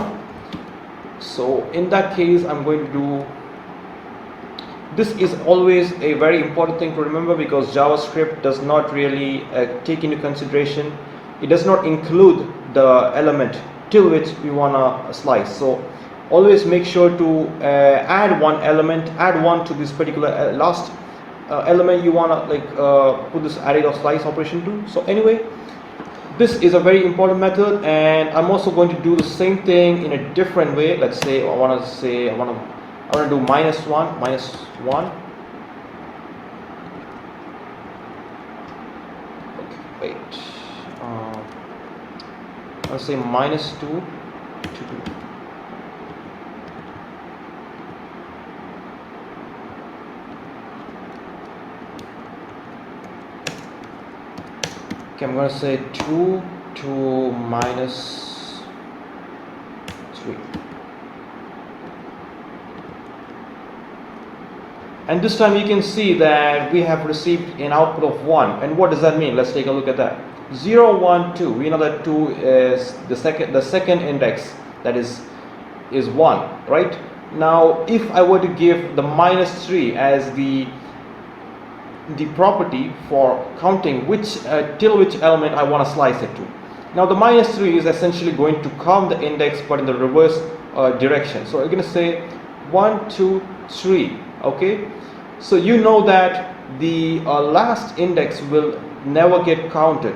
So if I were to give as -2, it will be 1, 2, but this particular index won't be counted. we will only be returning 1 and 10. Let's see what we will return. Okay, and now we have returned 1 and 10, and this is a very useful tool. So keep this in mind, guys. If you want to use the negative operator, you have to make sure that you are trying to count from the ending index to the first index, or wherever you want to count that to. Now, similar to this array.slice. Now, one important thing I wanted to tell you guys is that the array.slice does not change the original array. Let's just print the original array and see what's going to happen. You can see that we have received console.log, the output for both. We have received the array output as the exact thing that we have declared right here. And why does that happen? And that is simply because array.slice is not going to change the original array. Now, if I wanted to do that, I have to always make sure that I save it. I can just say array equal to arr is equal to arr.slice, and I'm going to give just one particular condition. All right, so this time I'm just going to put this out.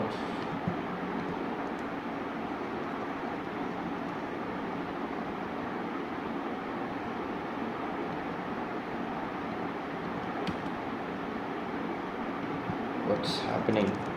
Okay, so now you can see that we have sliced the element from the second index, and we have not given any second property. We haven't said like till which element you want to slice. Now in this case, what's going to happen is JavaScript is going to consider the entire list of elements after this to be the condition. It's going to be like from 2, whatever is being sliced, everything is going to be sliced. If I were to give an element right here, let's see, if I want to say 3, this will consider the third index, that is the second index and the third index. But if I don't give anything right here, it's gonna slice each and everything that comes after the second index. So keep that in mind, guys. So in this case, I have changed the original array. I have set array.slice to, and I want to save that to the original array. And in this case, when I console.log the original array, we have received the output as 1, 10, and 25, and 2.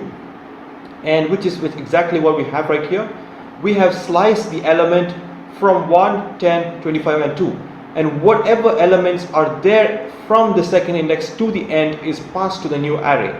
So this is a very useful tool. So array.slice, I'm pretty sure this is going to have a lot of practical examples. So do practice this when you are free. So next, let's take a look at another method similar to the array.slice, but there's a small you can just note the spelling. It's splice. Now, what is a splice? Well, in this case, we are going to take some elements from the array, similar to the slice, but we are also going to now let's just compare the two together so that I can avoid any confusions. Now, what is the output that we have received here? I've said array.slice 2. Okay, that is 0, 1, 2. Everything that comes after 2, including 2, is now appearing. Now, what if I want to get the same output with the help of array.splice? And I'm going to say 2, 0. Now, 0 is essentially a count of what needs to be deleted. If I want to say there needs to be something deleted, if I'm going to say 1, there will be one element deleted after 2. But in this case, I don't want anything to be deleted. I just want them to be appearing in a way that it starts from second index, no elements to be deleted, and I want to say the number of items. That is, I want to insert a particular item. I want to insert a string, hello. Okay, so let's just console.log that.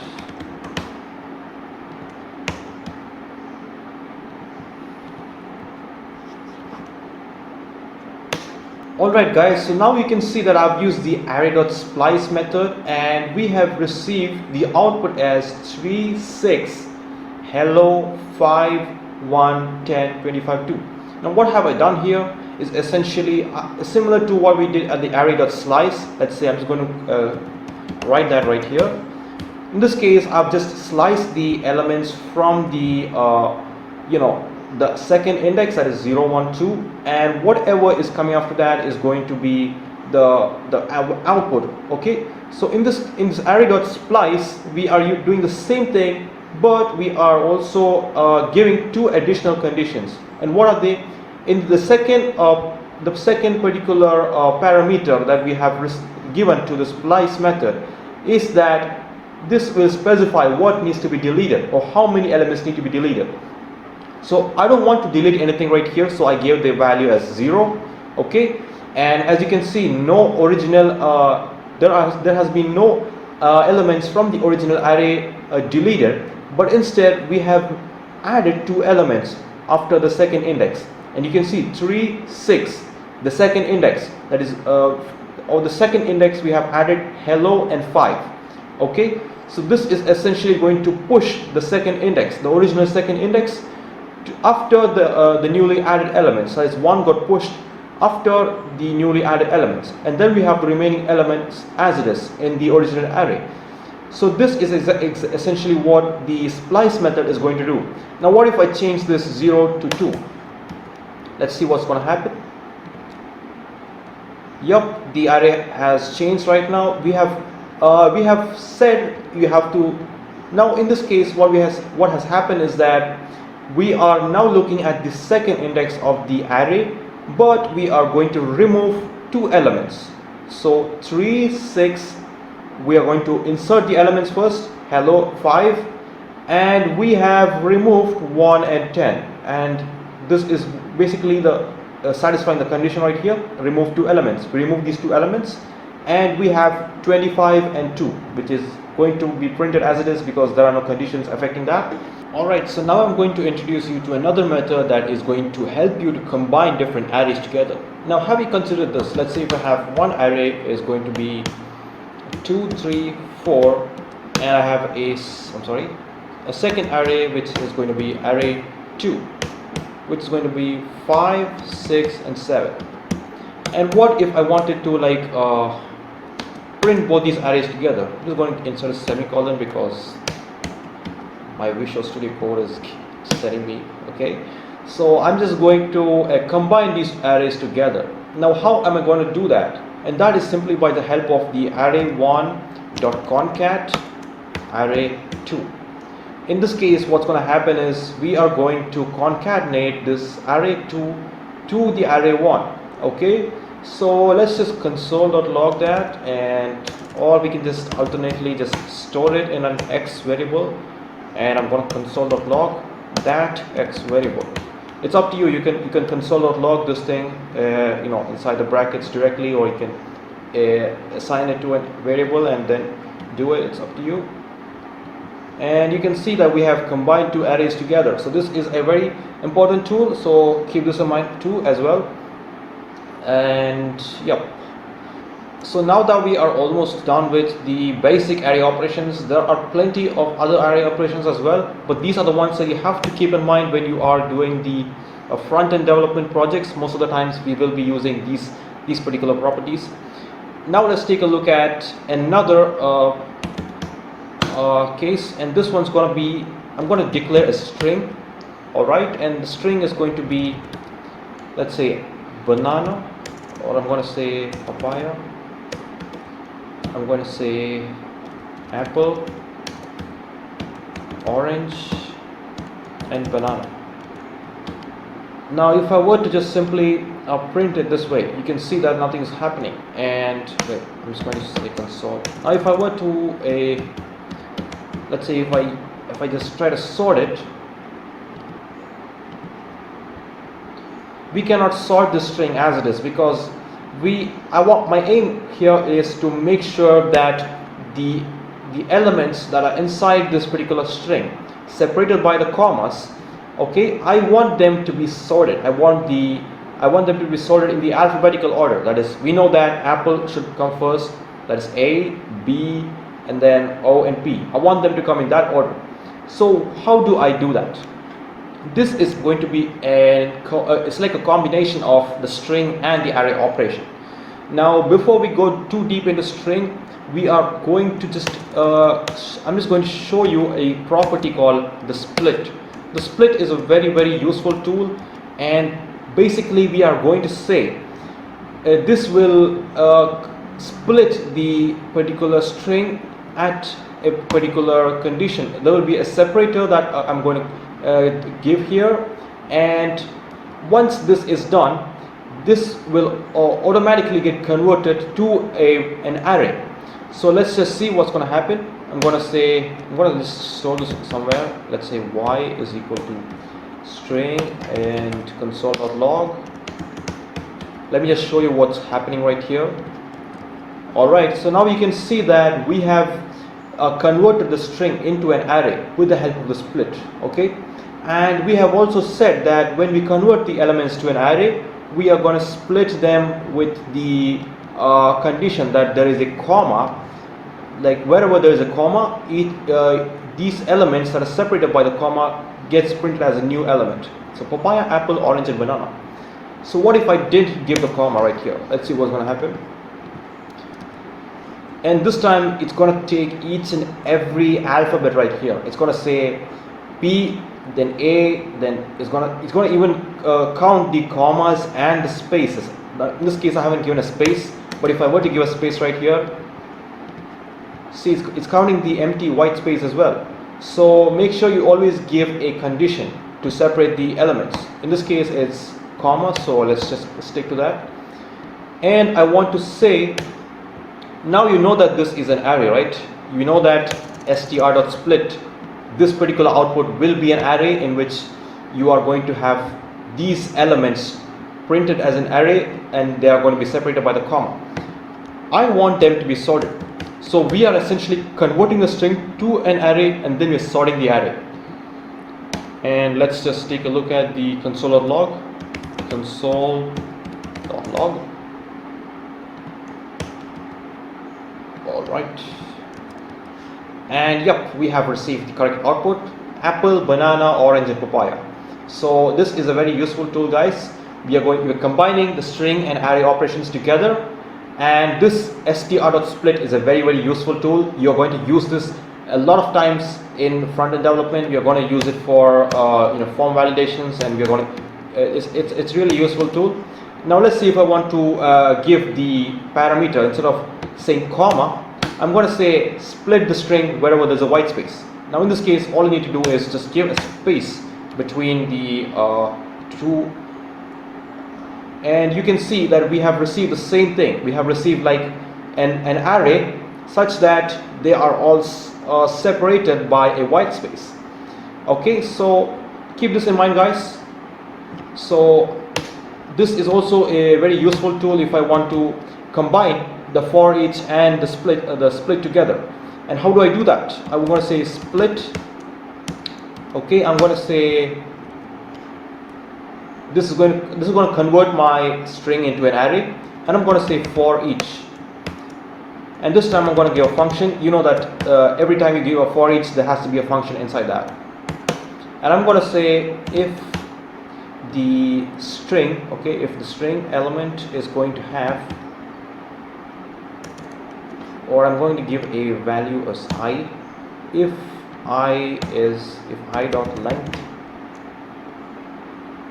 is less than, I'm just going to delete this.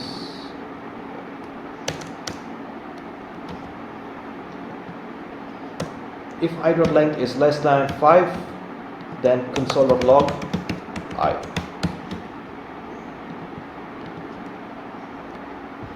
And now you can see what's happening right here.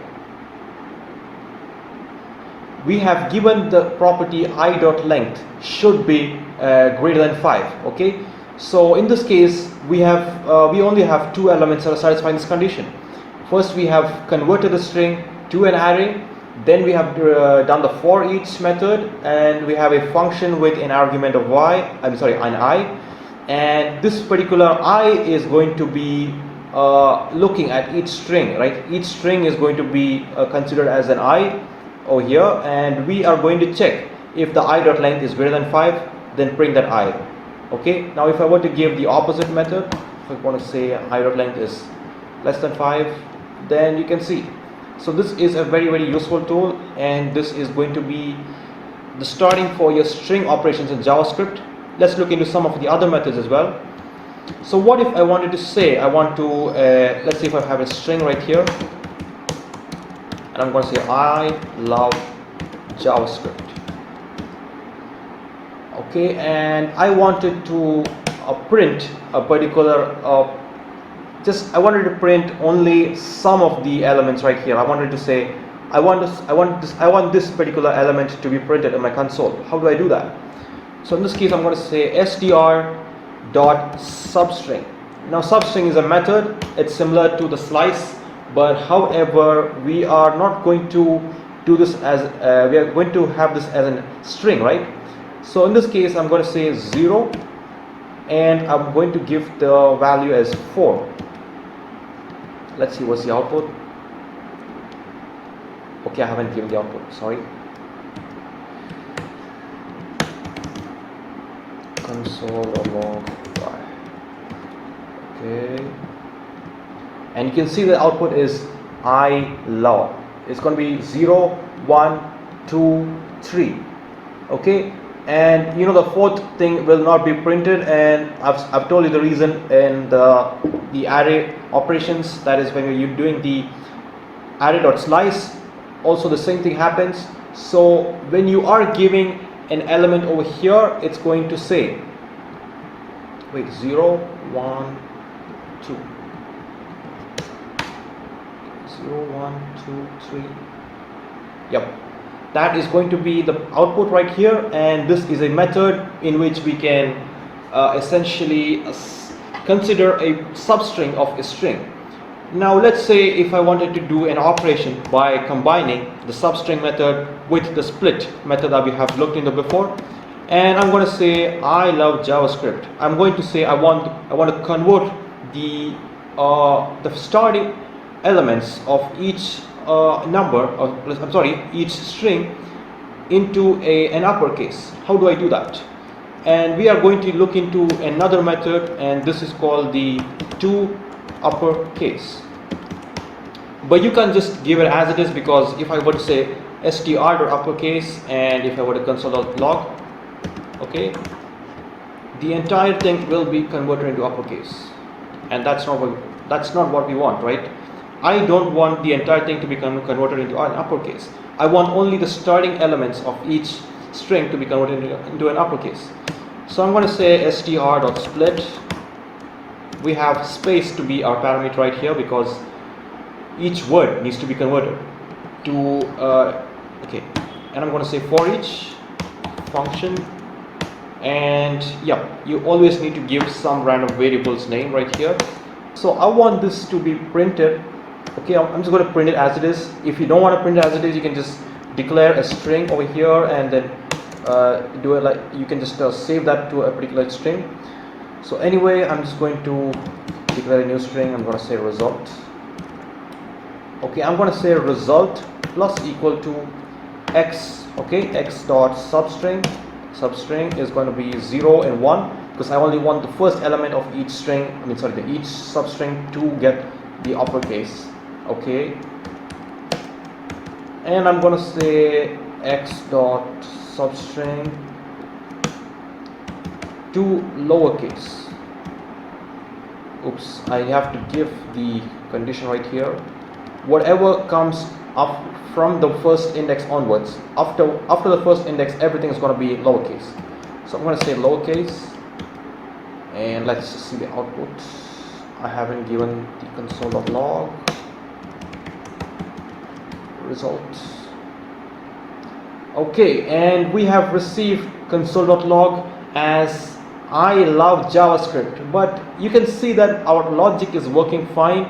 We have received x.substring 01, that is the first index, has now printed to capitals, it has changed to capitals, and now the L has changed to capitals. Again, each element in the particular string, okay, we are converting this str.split to an array, and each element in that array will be converted to an uppercase. But in this case, you can see there is a small gotcha. We don't have the space right here, right?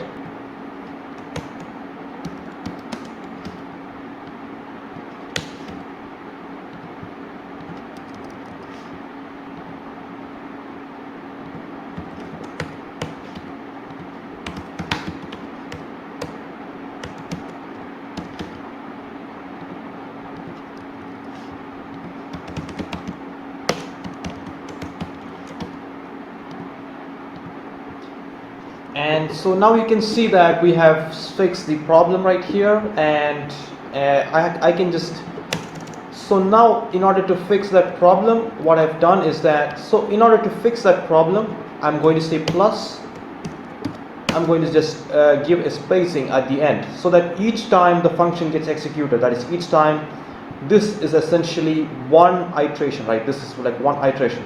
Like first they're going to say, in this particular iteration, look into I, convert that. Does it have multiple elements? No, it doesn't have multiple elements, but anyway, the first index is the only index, so convert that to uppercase.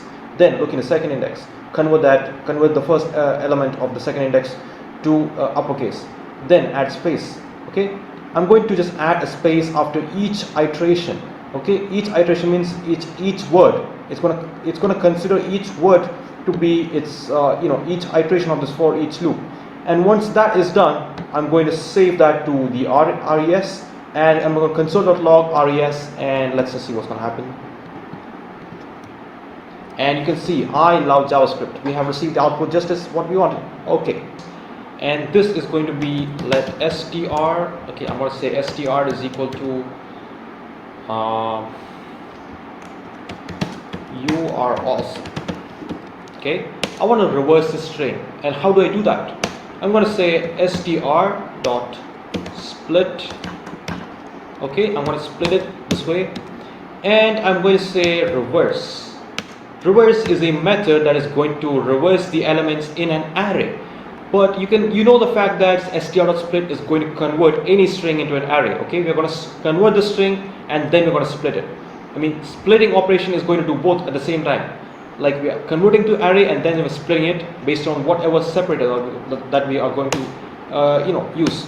If we had a comma right here, you're going to say a comma, but in this case you only have a space. So anyway, I want to reverse this particular array, the elements in the array, and then I want to join them together. So once you have done everything together, you have converted the string into an array, then you have reversed the elements in the array, and you want to reconvert the elements in the array back to its string format. So you're going to say join, okay, dot join, and I want to just console.log this entire thing, and let's see what's happening. It says awesome are you. We have essentially converted everything. So I'm just going to join this with the help of a space. So let's see. Yep, we have reversed this sentence successfully, and make sure to give the spacing at both the split as well as the join, because this is going to this one is converting this string to array, and this one's going to do the operation of reverse, and then we're going to join them together into its original format, and with the help of the spacing. Okay, so this is one such method of a string operation, so keep that in mind, guys. Next, let's look into an operation called the replace. Okay, let's say str is equal to Google is my search engine, and I want to replace this Google to some other element. Okay, I'm going to say str dot replace, and I'm going to say first you're going to get the value as Google. Okay, Google is what we want to replace, and I want to replace that with something like DuckDuckGo, and let's just print the console.log. Let's just print it. Okay, and okay, so now we are going to print this particular console.log, but we also need to, okay, so I haven't added this particular replace. I haven't like saved this to the original string.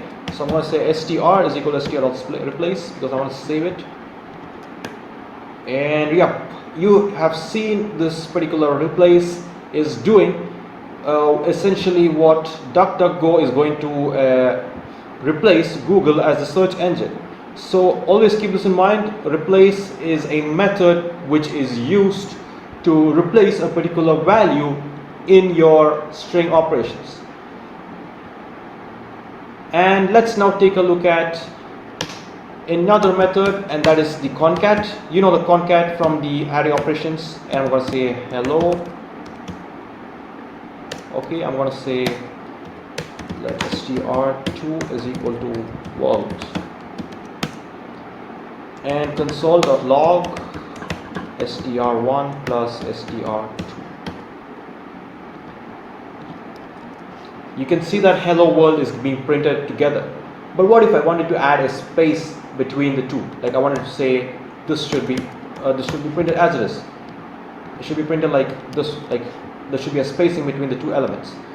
But I can do this in another method, and that is by concatenating both. Right? I can say console.log str1.concat. I'm going to concatenate a space, and then I'm going to say str2. Let's see what's going to happen. Yep, same thing's happening. This is a similar method that we have seen in the array operations. If you do this to the string, same thing happens. You're going to add the particular value that you have in the concat to the end of the string. Okay, now here we have added a white space. You add another white space, it's gonna like spread out a little bit more. So you can see that. So this is another method, and yep, there is also another method to remove the spaces from both the starting and ending, and that's called a trim. Let's say str1 is equal to, I'm going to give a spacing before I print the particular, I'm going to say I am coding. There's going to be a lot of spacing. Okay, I'm going to say there's going to be a lot of spacing, and if I were to print this particular thing in the console, I'm going to say str1. Look, there's a lot of space over here. There's also a lot of space after this as well. I want to get rid of the spaces. What do I do? All you need to do is add this trim keyword to the end, and boom, JavaScript takes care of the rest. It's going to print only what is existing after the spacing before the particular string, and after the spacing after the string as well. Now keep this thing in mind, guys. When you are using the substring, there are two methods that you have seen when we are coding. Like you can see that when we are typing out str.substring, you will receive two options right here. You can say str.substring, or say str, let str is equal to I love coding. Okay, and I'm going to say substring. You can see there are two methods right here, substring and substring. Like it's essentially the same thing, but however, in this particular case, we are going to specify from which index that you want to start, and the second condition is going to be the number of elements. So in this case, if I specify the number as 2, start from index 2 and then print 4 elements. Okay, so this is going to give the number of elements after this particular index. But if I were to give the same thing with the substring, then it's going to check for the index of the elements, and if I say it's going to be like, yeah, it's going to be index 2 to index 4. So let's just look at the difference of the two. I'm going to say str.substring.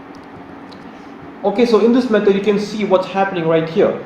Okay, I have given the values as str.substring 2 and 4. Now in this case, what's going to happen is it's going to look at index 2, which is 0, 1, 2. L is at index 2. Okay, and I'm going to print the 4. I'm going to print till the index 4, because substring is going to look at the indices of the starting and the ending, wherever we want to start and where we want to end, because both of them are given in the form of indexes. But in this case, it's different. It's going to say start at index 2, but print the remaining 2 elements that is coming after the index 2. But both of them give me the same output, and that is simply because of the difference between the usage of these two keywords. Substring is going to say starting index, comma, ending index. Substring or is going to say substr. This one is going to give you the starting index and the number of elements to print after that. So let's just modify this to 4 and let's see the difference. And this time we're going to get as start from index 2 and print the 4 elements after that. Okay, so instead of having to say start from index 2 and go to index 4, in this case we're going to say start from index 2 and print the 4 elements that comes after that. So I've got the word as love. The second output of this particular let y is going to be love. The first output is going to be let x is equal to lo. So keep this difference in mind, guys. Now let us take a look at another example of the array operation. Okay, I'm going to say where nums is equal to 4, 9 and 81. Oops. And I'm going to say var roots. I want to print the square roots of these elements. Okay, I'm going to say nums dot map. Now the map is basically similar to the for loop. I'm not going to say the same thing, but just for you to understand, it is going to go through all the elements right here, but let's see how it's going to return the particular elements. I'm going to say math.square root. This is what I want to do inside my this is what I want to do as my function. I will just say for each element inside the nums, I'm going to give the square root. Okay, and now let's just take a look at the console.log. I'm going to save this particular nums.map into the roots, and I'll just console.log that.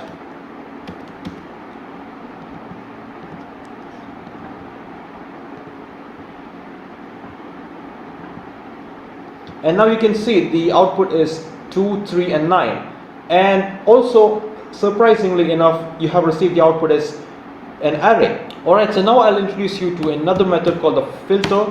And for that I'm going to declare 2 arrays. The first array is going to be 1, 3, 5, 7. Okay, and let array 2 is equal to 2, 3, 7, 8. Okay, and I want to filter out these elements and I'm going to check. Okay, I'm just going to combine the 2 arrays together. So I'm going to say let x is equal to array1 dot concat array2, and let's just console.log rx.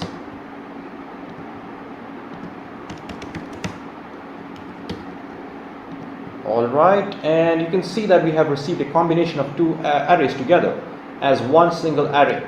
Now I want to filter them out based on a condition.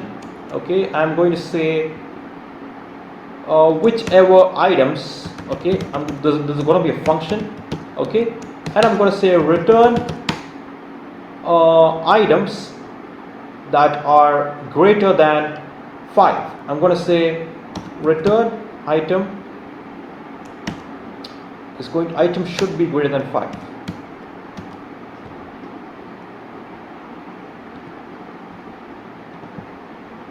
Now in this case you can see we have returned the items that are greater than 5. 1 is not greater than 5, so false. 3 is not greater than 5. 5 is not included because we have said greater than 5. So if I were to include 5, all I need to do is this, and let's just rerun that. And oh, I'm sorry. Now in this case, if I were to rerun this entire thing, you can see that 5 is now being included right here. Okay, and 7 is greater than 5, 2 is not greater than 5. So the filter is essentially filtering out based on a condition. Okay, we have an array. I want to filter them out based on this condition that they are greater than 5. Now what if I wanted to filter them out on a different condition? Like I want to say if the element is being printed in both the arrays, I don't want that element to be printed. So for that I'm going to say item. Okay, item, or let's say I'll say array1 dot includes. Now the includes is a property that will just check if an array contains a certain element or not. Okay, return array1 dot includes item. Okay, and array2 dot includes item. I'm using the OR operator for a reason. I want to check if there is an element that is being repeated in both the arrays. Okay, and let's just take a look at that. Yep, 3 is being repeated in both the arrays. and 7 is being repeated in both the arrays, I don't want them to be printed in the new array.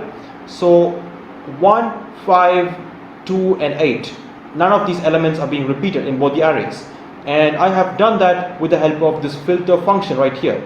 Okay, now if I were to change the OR operator to AND operator, let's see what's the change the output, and you can see it doesn't work. And I'm going to say, this time I'm going to say, if the array 1 includes an item and array 2 includes the item, I want to print the items that are being repeated in both the arrays. And this time you can see I'm printing only the elements that are being repeated in both the arrays with the help of the filter function. So just keep this thing in mind, guys. It's a very, very useful tool. Filter is used when you want to filter based on a condition, and the condition is simply given with the help of a function. Alright guys, so now that you have familiarized yourself with the usage of forEach and the map in the JavaScript, so let's just take a look at the difference between the two. You might be confused because we have used the same thing for the same purpose, and I'll just show you one such example. We can just get the same output, and we're going to say console.log value. Okay, so for array1 dot for each value, I'm going to console.log that value. Okay, let's just check that out. I'll be running this right now. Alright, and you can see that, wait a minute.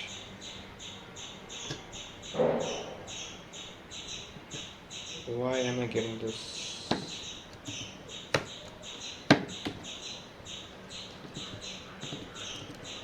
Okay, you can see that I have received the output as 1, 2, 3, 4.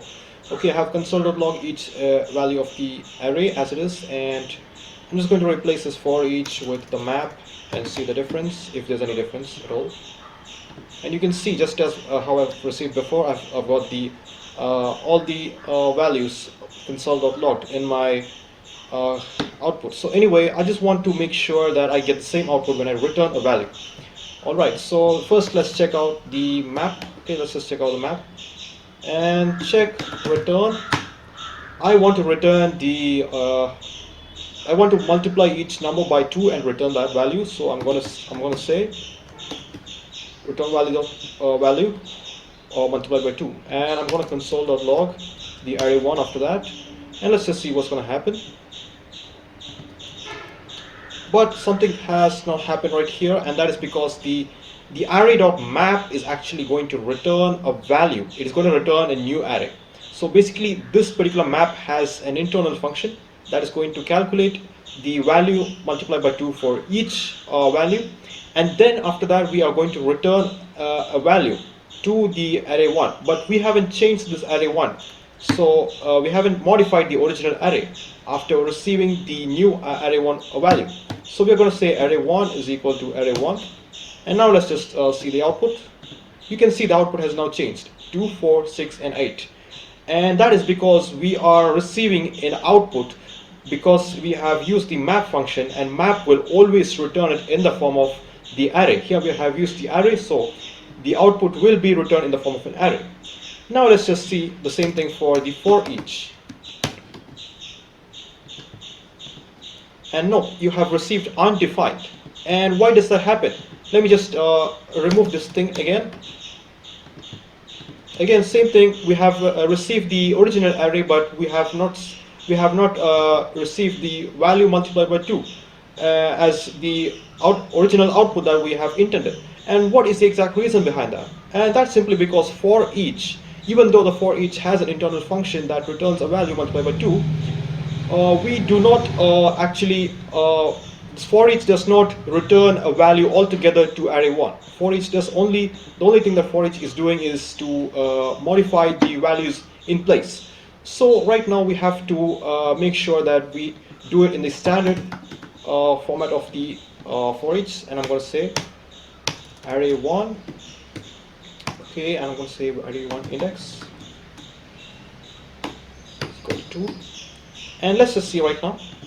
Now you can see that we have modified the array in place. That is, we have not received a new array. The forEach does not return a new array, but we have modified this array. We have called this array1 inside with the help of this value and index, and we have modified each of them separately, and then we have console.log the array1. This is totally different from the previous method that we saw for the map function, and that is because the map function does return a value by default, and that value that we have returned will be passed to this particular array1, and this is the exact difference between the map and the forEach.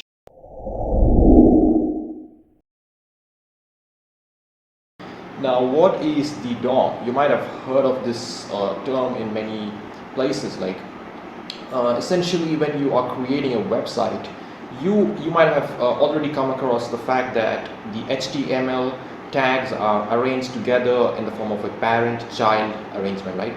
So you can just think of the first few slides I showed you. You can see that we have the HTML tag in the beginning.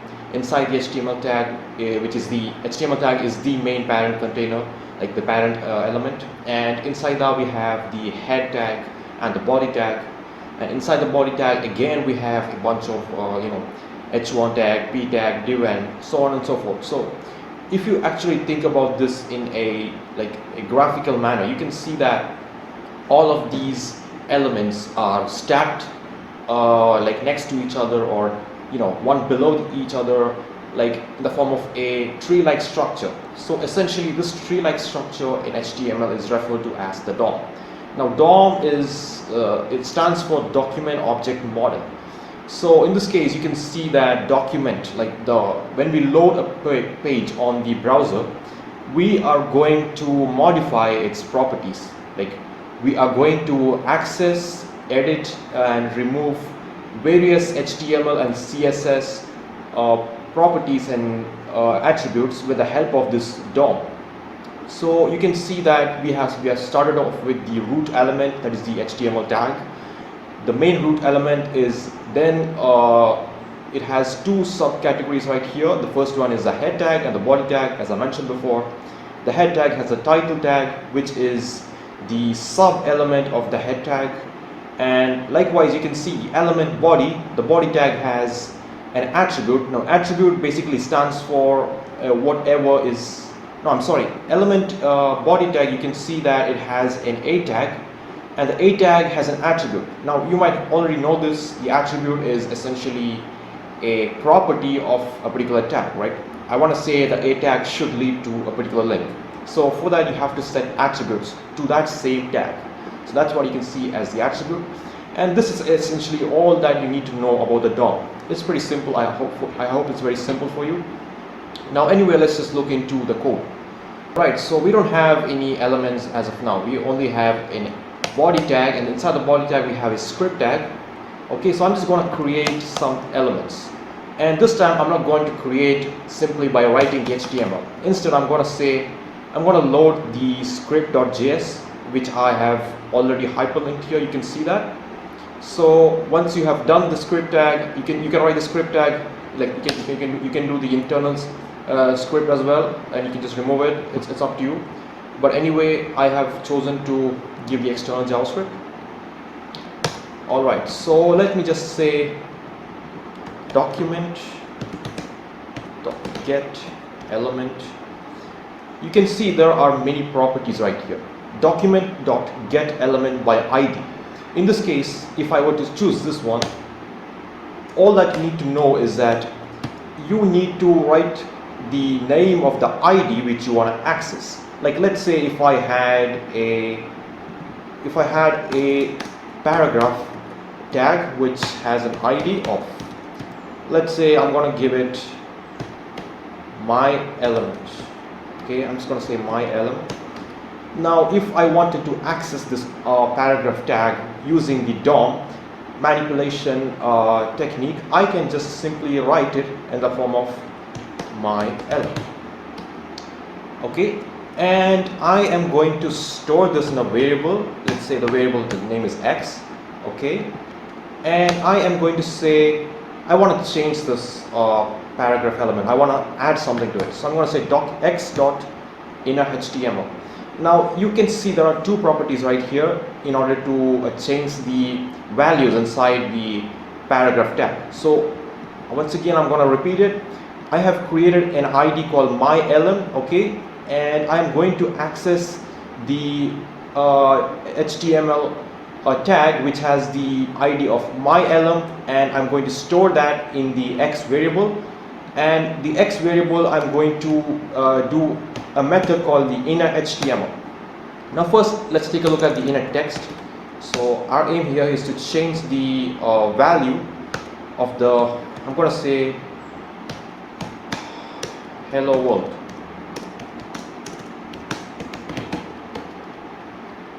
Alright, and you can see that we have received a text value right here. And this is essentially what the DOM manipulation is all about. You can access a particular tag, you can edit its values, you can remove it. Now if I want to say x dot remove, in this case I'm going to set an attribute right here, okay. I'm going to say hidden, okay, and I'm going to say true. And you can see that the paragraph tag is no longer visible, and this is essentially an attribute. We are not removing the tag completely. The tag will be there. If you just go into the inspect tab, you can see we have a head tag, the body tag. Yep, the paragraph element is still there, but however we have added this hidden true. You can see it on your browser if you just go to the inspect tab. So this is all about the basic DOM manipulation.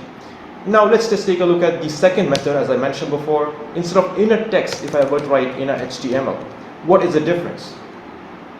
Now in this case, you don't see any difference because we haven't added any tags to it. So the only difference between inner HTML and inner text is that inner text is used when you want to modify the text values of a particular tag, whereas if you want to change the HTML itself, like let's say if I want to just add a tag, okay, I'm going to say there's going to be a link inside this particular paragraph tag, okay, I'm sorry.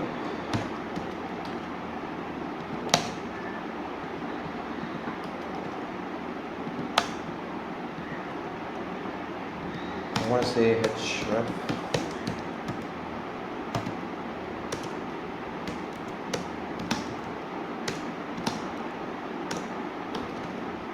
And you can see that I have converted this particular text into an A tag. It's a link right now. And this is purely the difference between the inner HTML and inner text. But if I were to change this back to inner text, you can see that we are going to get the text as it is. Like I have given the text here as a href is equal to, and it's a blank particular, it's actually a blank link right here, and I'm going to say hello world. And I have received the entire thing as a text, and this will be considered as an HTML tag if I just change to inner HTML. So this is the entire difference between inner HTML and inner text. Now I just wanted to introduce you to another property, and this one is similar to the get element by ID, and I'm going to say var. Now before that, I'm going to just create a bunch of elements right here. I'm going to say a button class btn.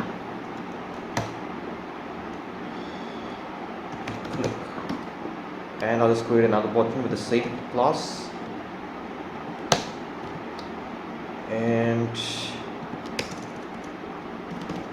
I'll just give a random name right here. It doesn't really matter. So let's just take a look at that. You can see there are two buttons right here, and I've given the button class as btn. Now if I were to access the element with the help of the btn, like I want to access the class name, right? All you need to do is document.getElements by class name, and you have to give the name of the class. Now do keep this thing in mind, guys. You can see there's a small difference right here, right? Here it says document.getElement by ID. It's just one element. There's no s right here. It's not plural. In this case, it's document.getElements by class name. There are many elements that's going to come. So let's just see what's going to happen right here. And I'm just going to console log this particular value because I don't want to.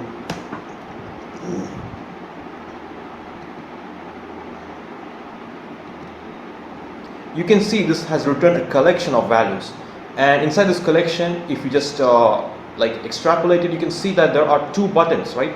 It shows you the 2 buttons, and also the length is 2.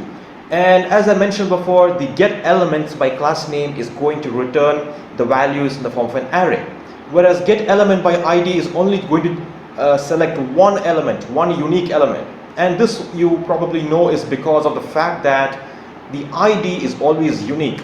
You cannot use the same ID again and again, and it's not really a good practice. And whereas a class name, on the other hand, you are going to have multiple classes for the same, similar elements. And if you were to access the elements altogether by the same class name, you have to use the get elements by class name. Now in this case, I only want to change one of the elements, right? You can see this click, the button which has the text click, is the first element of this array. So in order to access that, I'm going to say document.getElements by class name, and I'll just say console.log y0. And in this case, you can see that I have now received the first button right here, that is the click button. And that is because I have added this 0, which is going to specify the index. So this particular document.getElements by class name is returning an array. I want to specify the first element of the array. And let's just change the properties of that. I'm going to say y0 dot. I want to change the text inside the button. Okay. You can even use the inner HTML as long as you don't have any tags, of course. And I'm going to say button is chosen. All right. And you can see that we have changed the text inside the button as button is chosen. And if I were to just change this y0 to y1, let's see what's going to happen. The y0 has now returned to its original form, but the y1 as the second button has its inner text changed. And this is all the DOM manipulation is all about. So if you have understood this this particular part, then congratulations, your JavaScript, you can modify your JavaScript manipulation. So guys, if you have understood this particular part of the web development, you have understood essentially the most important thing in the JavaScript. That is, this is the base of the JavaScript right now. You are going to modify websites only with JavaScript. Okay, so I just want to, let's say I want to remove a particular attribute. Okay, I'm going to create an ahref. There's an ahref right here. Okay, so let me just create another one. Let me just access a particular img cat. Okay, and I'm going to say height is equal to 300, width is equal to 300. Let's see if it loads. Yeah, we have an image of the cat right here. Okay, and we are going to change some attributes right here. Let's just look into that. I have to give a class name, which is going to be, or I'll just access it straight away. Let's just look into the next property. Now I'm going to create a new variable, and this variable is going to hold a document.getElement by tag name. Now you might know what's the difference between this one and the previous ones. Tag name is going to choose the elements by the tag. Okay, so here we have the tag as img. Now let's just say console.log to make sure that we have chosen the right element. Console.log z, and yep, we have the img. But just to remind you of one thing, get elements by tag name is similar to the get elements by class name, as it is going to return an array of elements, unlike the get element by ID. So here again, you have to choose the first element. We only have one element right here. The first and last element is the same one. So yeah, when I just write as z0, that is a 0th index element, you can see our image is now being checked by the browser. Alright, so I just want to change its properties. Let's just say I'm going to say set attribute. We can just set an attribute right here. Okay, So if I want to hide this particular image, I'm going to say set attribute hidden is true. And now you can see, even though the image still loads on a browsers, you can see that the browser is still showing it in the elements tab. The image is still there in our original DOM, but however its attribute is hidden. And if I were to say z0.remove attribute, this is the opposite of the set attribute. I'm going to say set attribute hidden true should be removed. And yep, we have the image loading as it is. We have now gone through some of the most important topics in the DOM manipulation. So let's just combine some of these properties together. Let's say if I want to click on this button and I want to essentially toggle the image to be hidden or not hidden. Okay, so in order to do that, I'm going to say, first let's just take a look at the my element. I'm going to say okay, so now that you are now that you have a good idea of what the DOM is all about, let's just take a look at the another important property, and that is called the events. Now you know that for every browser it has a list of events. Now if I were to click a button and if I want a particular let's say if I want this image to toggle between hidden or not hidden, or if I want to change the text inside the button when I click it, so in this case we have to give a condition to JavaScript. We want to say do the particular activity only when something happens. Okay, so something that happens inside your browser is considered as an event. And to select the event right here, if you want to like choose what event it is, you have to specify the event object. An alternate method is to use the event listener. So let's just take a look at what that is. Let's say if I want to click on this particular that is the button which has the ID of my element, I am going to say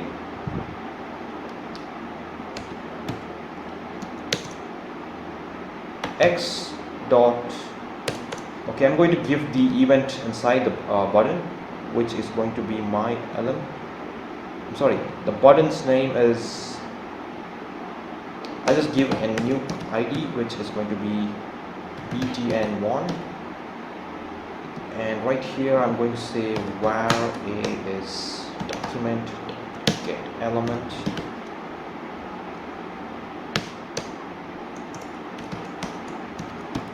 btn1, and I want to say this particular button should have an event. Okay, so I'm going to say on click. You can see that when you type on, there are so many event objects right here. On select, on click, on on blur, on change. There's a lot of events that you can see in JavaScript. But for now we are only going to look at, you can even see on scroll, which is, as the name itself suggests, when you scroll through something, you want a particular function to trigger. So you also have the on mouse over, which simply says when you put your mouse on top of something, you want a property to change. Or so many different event objects can be seen if you just simply type on. So I'm just going to say on click right here, and I'll give a function. The name should be okay, I'll just say toggle.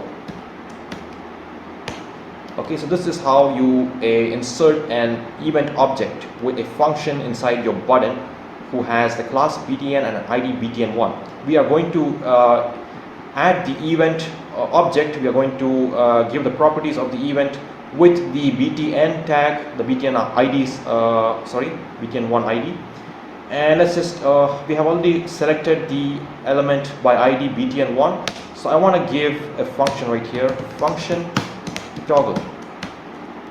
Okay, and I want to say if a dot, first let's just take a look at the default property, console.log a dot has, I mean the image, right? We're selecting the image, so I'm going to say image dot has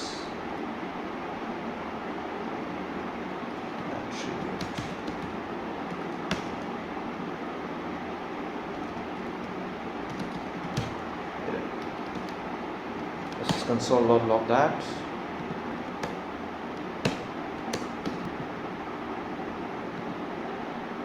Alright guys, so now you can see that I have added an has attribute. Now the has attribute is similar to the set attribute and remove attribute, but in this case we are going to see if the particular image has a attribute called hidden, right? So in this case I have to choose the image, I have to search the array, that is the get elements by tag name. img is going to return an array of elements which are image, and inside this array I'm choosing the first, the one and only element, and that is given by the 0th index. Has attribute hidden, and let's see, the console.log has given us a false, because you can see now the hidden is not true, right? The hidden is, if the hidden is true, the image won't be shown in the browser. So I am going to give this as a condition inside the toggle function, okay?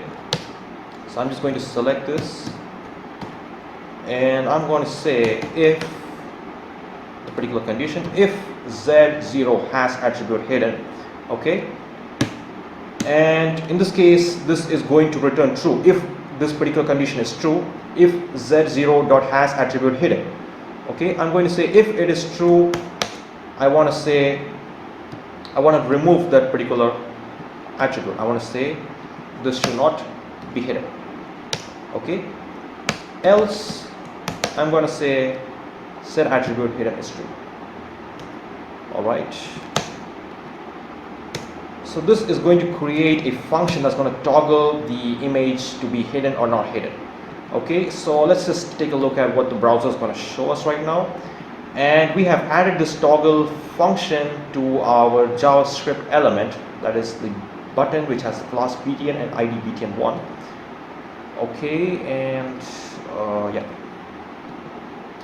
And now you can see that when I click on the button click, it is going to toggle between, first it's going to toggle and say if the button is let's say if the button is not hidden, it's going to hide the element, and if the button is hidden, it's going to hide it. It's going to, like, you can see it's, so now you can see that we are toggling the visibility of this particular image.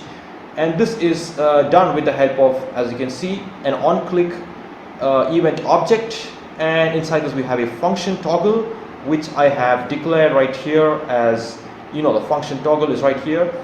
And inside this I have said if the z0, that is the z0 is essentially the image, whichever elements have the tag as image, I'm going to say the first and only element should does it have an attribute hidden. If z0.has attribute hidden, if that particular condition is true, I'm going to remove the hidden property as true. Else I'm going to say z0.set attribute hidden is true. This is a very simple toggle property I've shown here. You can even use a different you know, event object. Let's say if I want to okay, so in this case I've used the on click method. Okay, so instead of on click, let's say on mouse over. So let's see what's the difference going to be. And now you can see that when I put my mouse on top of the click, that is when I'm hovering over the particular click, you can see that I'm not even clicking it, I'm just putting my mouse over it, and you can see now the image is toggling. And you can use a different property as well. I'm going to say on let's say on scroll. We can use on scroll because you don't really have anything to scroll right here. So you can just try the different methods right here. I will be showing you, yeah, the on double click is given as on dbl click. It simply means you have to click it twice, and yep, the function is working as it is. Clicking it twice, yep. Alright, so now let's take a look at another method that we're going to do, another example we are going to do with this event objects and event listeners. What if I wanted to change this particular image of this cat to a monkey? And let's say if I have one button, I click on this button, I want it to be a monkey. If I click on this button, I want it to go back to a cat.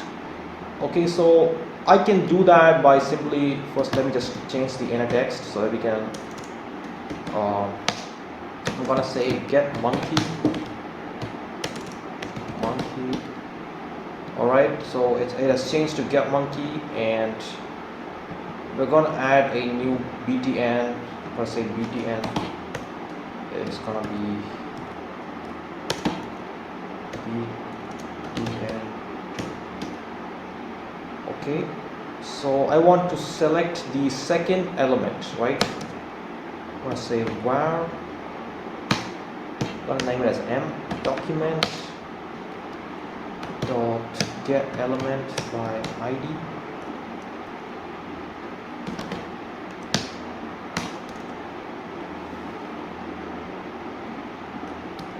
This one is btn2, and I am going to say m dot inner text is equal to get cat. So we will need two event listeners right here, right? That is a dot event listener for click. We have a function over there, and I'm going to create a new event listener. Now if you don't want to use the event listener, you can do the other method as well, that is to go all the way right here and go all the way right here and just add a on click and then call the function. It's up to you. You can use any method you want. So let's just take a look at that. I want to change the properties right here. Okay, so I'm going to say if this one should be get monkey, right? So I'm going to say if the image, right? If the image, if the z0, if z0 has attribute, okay, src, because src is what we use to denote the image, right? I'm going to say if it is an img cat. You can see img cat.jpg. Okay, if this particular property is true, I want it to be a monkey. Okay, I'm going to say set attribute to become a monkey, and let's see if that works. And you can see that when I click on the get monkey, the cat becomes a monkey. Now I want to change this back to a cat. Now let's just add that to this one. I haven't added it right here, so I'm just going to do the same thing right here in the reverse order. I'm going to say if it has the property as get monkey, like I'm going to say get cat becomes get monkey, and vice versa. If it is a monkey, I want to change it back to a cat.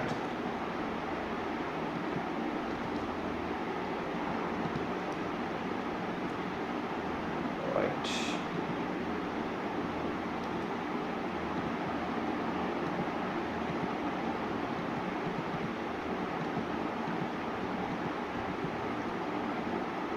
Oops, I haven't changed the event listener right here. I'm so sorry about that.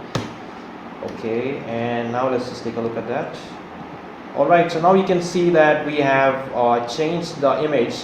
If it's a cat right here, just click on get monkey, you get the monkey image on your browser. If you say get cat, the monkey becomes a cat. So this is another example of the event. And likewise, if you want to just modify it, let's say if I want.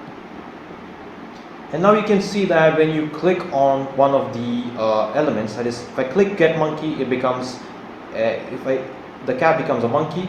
Whereas if I do the if I simply put my mouse on top of this, that is, you can see I have given the mouse over as the event, right?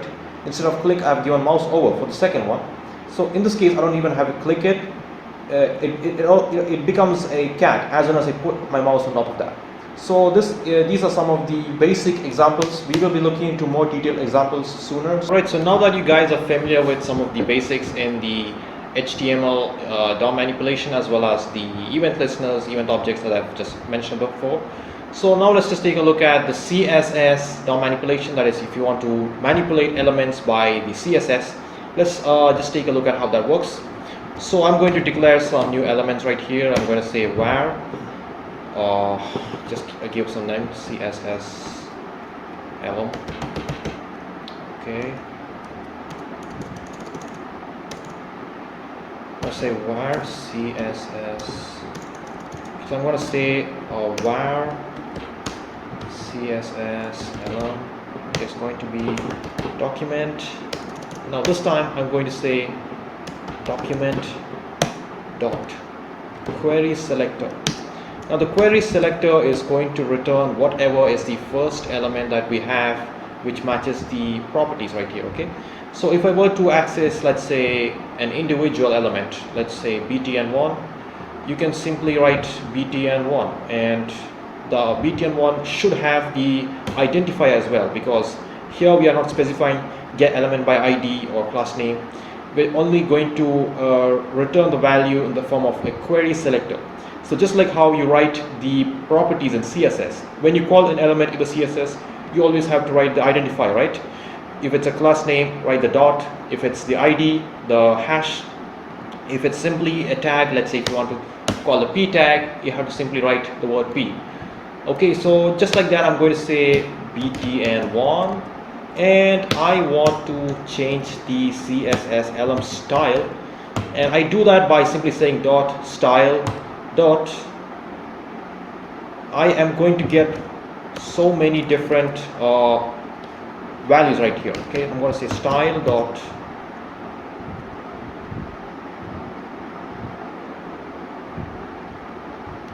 background.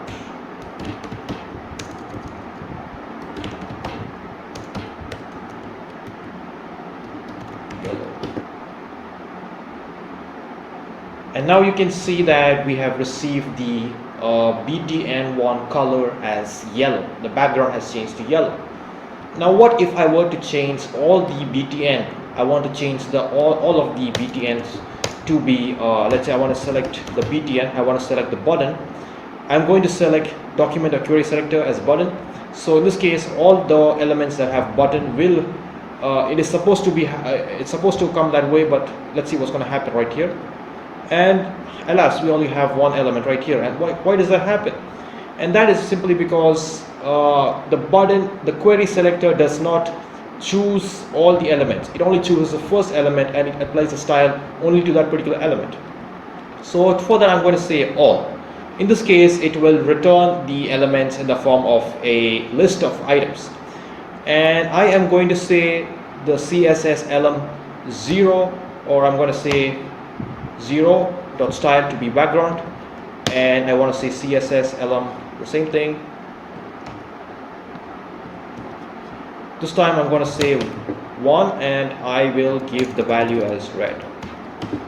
Let's see what's going to happen. And now you can see that we have applied the CSS to both elements, but using the property query selector all. The query selector all will fetch all the particular elements that have this particular tag, the button tag. But in order to access them, you have to use the 0, you have to use the index property, because it comes in the form of, as I mentioned before, it's similar to the get element by class name, right? Get elements by class name means there are so many elements right here. You have to choose which specific element you want. So in this case, we have 2 elements. So I've said the first element should have yellow, the second element should have red. Okay, index 1, index 0, and index 1. So that is all about the style. You can also give various styling as well. You can say style dot, let's say style dot, you see there are so many different styles: align content, align self, animation. You can just go through that, and it's just normal CSS, except that we are doing it inside the I'm going to say padding should be changed to 20 pixels. Let's see what's gonna happen. It becomes very big. You can see padding of the distance between the inner text and the outer boundary has changed, which is exactly what padding is meant to be.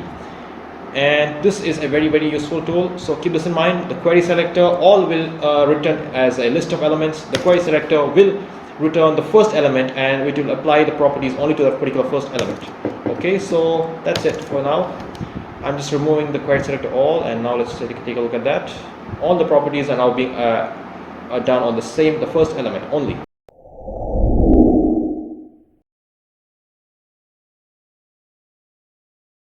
Alright guys, so today we will be looking into the last session of our tutorial, and that is going to be form validation.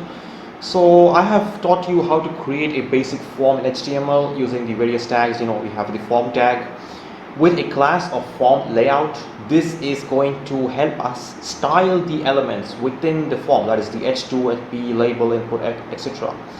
So we are using this for the CSS selector, and we have an action right here that is going to take us to a new page if and only if these conditions are true. And we are going to give the condition right here. Now in this case there is no condition, so whatever the user is going to type, it doesn't really care, it will take you to the new page regardless. And even if you don't type anything, you are going to go to the new page. So I want to give a bunch of conditions right here. I want to say only if this condition is true, I want the user to go to the new page, or I want the page to generate an error message saying you have typed some values wrong, or you haven't given the correct input. Now how can we do that? Now let's just take a look at the labels and input that we have right here. As you can see, this is a normal label for first name, and then an input is given right here. But also, and usually you have an extra label right here, and that says first name alert. Okay, I have given this as the ID. You can give any name you want. This is an empty label which I will be using to notify the user if their input is correct or not. And I will also be changing the color of this label, like between red, green, just to show that your form is actually being monitored by the browser. And if all of these labels are green and it says valid input, then we will be triggering this particular on submit. Now how can we do that? Let's just take a look at that. So anyway, let's just go through the next one. The email, as you can see, it is created using the normal label input. There's a placeholder. So we'll have a predefined label for the number alert, because this one is going to use some advanced text operations called the regular expression. Now I will teach you how to do that, and we are going to look deeply how to let the computer know which formats are valid and which one is not valid when you want to have some advanced text identification procedures. And then you have the date of birth, set password, and also the password alert message has a predefined value as well. It says password must contain at least 8 characters with minimum of 1 uppercase, lowercase, and number. So let's just take a look at how this is loading in our browser. So I have used the grid property to arrange these elements in a neat manner. You can just click on this grid icon right here, and you can see there are 4 columns right here. And how did I do that? I'll show you the styling. There is a display grid property. I'm pretty sure you know what these are all about. Height 100 rem is the total height of the the entire height of this the form layout. Then you have the width, which is 73% of whatever device you're loading it in. Then you have the border, which is going to be say 3 pixels solid RGB, and that is going to look into the border. You can see the border has a green border, and it also has a border radius. It's curved at the edges, and that is what I've done here. So keeping aside all the other properties, then we also have the padding bottom, the color black, text color, and background color. So keeping aside all that, we have the grid properties right here, which is essentially the most important thing that we're going to take care of. You can see the grid template column has 4 attributes right here. It's going to say 0.2 FR, 1 FR, 1 FR, 0.2 FR. Now the 1 FR is the second column. This one is the third column. This 1 FR is going to have all the labels, right? It's going to contain all the labels. This one is an empty space I've given right here on both edges so that the form looks a little bit neat. You can see the 0.2 FR is the empty space right here and right here. Then I've given the labels to be inside this second column. And how do I do that? I have to say it should be between the second and the third line. That is 2/3. And let's see how I've done that. You can see that the form layout label is grid column 2/3, as I've mentioned before. The form layout input is going to be grid column 3/4. And this is something that I've shown you before, I remember, but I'm just going to recall everything just to make sure you understand before we proceed further. And then we also have We also have given the form layout first name alert, the last name alert, because this one is actually a label by default. You know that, right? Now by default, if I never gave the CSS selector, it is going to print along with it's going to print in the first it's going to print in the second column, and we don't want that to happen, right? We already have a bunch of labels right here, but the error labels, the alert labels, are going to be the second column, and that is what I wanted to do with this particular selectors. I'm going to say all the alert labels should be in the same column as the input. So that's what we did here, right here. And yep, there's also a border radius 7 pixels, and that's it pretty much. We have done the same thing for the different labels, grid column 3/4. Okay, then we have the password strength checker. We'll come into that later on. So let's just start off with the the form validation. So in order to validate the name, let's say I want to validate the name right here, we have to first look into the ID of this particular the first name alert. It says first name alert is the empty label which we are going to use for showing that the user has done something wrong or correct. And this one is the ID of the actual input field we have here. So let's just go down into the script tag. I'm going to say, okay, first I'm going to declare the function right here, function check first name, and I'm going to say let fname is going to be document.get element by ID. It's going to be first name dot value, because we are going to select the value that is going to be printed inside this fname, right? We don't want the fname, the input field, to be selected. I want the value, I want the if condition to be applied on the value and not on the the input field itself. So, and I'm also going to use the word trim, because this is going to trim the white spaces of both sides. Let's say if I were to write the name as Sam. Okay, so in this case, if I give the condition that the name should be 3 characters long, this case is correct. But I'm also going to get a false positive, that is if I say space space space. Okay, let's just let's say if I were to just say, if I just give 3 spaces right here, it's going to give you a correct output, which is a false positive. We don't want that to happen. So we want to, okay, even if I just say Sam over here, I have given a space right here, right? I want to remove those spaces and see only the text values. I want to see the length of the text values alone. So to do that, I have given the trim, and I'm also going to call the label, that is the error label, which is invisible as of now. So I'm going to say that it should be fname label is document dot get element by ID. It's going to be first name alert. Okay, this is the ID of the empty label that we are going to use to show the user is correct or not. I'm going to say if fname dot length is 0, or if it is less than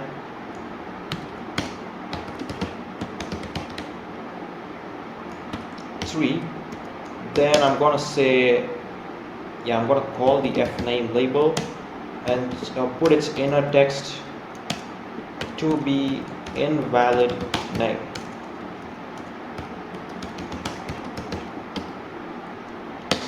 And I'm also going to change the labels style dot background,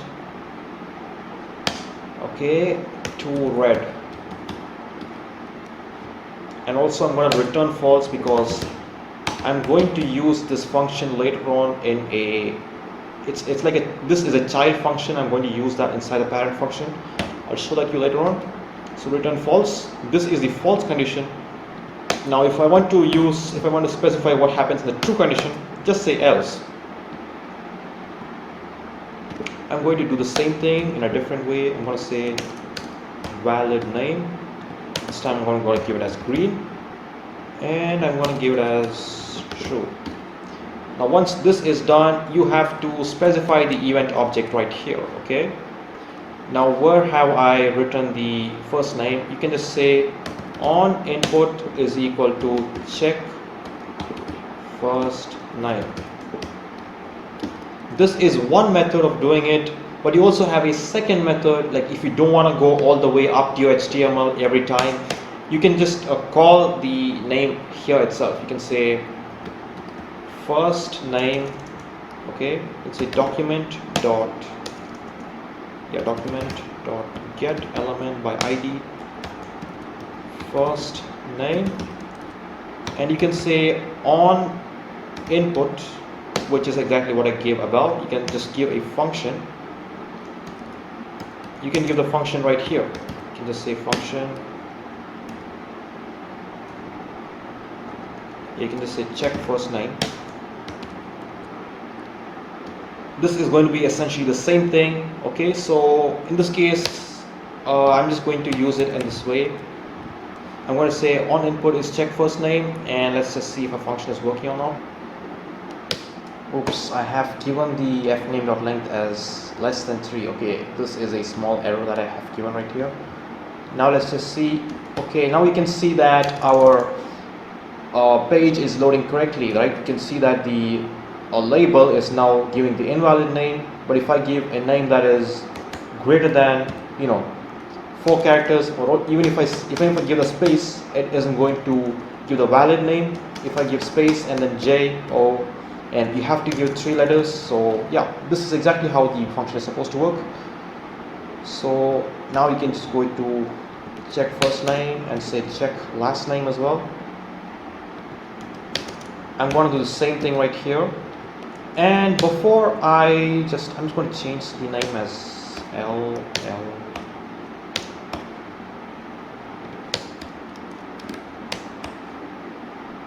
Okay, that was going to do the work. Last name.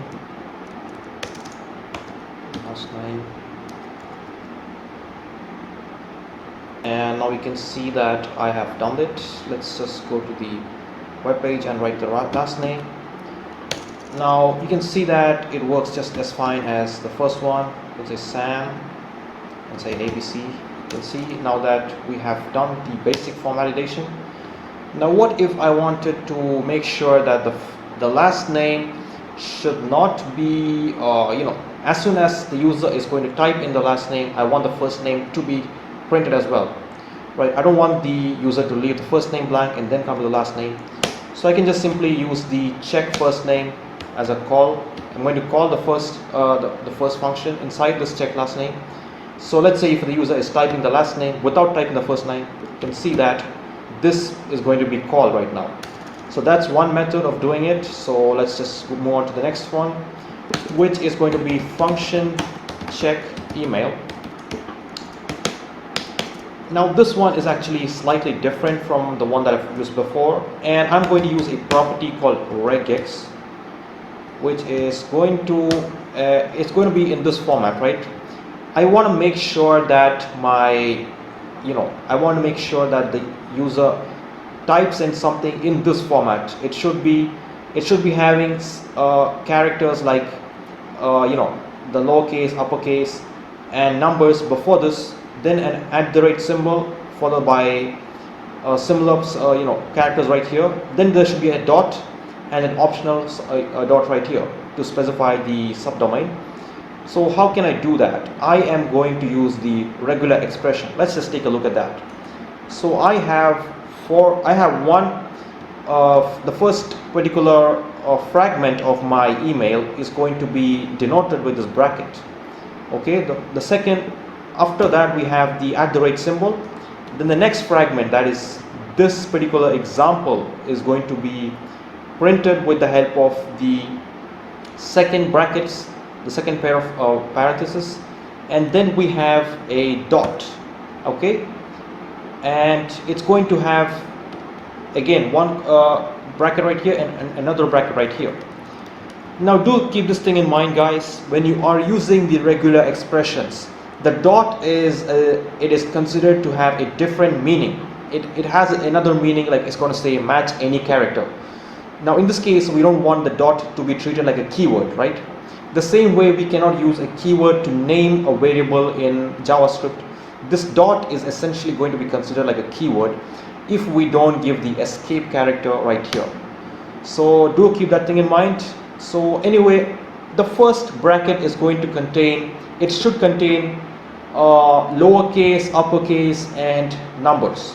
So how can I denote that? I am going to specify a range of values. Okay, this square bracket is used when you want to specify a range of values. If you want to specify a constant value, like if you want to say the username should be something like admin. So in this case, it will give a test. It will test the first character to it will test this first fragment to have the word admin. But in this case, I want it to have any range of values so long as it has the lowercase, the uppercase, and the numbers. Okay, and I'm also going to give dot because some people also have the dot. I have given the escape character because of obvious reasons. Then I have the underscore, again escape character right here. Then also I'm giving the hyphen. So this is what I want the first fragment to have. As long as the user types in any characters that satisfies this following condition, then the regular expression is going to be true. I'm going to return true for this check email function. Then after the @ symbol, I'm going to give the same thing. Okay, I'm going to say, maybe you can just remove it, it's up to you, you can just play around with it. Okay, and then we have this one right here, which is going to be having only A to Z,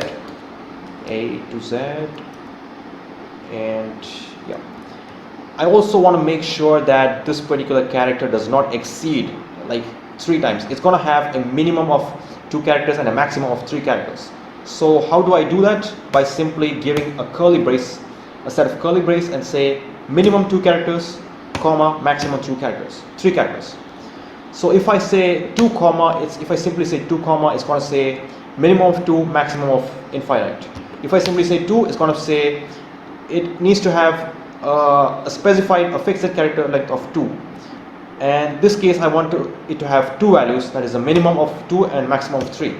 Okay, now I'm going to just give the last one, which is an optional. This one is completely optional, so we don't have to necessarily so I'm going to give a .co. Let's say if my if my email ID is me@gmail.co.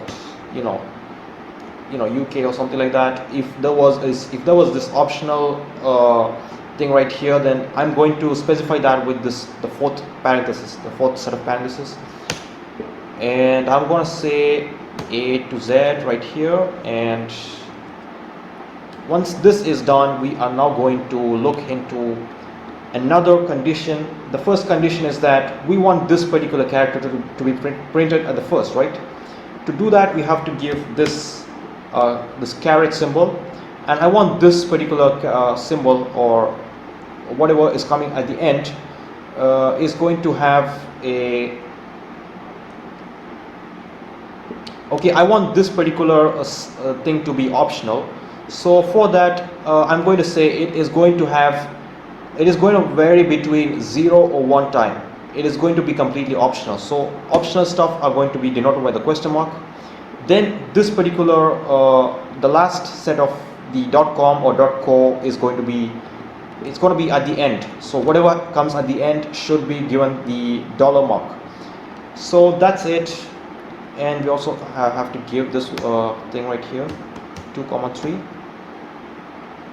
Okay, and let's just see if it's working right now. I'm going to console.log and check regex.test. Let's say, yeah, I'm going to give the string as, let's just first call the string let email is equal to document.get element by ID. I want to say email, and this one should be value as well. value. Okay. And also do keep know this thing, guys, you have to make sure to give the plus symbol right here, because if you don't give that, this is going to treat this, it's going to only look into the first character of this particular bracket. If you want to look into a list of if you want to look at a continuous list of many elements printed together, let's say if my email ID was sam@gmail.com, in this case I am going to the regular expression is only going to consider the first character. Okay, so we have given the first character identifier as the character, so I want to say all the characters that come along with this first character, that is the A, M, let's say if it's Sam Anderson, I want all the characters to be considered for this particular regular expression. So for that I'm going to mention this plus symbol. I'm going to do that for every symbol as well. And I just gonna put this thing inside because we don't want this to have too many characters. Alright, so I think we are done for now, and let's just see what value we're gonna get for the user's input. I'm gonna say John Doe at, okay, I haven't given any, okay, John Doe at example.com. Okay, you can see that we have received two values in the console, right? The first one is false, and that is because we have given an invalid input. You can see that when I give .c, okay, so you can see that after the dot, okay, after the dot means we have given the dot and escape character. If we don't get minimum of two values, then we have to get false. So in this case it's false, but if I print two values, then it becomes true on the console. So that is pretty much what the regular expression is all about. And also if I give it a wrong format, let's say if I give at me.com. Something like that, it's going to give false each and every time I type a text. So this is how regular expressions do work. So I'm going to print my official email address, which is going to be nujum2007@gmail.com. And now you can see that, yeah, so you can see when I printed 4 characters right here, it's going to give me false, but the moment I remove one, it's going to be true. So this is a very useful tool. Now let me just okay, let's just comment this out and give the, I'm going to say if regex.test email is true. That is, if you want to say something is true, you just need to print if and that condition. I'm going to say if this condition is true, I want the email alert. Now the email alert, let me just confirm the email alert ID is ID. Okay, and I'm going to say the email alert is going to be let email label is equal to document.get element by ID email alert. Okay, and that's it. This is going to give me the email label as inner text valid email, and then I'm going to say email label dot style dot background is going to be green. Likewise, if the condition is false, I want to say else. Same thing in a different format. Okay, I'm going to say invalid email, and the color should be red. Now let's just test this code out, guys. So I'm going to say nujum at my official email address is, you can see that the moment I type in 4 characters at the end, is going to be invalid. And also if I leave out this dot, it's going to be invalid, because you can see we need one @ symbol, we need some characters right here, and then we need a dot. If I give the dot right here, it's going to be invalid. But if I give the com, it's going to be .com, it's going to be valid. So it keeps changing as and when we type something. And then if I say .co dot, let's say in, now it's going to be valid. But let's say Now it's going to be invalid. So this is how we verify emails with the help of the regular expressions. So if you want to test out your regular expression, I'll recommend this website for you. It's called the regex101.com. It's a very useful site, guys. Do check this out. It's used to test your regex, your regular expressions. So anyway, now we have done now we have filled out the first name, last name. I also want to make sure that the user does not type in the email address before without typing the first name and last name. To do that, I'm going to call the check first name and the check last name. The last name, so that if the user types in the email without by leaving this thing blank, it's going to give the error message. You can see invalid name. You have to type in the first name, the last name first, and then you can come to the email. Alright, so now we're going into the phone number, which we are going to use the regular expression as well. Okay, so function phone number is going to be function check number. I am going to say, first let's just give all these functions right now, just to make sure that the user did not leave anything blank,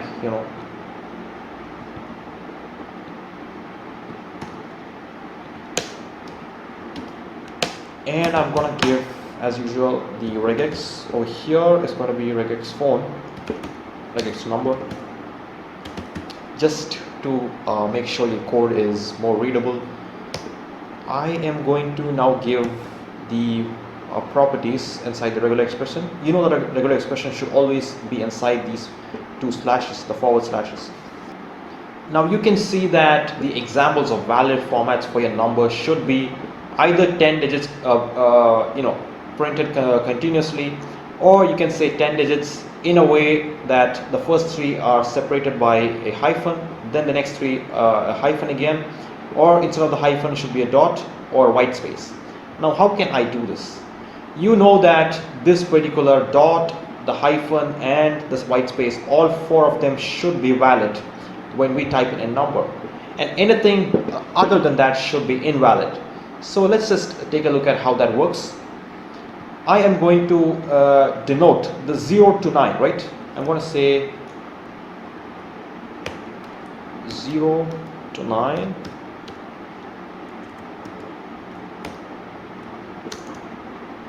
And I'm going to say 3. Then I'm going to say 0 to 9. Now I'm going to give you a shortcut right here. If you want to print the digits, if you want to say your number should be a digit, you can just simply say /d, that is the backslash d, and this is a shortcut for saying I want the 0 to 9. And you can also use the same thing right here, \d is going to say digits 3. It needs to be 3 digits compulsorily. Now in this case I haven't given any properties in between, which will be coming to that later on. I'm going to say 3 digits right here, and again 3 digits right here. I'm sorry, 4, because 4 plus 3 plus 3 is 10. So yeah, that pretty much does the job. And I'm going to say there needs to be something in between, right? We have said it can be a white space, it can be a dot, or it can be a hyphen. It can also be correct, it can also be given the validation if there are none of these things, if the numbers are given successively without any space, hyphen or dots. So to do that, I'm going to say this particular property is optional. That is this, whatever happens, right? I'm going to give the white space character is going to be denoted by the \s. Then I'm going to say hyphen. Okay, the hyphen is preceded by \, so that it isn't treated like a keyword. Then I'm going to say dot, and then I also want to make sure that this one is optional, because it is completely fine if you write this, but it is also fine if you don't write this. But also if you're writing something between the numbers, it needs to be after the first 3 digits and between the next 3 digits, right? And also we are giving the same thing for, I want to say this needs to be correct as well. So D3, then you can any of these values, right? You're going to say either a white space, either a dot. You cannot print both of them at the same time, because it's going to, this backslash, or sorry, this particular square bracket is going to say any one of these values. It's going to denote it as a range of values. And this one is what we write to specify between 0 to 1. Match any characters between 0 to 1, and it should be optional. So if your character is optional, then you have to give the question mark before, just after the characters.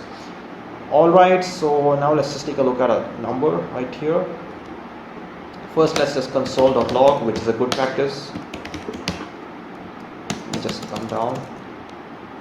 I'm going to say console.log regex number, and I'm going to say regex number dot test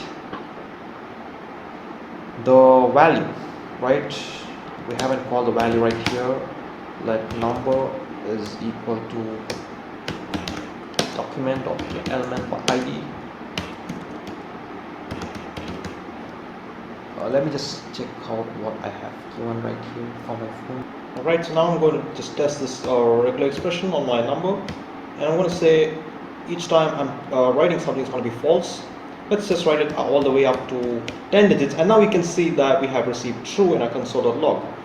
Now we can see this satisfied one of our conditions. Now what if I were to give this condition, that I want to have the first 3 digits separated by a hyphen, the next one, then again after the next 3 digits I want a hyphen. So I'm going to say hyphen right here, then I'm also going to say hyphen right here. Now even this condition is satisfying as true. Now I want to just replace the hyphen with a dot, and you can see that it is now coming correct as well. Alright, so now let's do the styling for this particular the label, and I'm going to say, yep, let's just call the label, let num label is document dot get element by ID, and I am going to say that the label is going to be number alert. I believe that's what I have given right here. Let's console.log this one and give an if condition to say if this condition is true. Okay, if it is true, I am going to change the num label dot style dot background as green, and I'm also going to say num label dot inner text is going to be valid number format. And let's also do the same thing with regard to else. I don't want to have this statement right here, I'm sorry.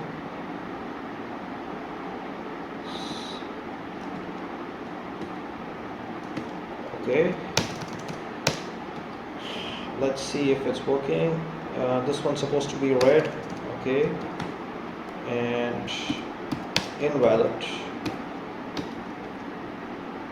Alright, so okay, we can see that this one's color is black, so I'm going to give the color as non-label dot style dot color is white. Okay, that should do the trick. And this one's saying invalid number format 1 2 3 4 5 6 7 8 9 0. Now it says valid number format. Now let's just try a different one, this one and this one. It's still valid, but if I give it like this, it's invalid.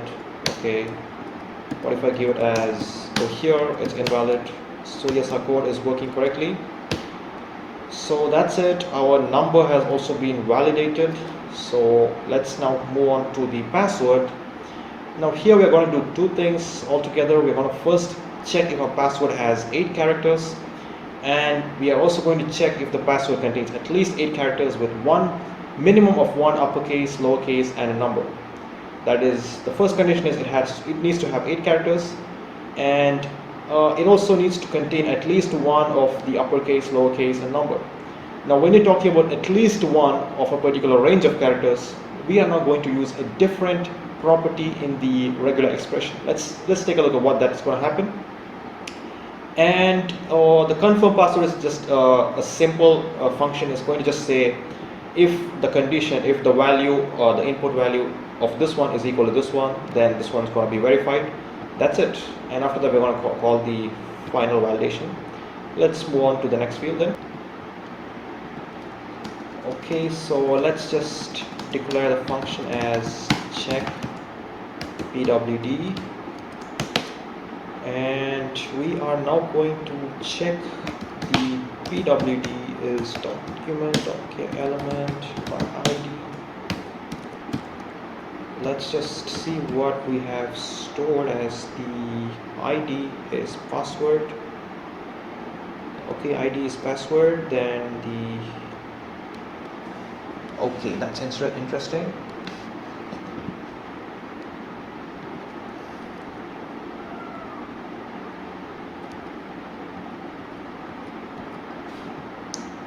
So id is password, and this time the regular expression for pwd, I'm just going to name it this way. Now we know the condition is that we need to have a minimum of 8 characters, right? So let's just specify that first. I'm going to say any characters that comes before the whatever characters I will write inside this, it needs to have 8 as the minimum, right? It needs to have minimum of 8 characters. So if I type something that is like 9, 10, 11, 12, then it can be correct. Or if I want to say 12, now this time it's going to say any characters that is between 8 and 12 is going to be correct. That is, minimum length is 8, maximum length is 12.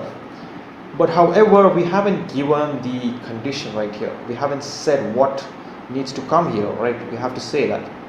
We have to say that this one should have at least one uppercase, lowercase, and a number. So let's just take a look at that. So the first condition is at least one uppercase. Okay, we are not looking at the order right here. So this one is called a forward look ahead. Okay, it's going to start off with a question mark, then it's going to have a equal to, then it's going to have a star, and then we are going to give a range of values which is going to be capitals. Okay, yeah, you also have to give a dot over here. I'm sorry about that, I missed out. So this one is what we need to make sure that our test contains at least one AZ.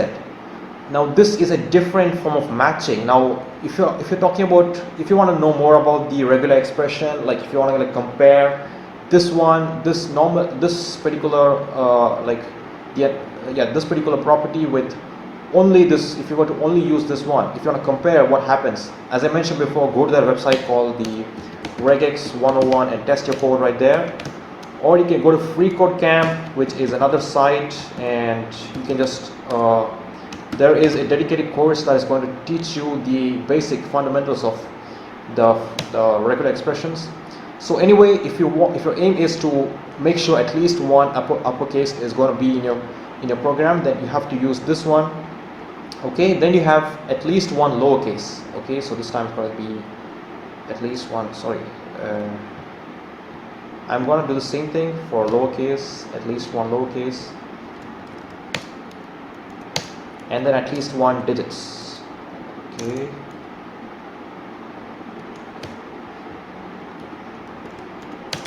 Now, as you know, digits can be written as a \d. And let's just see if this thing is working or not. I'm not sure if it's correct.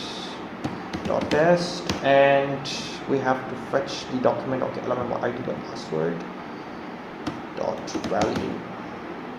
Okay, now this one should give us the value. We are going to test the value ABC 1 2 3. Wait, something's not correct. We haven't given the password, the object. Okay, that's it. Check pwd, and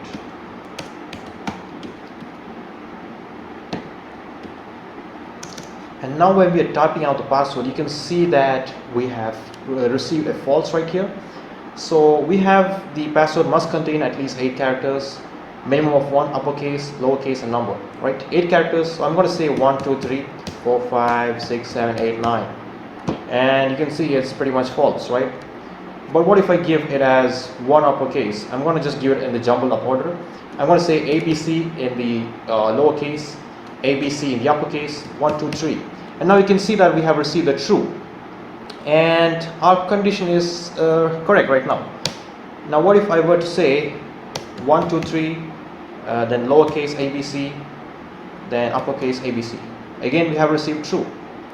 So we can just keep typing up numbers like that. It's gonna print.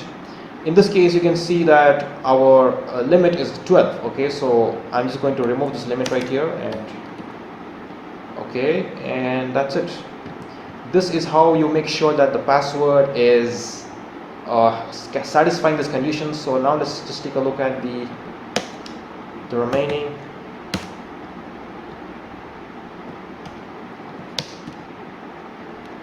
Now let's just say the label, the password label, that pwd label is going to be document element. ID is going to be pwd alert. Pwd label is going to have an inner text valid password. And I'm also going to say pwd label dot background is going to be, oops, wrong syntax, green. Similarly for the else part, I'm going to say, yep, pretty much the same thing, different syntax, different like labeling. Yep, red. Okay, alert message is given as alert message 1.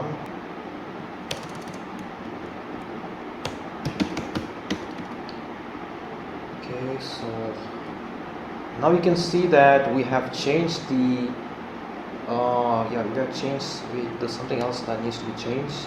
The background is not becoming green, but something's up right here. Oops, style of background, my bad. Scan, and I also need to make sure that this particular color is white. This color is white. Okay, let's just write the password and see for ourselves. 1, 2, 3, ABC, ABC. Okay, in this case it's working. What if I use a special character? It doesn't really care because special characters are not part of a condition. So I'm going to say capital A, capital B, small b, capital C, small c, then 1, 2, 3. Yep, our condition is now being satisfied. So that's all about the password strength. Okay, now we have to look at the password strength. Now that our set password is done right now, we're going to calculate the password strength right now. So for that, I'm going to declare a separate function, which is going to be function check pwd strength. And this time I'm going to just give 2 different regular expressions. I'm just going to show it to you straight away because I don't really want to just waste time testing it every now and then. So you can see that I have given the medium regular expression to have A to Z. Okay, it's saying that if our password is having a combination of uppercase and lowercase, or a combination of numbers with lowercase, any one of them, if any one of them is being satisfied. So if you want to give an optional situation, you have to give the the OR operator. This is called the OR operator. You might be already familiar with that in JavaScript. So in this case, I'm going to say if the password contains, okay, first we're going to say if it's 8 characters or not, a minimum of 8 characters, and if the particular condition is satisfied and it has a combination of lowercase and uppercase, or it has a combination of lowercase and numbers such that they have a minimum of 8 characters, then I'm going to say the password strength is medium.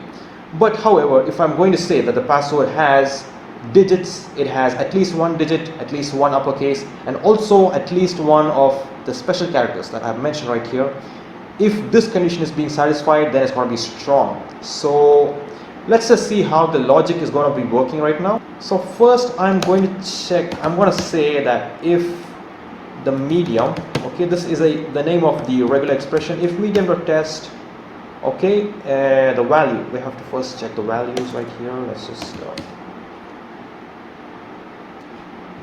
okay, this is exactly what we wrote before. Let's just copy paste that.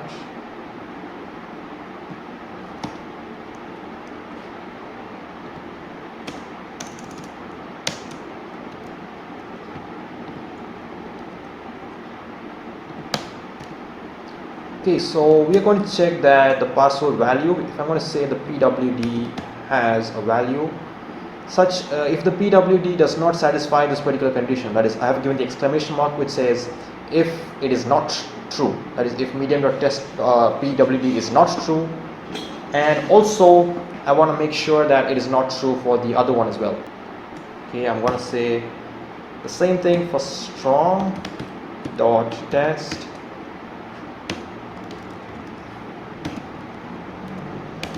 PWD.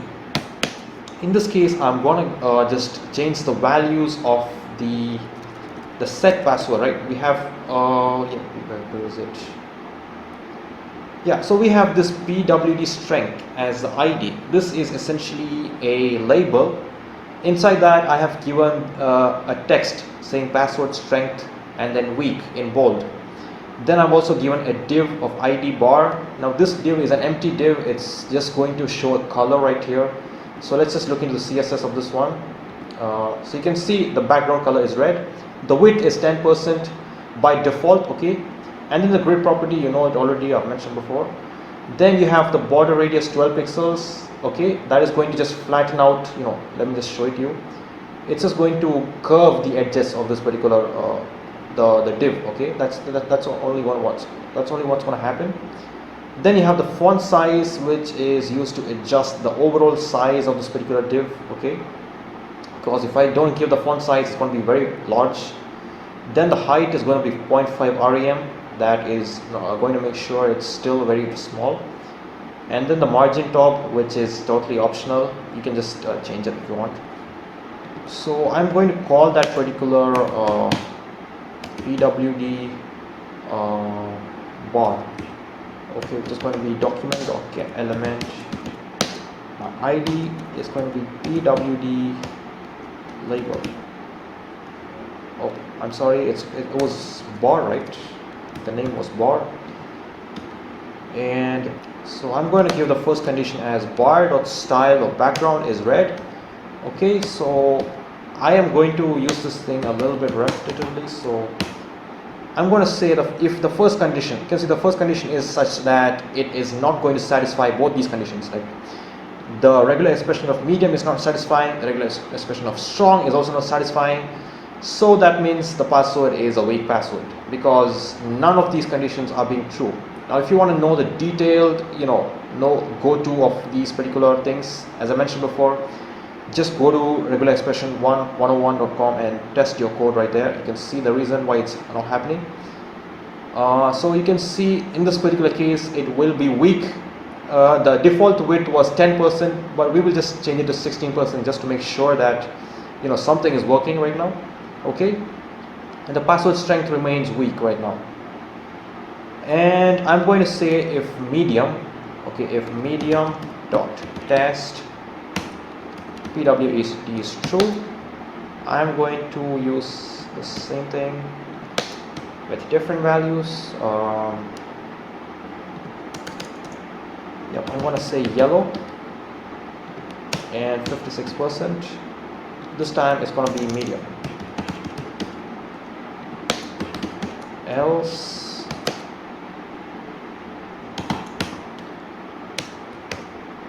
if strong.test PWD is true, I am going to say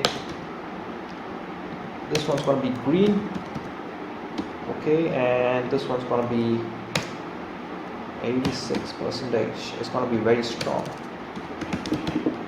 or just strong.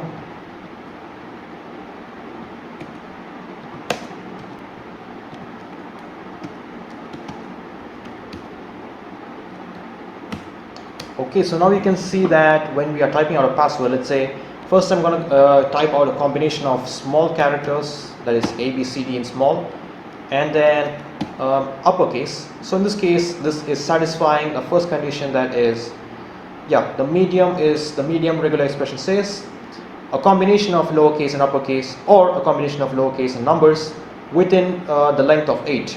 The minimum length should be 8. Is going to give the medium, the strength is medium. Let's say instead of typing out the uppercase, I'm going to give 1, 2, 3, 4. Pretty much the same thing, medium.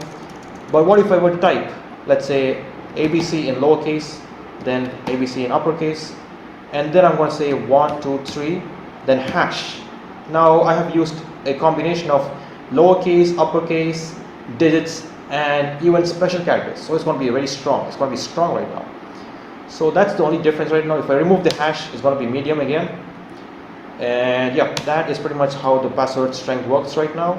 You can change the regular expressions as in how you like it. So now I'm going to give my last function, which is going to be function verify passwords. I want to verify that the password that I entered in the first field is the same as the one in the second field. And this one is going to be pretty much straightforward. Let's just give the event object first so that I don't forget it later on.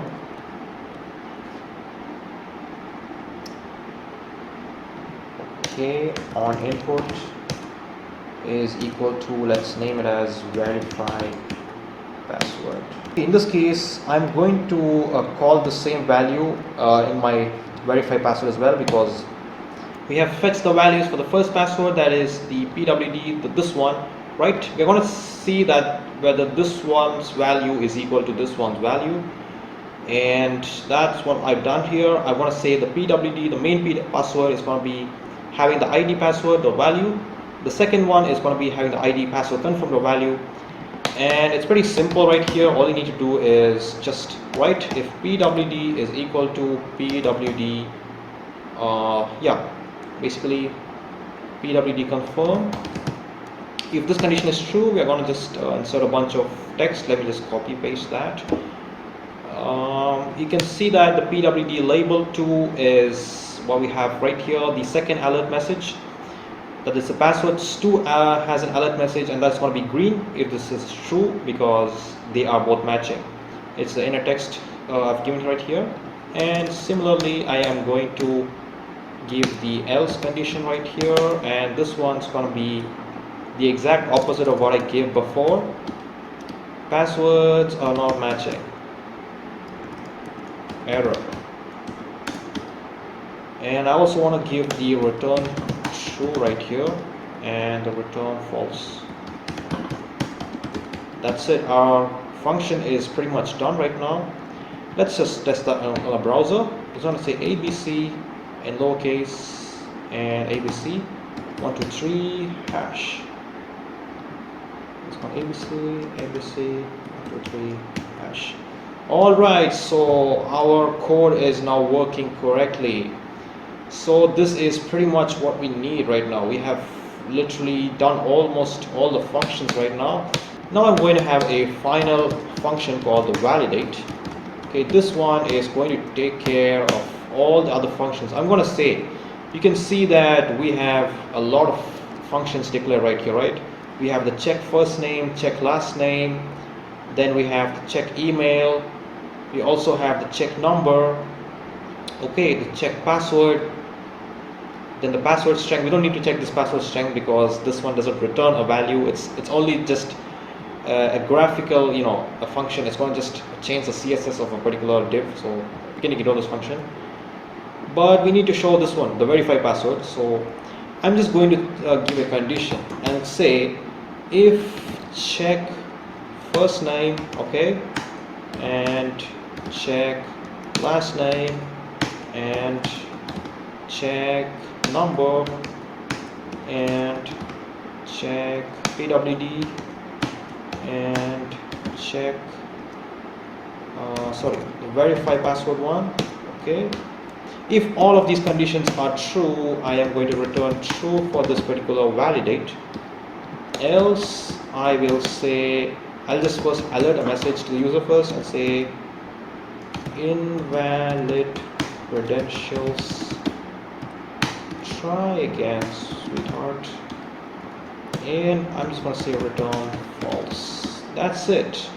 And we are going to make sure that this is like a parent function. Okay, all of these functions that we have done right now, the verify password, check pwd, and all that are the child functions. So after I write all these functions, after I check their output, I want to give a final, a validate function which is going to check, are all the functions correct, are all the functions having the correct value, and if that is the case, return true, and I'm going to return that to the validate.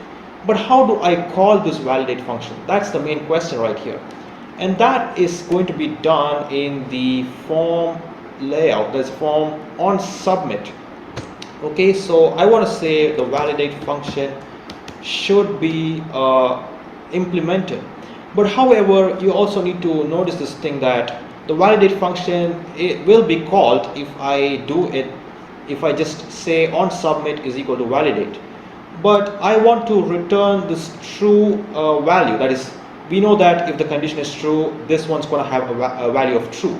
I haven't given the return true statement right here. This is very, very necessary. I haven't false. Okay, the check pwd also needs to have a return true. Okay, I haven't given that right now. Return false. And the check pwd strength does not need something like that. Now let's just take a look at our code right now. So this is a boolean, this is a boolean, this is boolean. We need to make sure all of these functions are boolean. Situation right here. Okay, the main problem right here is the fact that it will show us invalid credentials, try again, but however it is still going to be validated.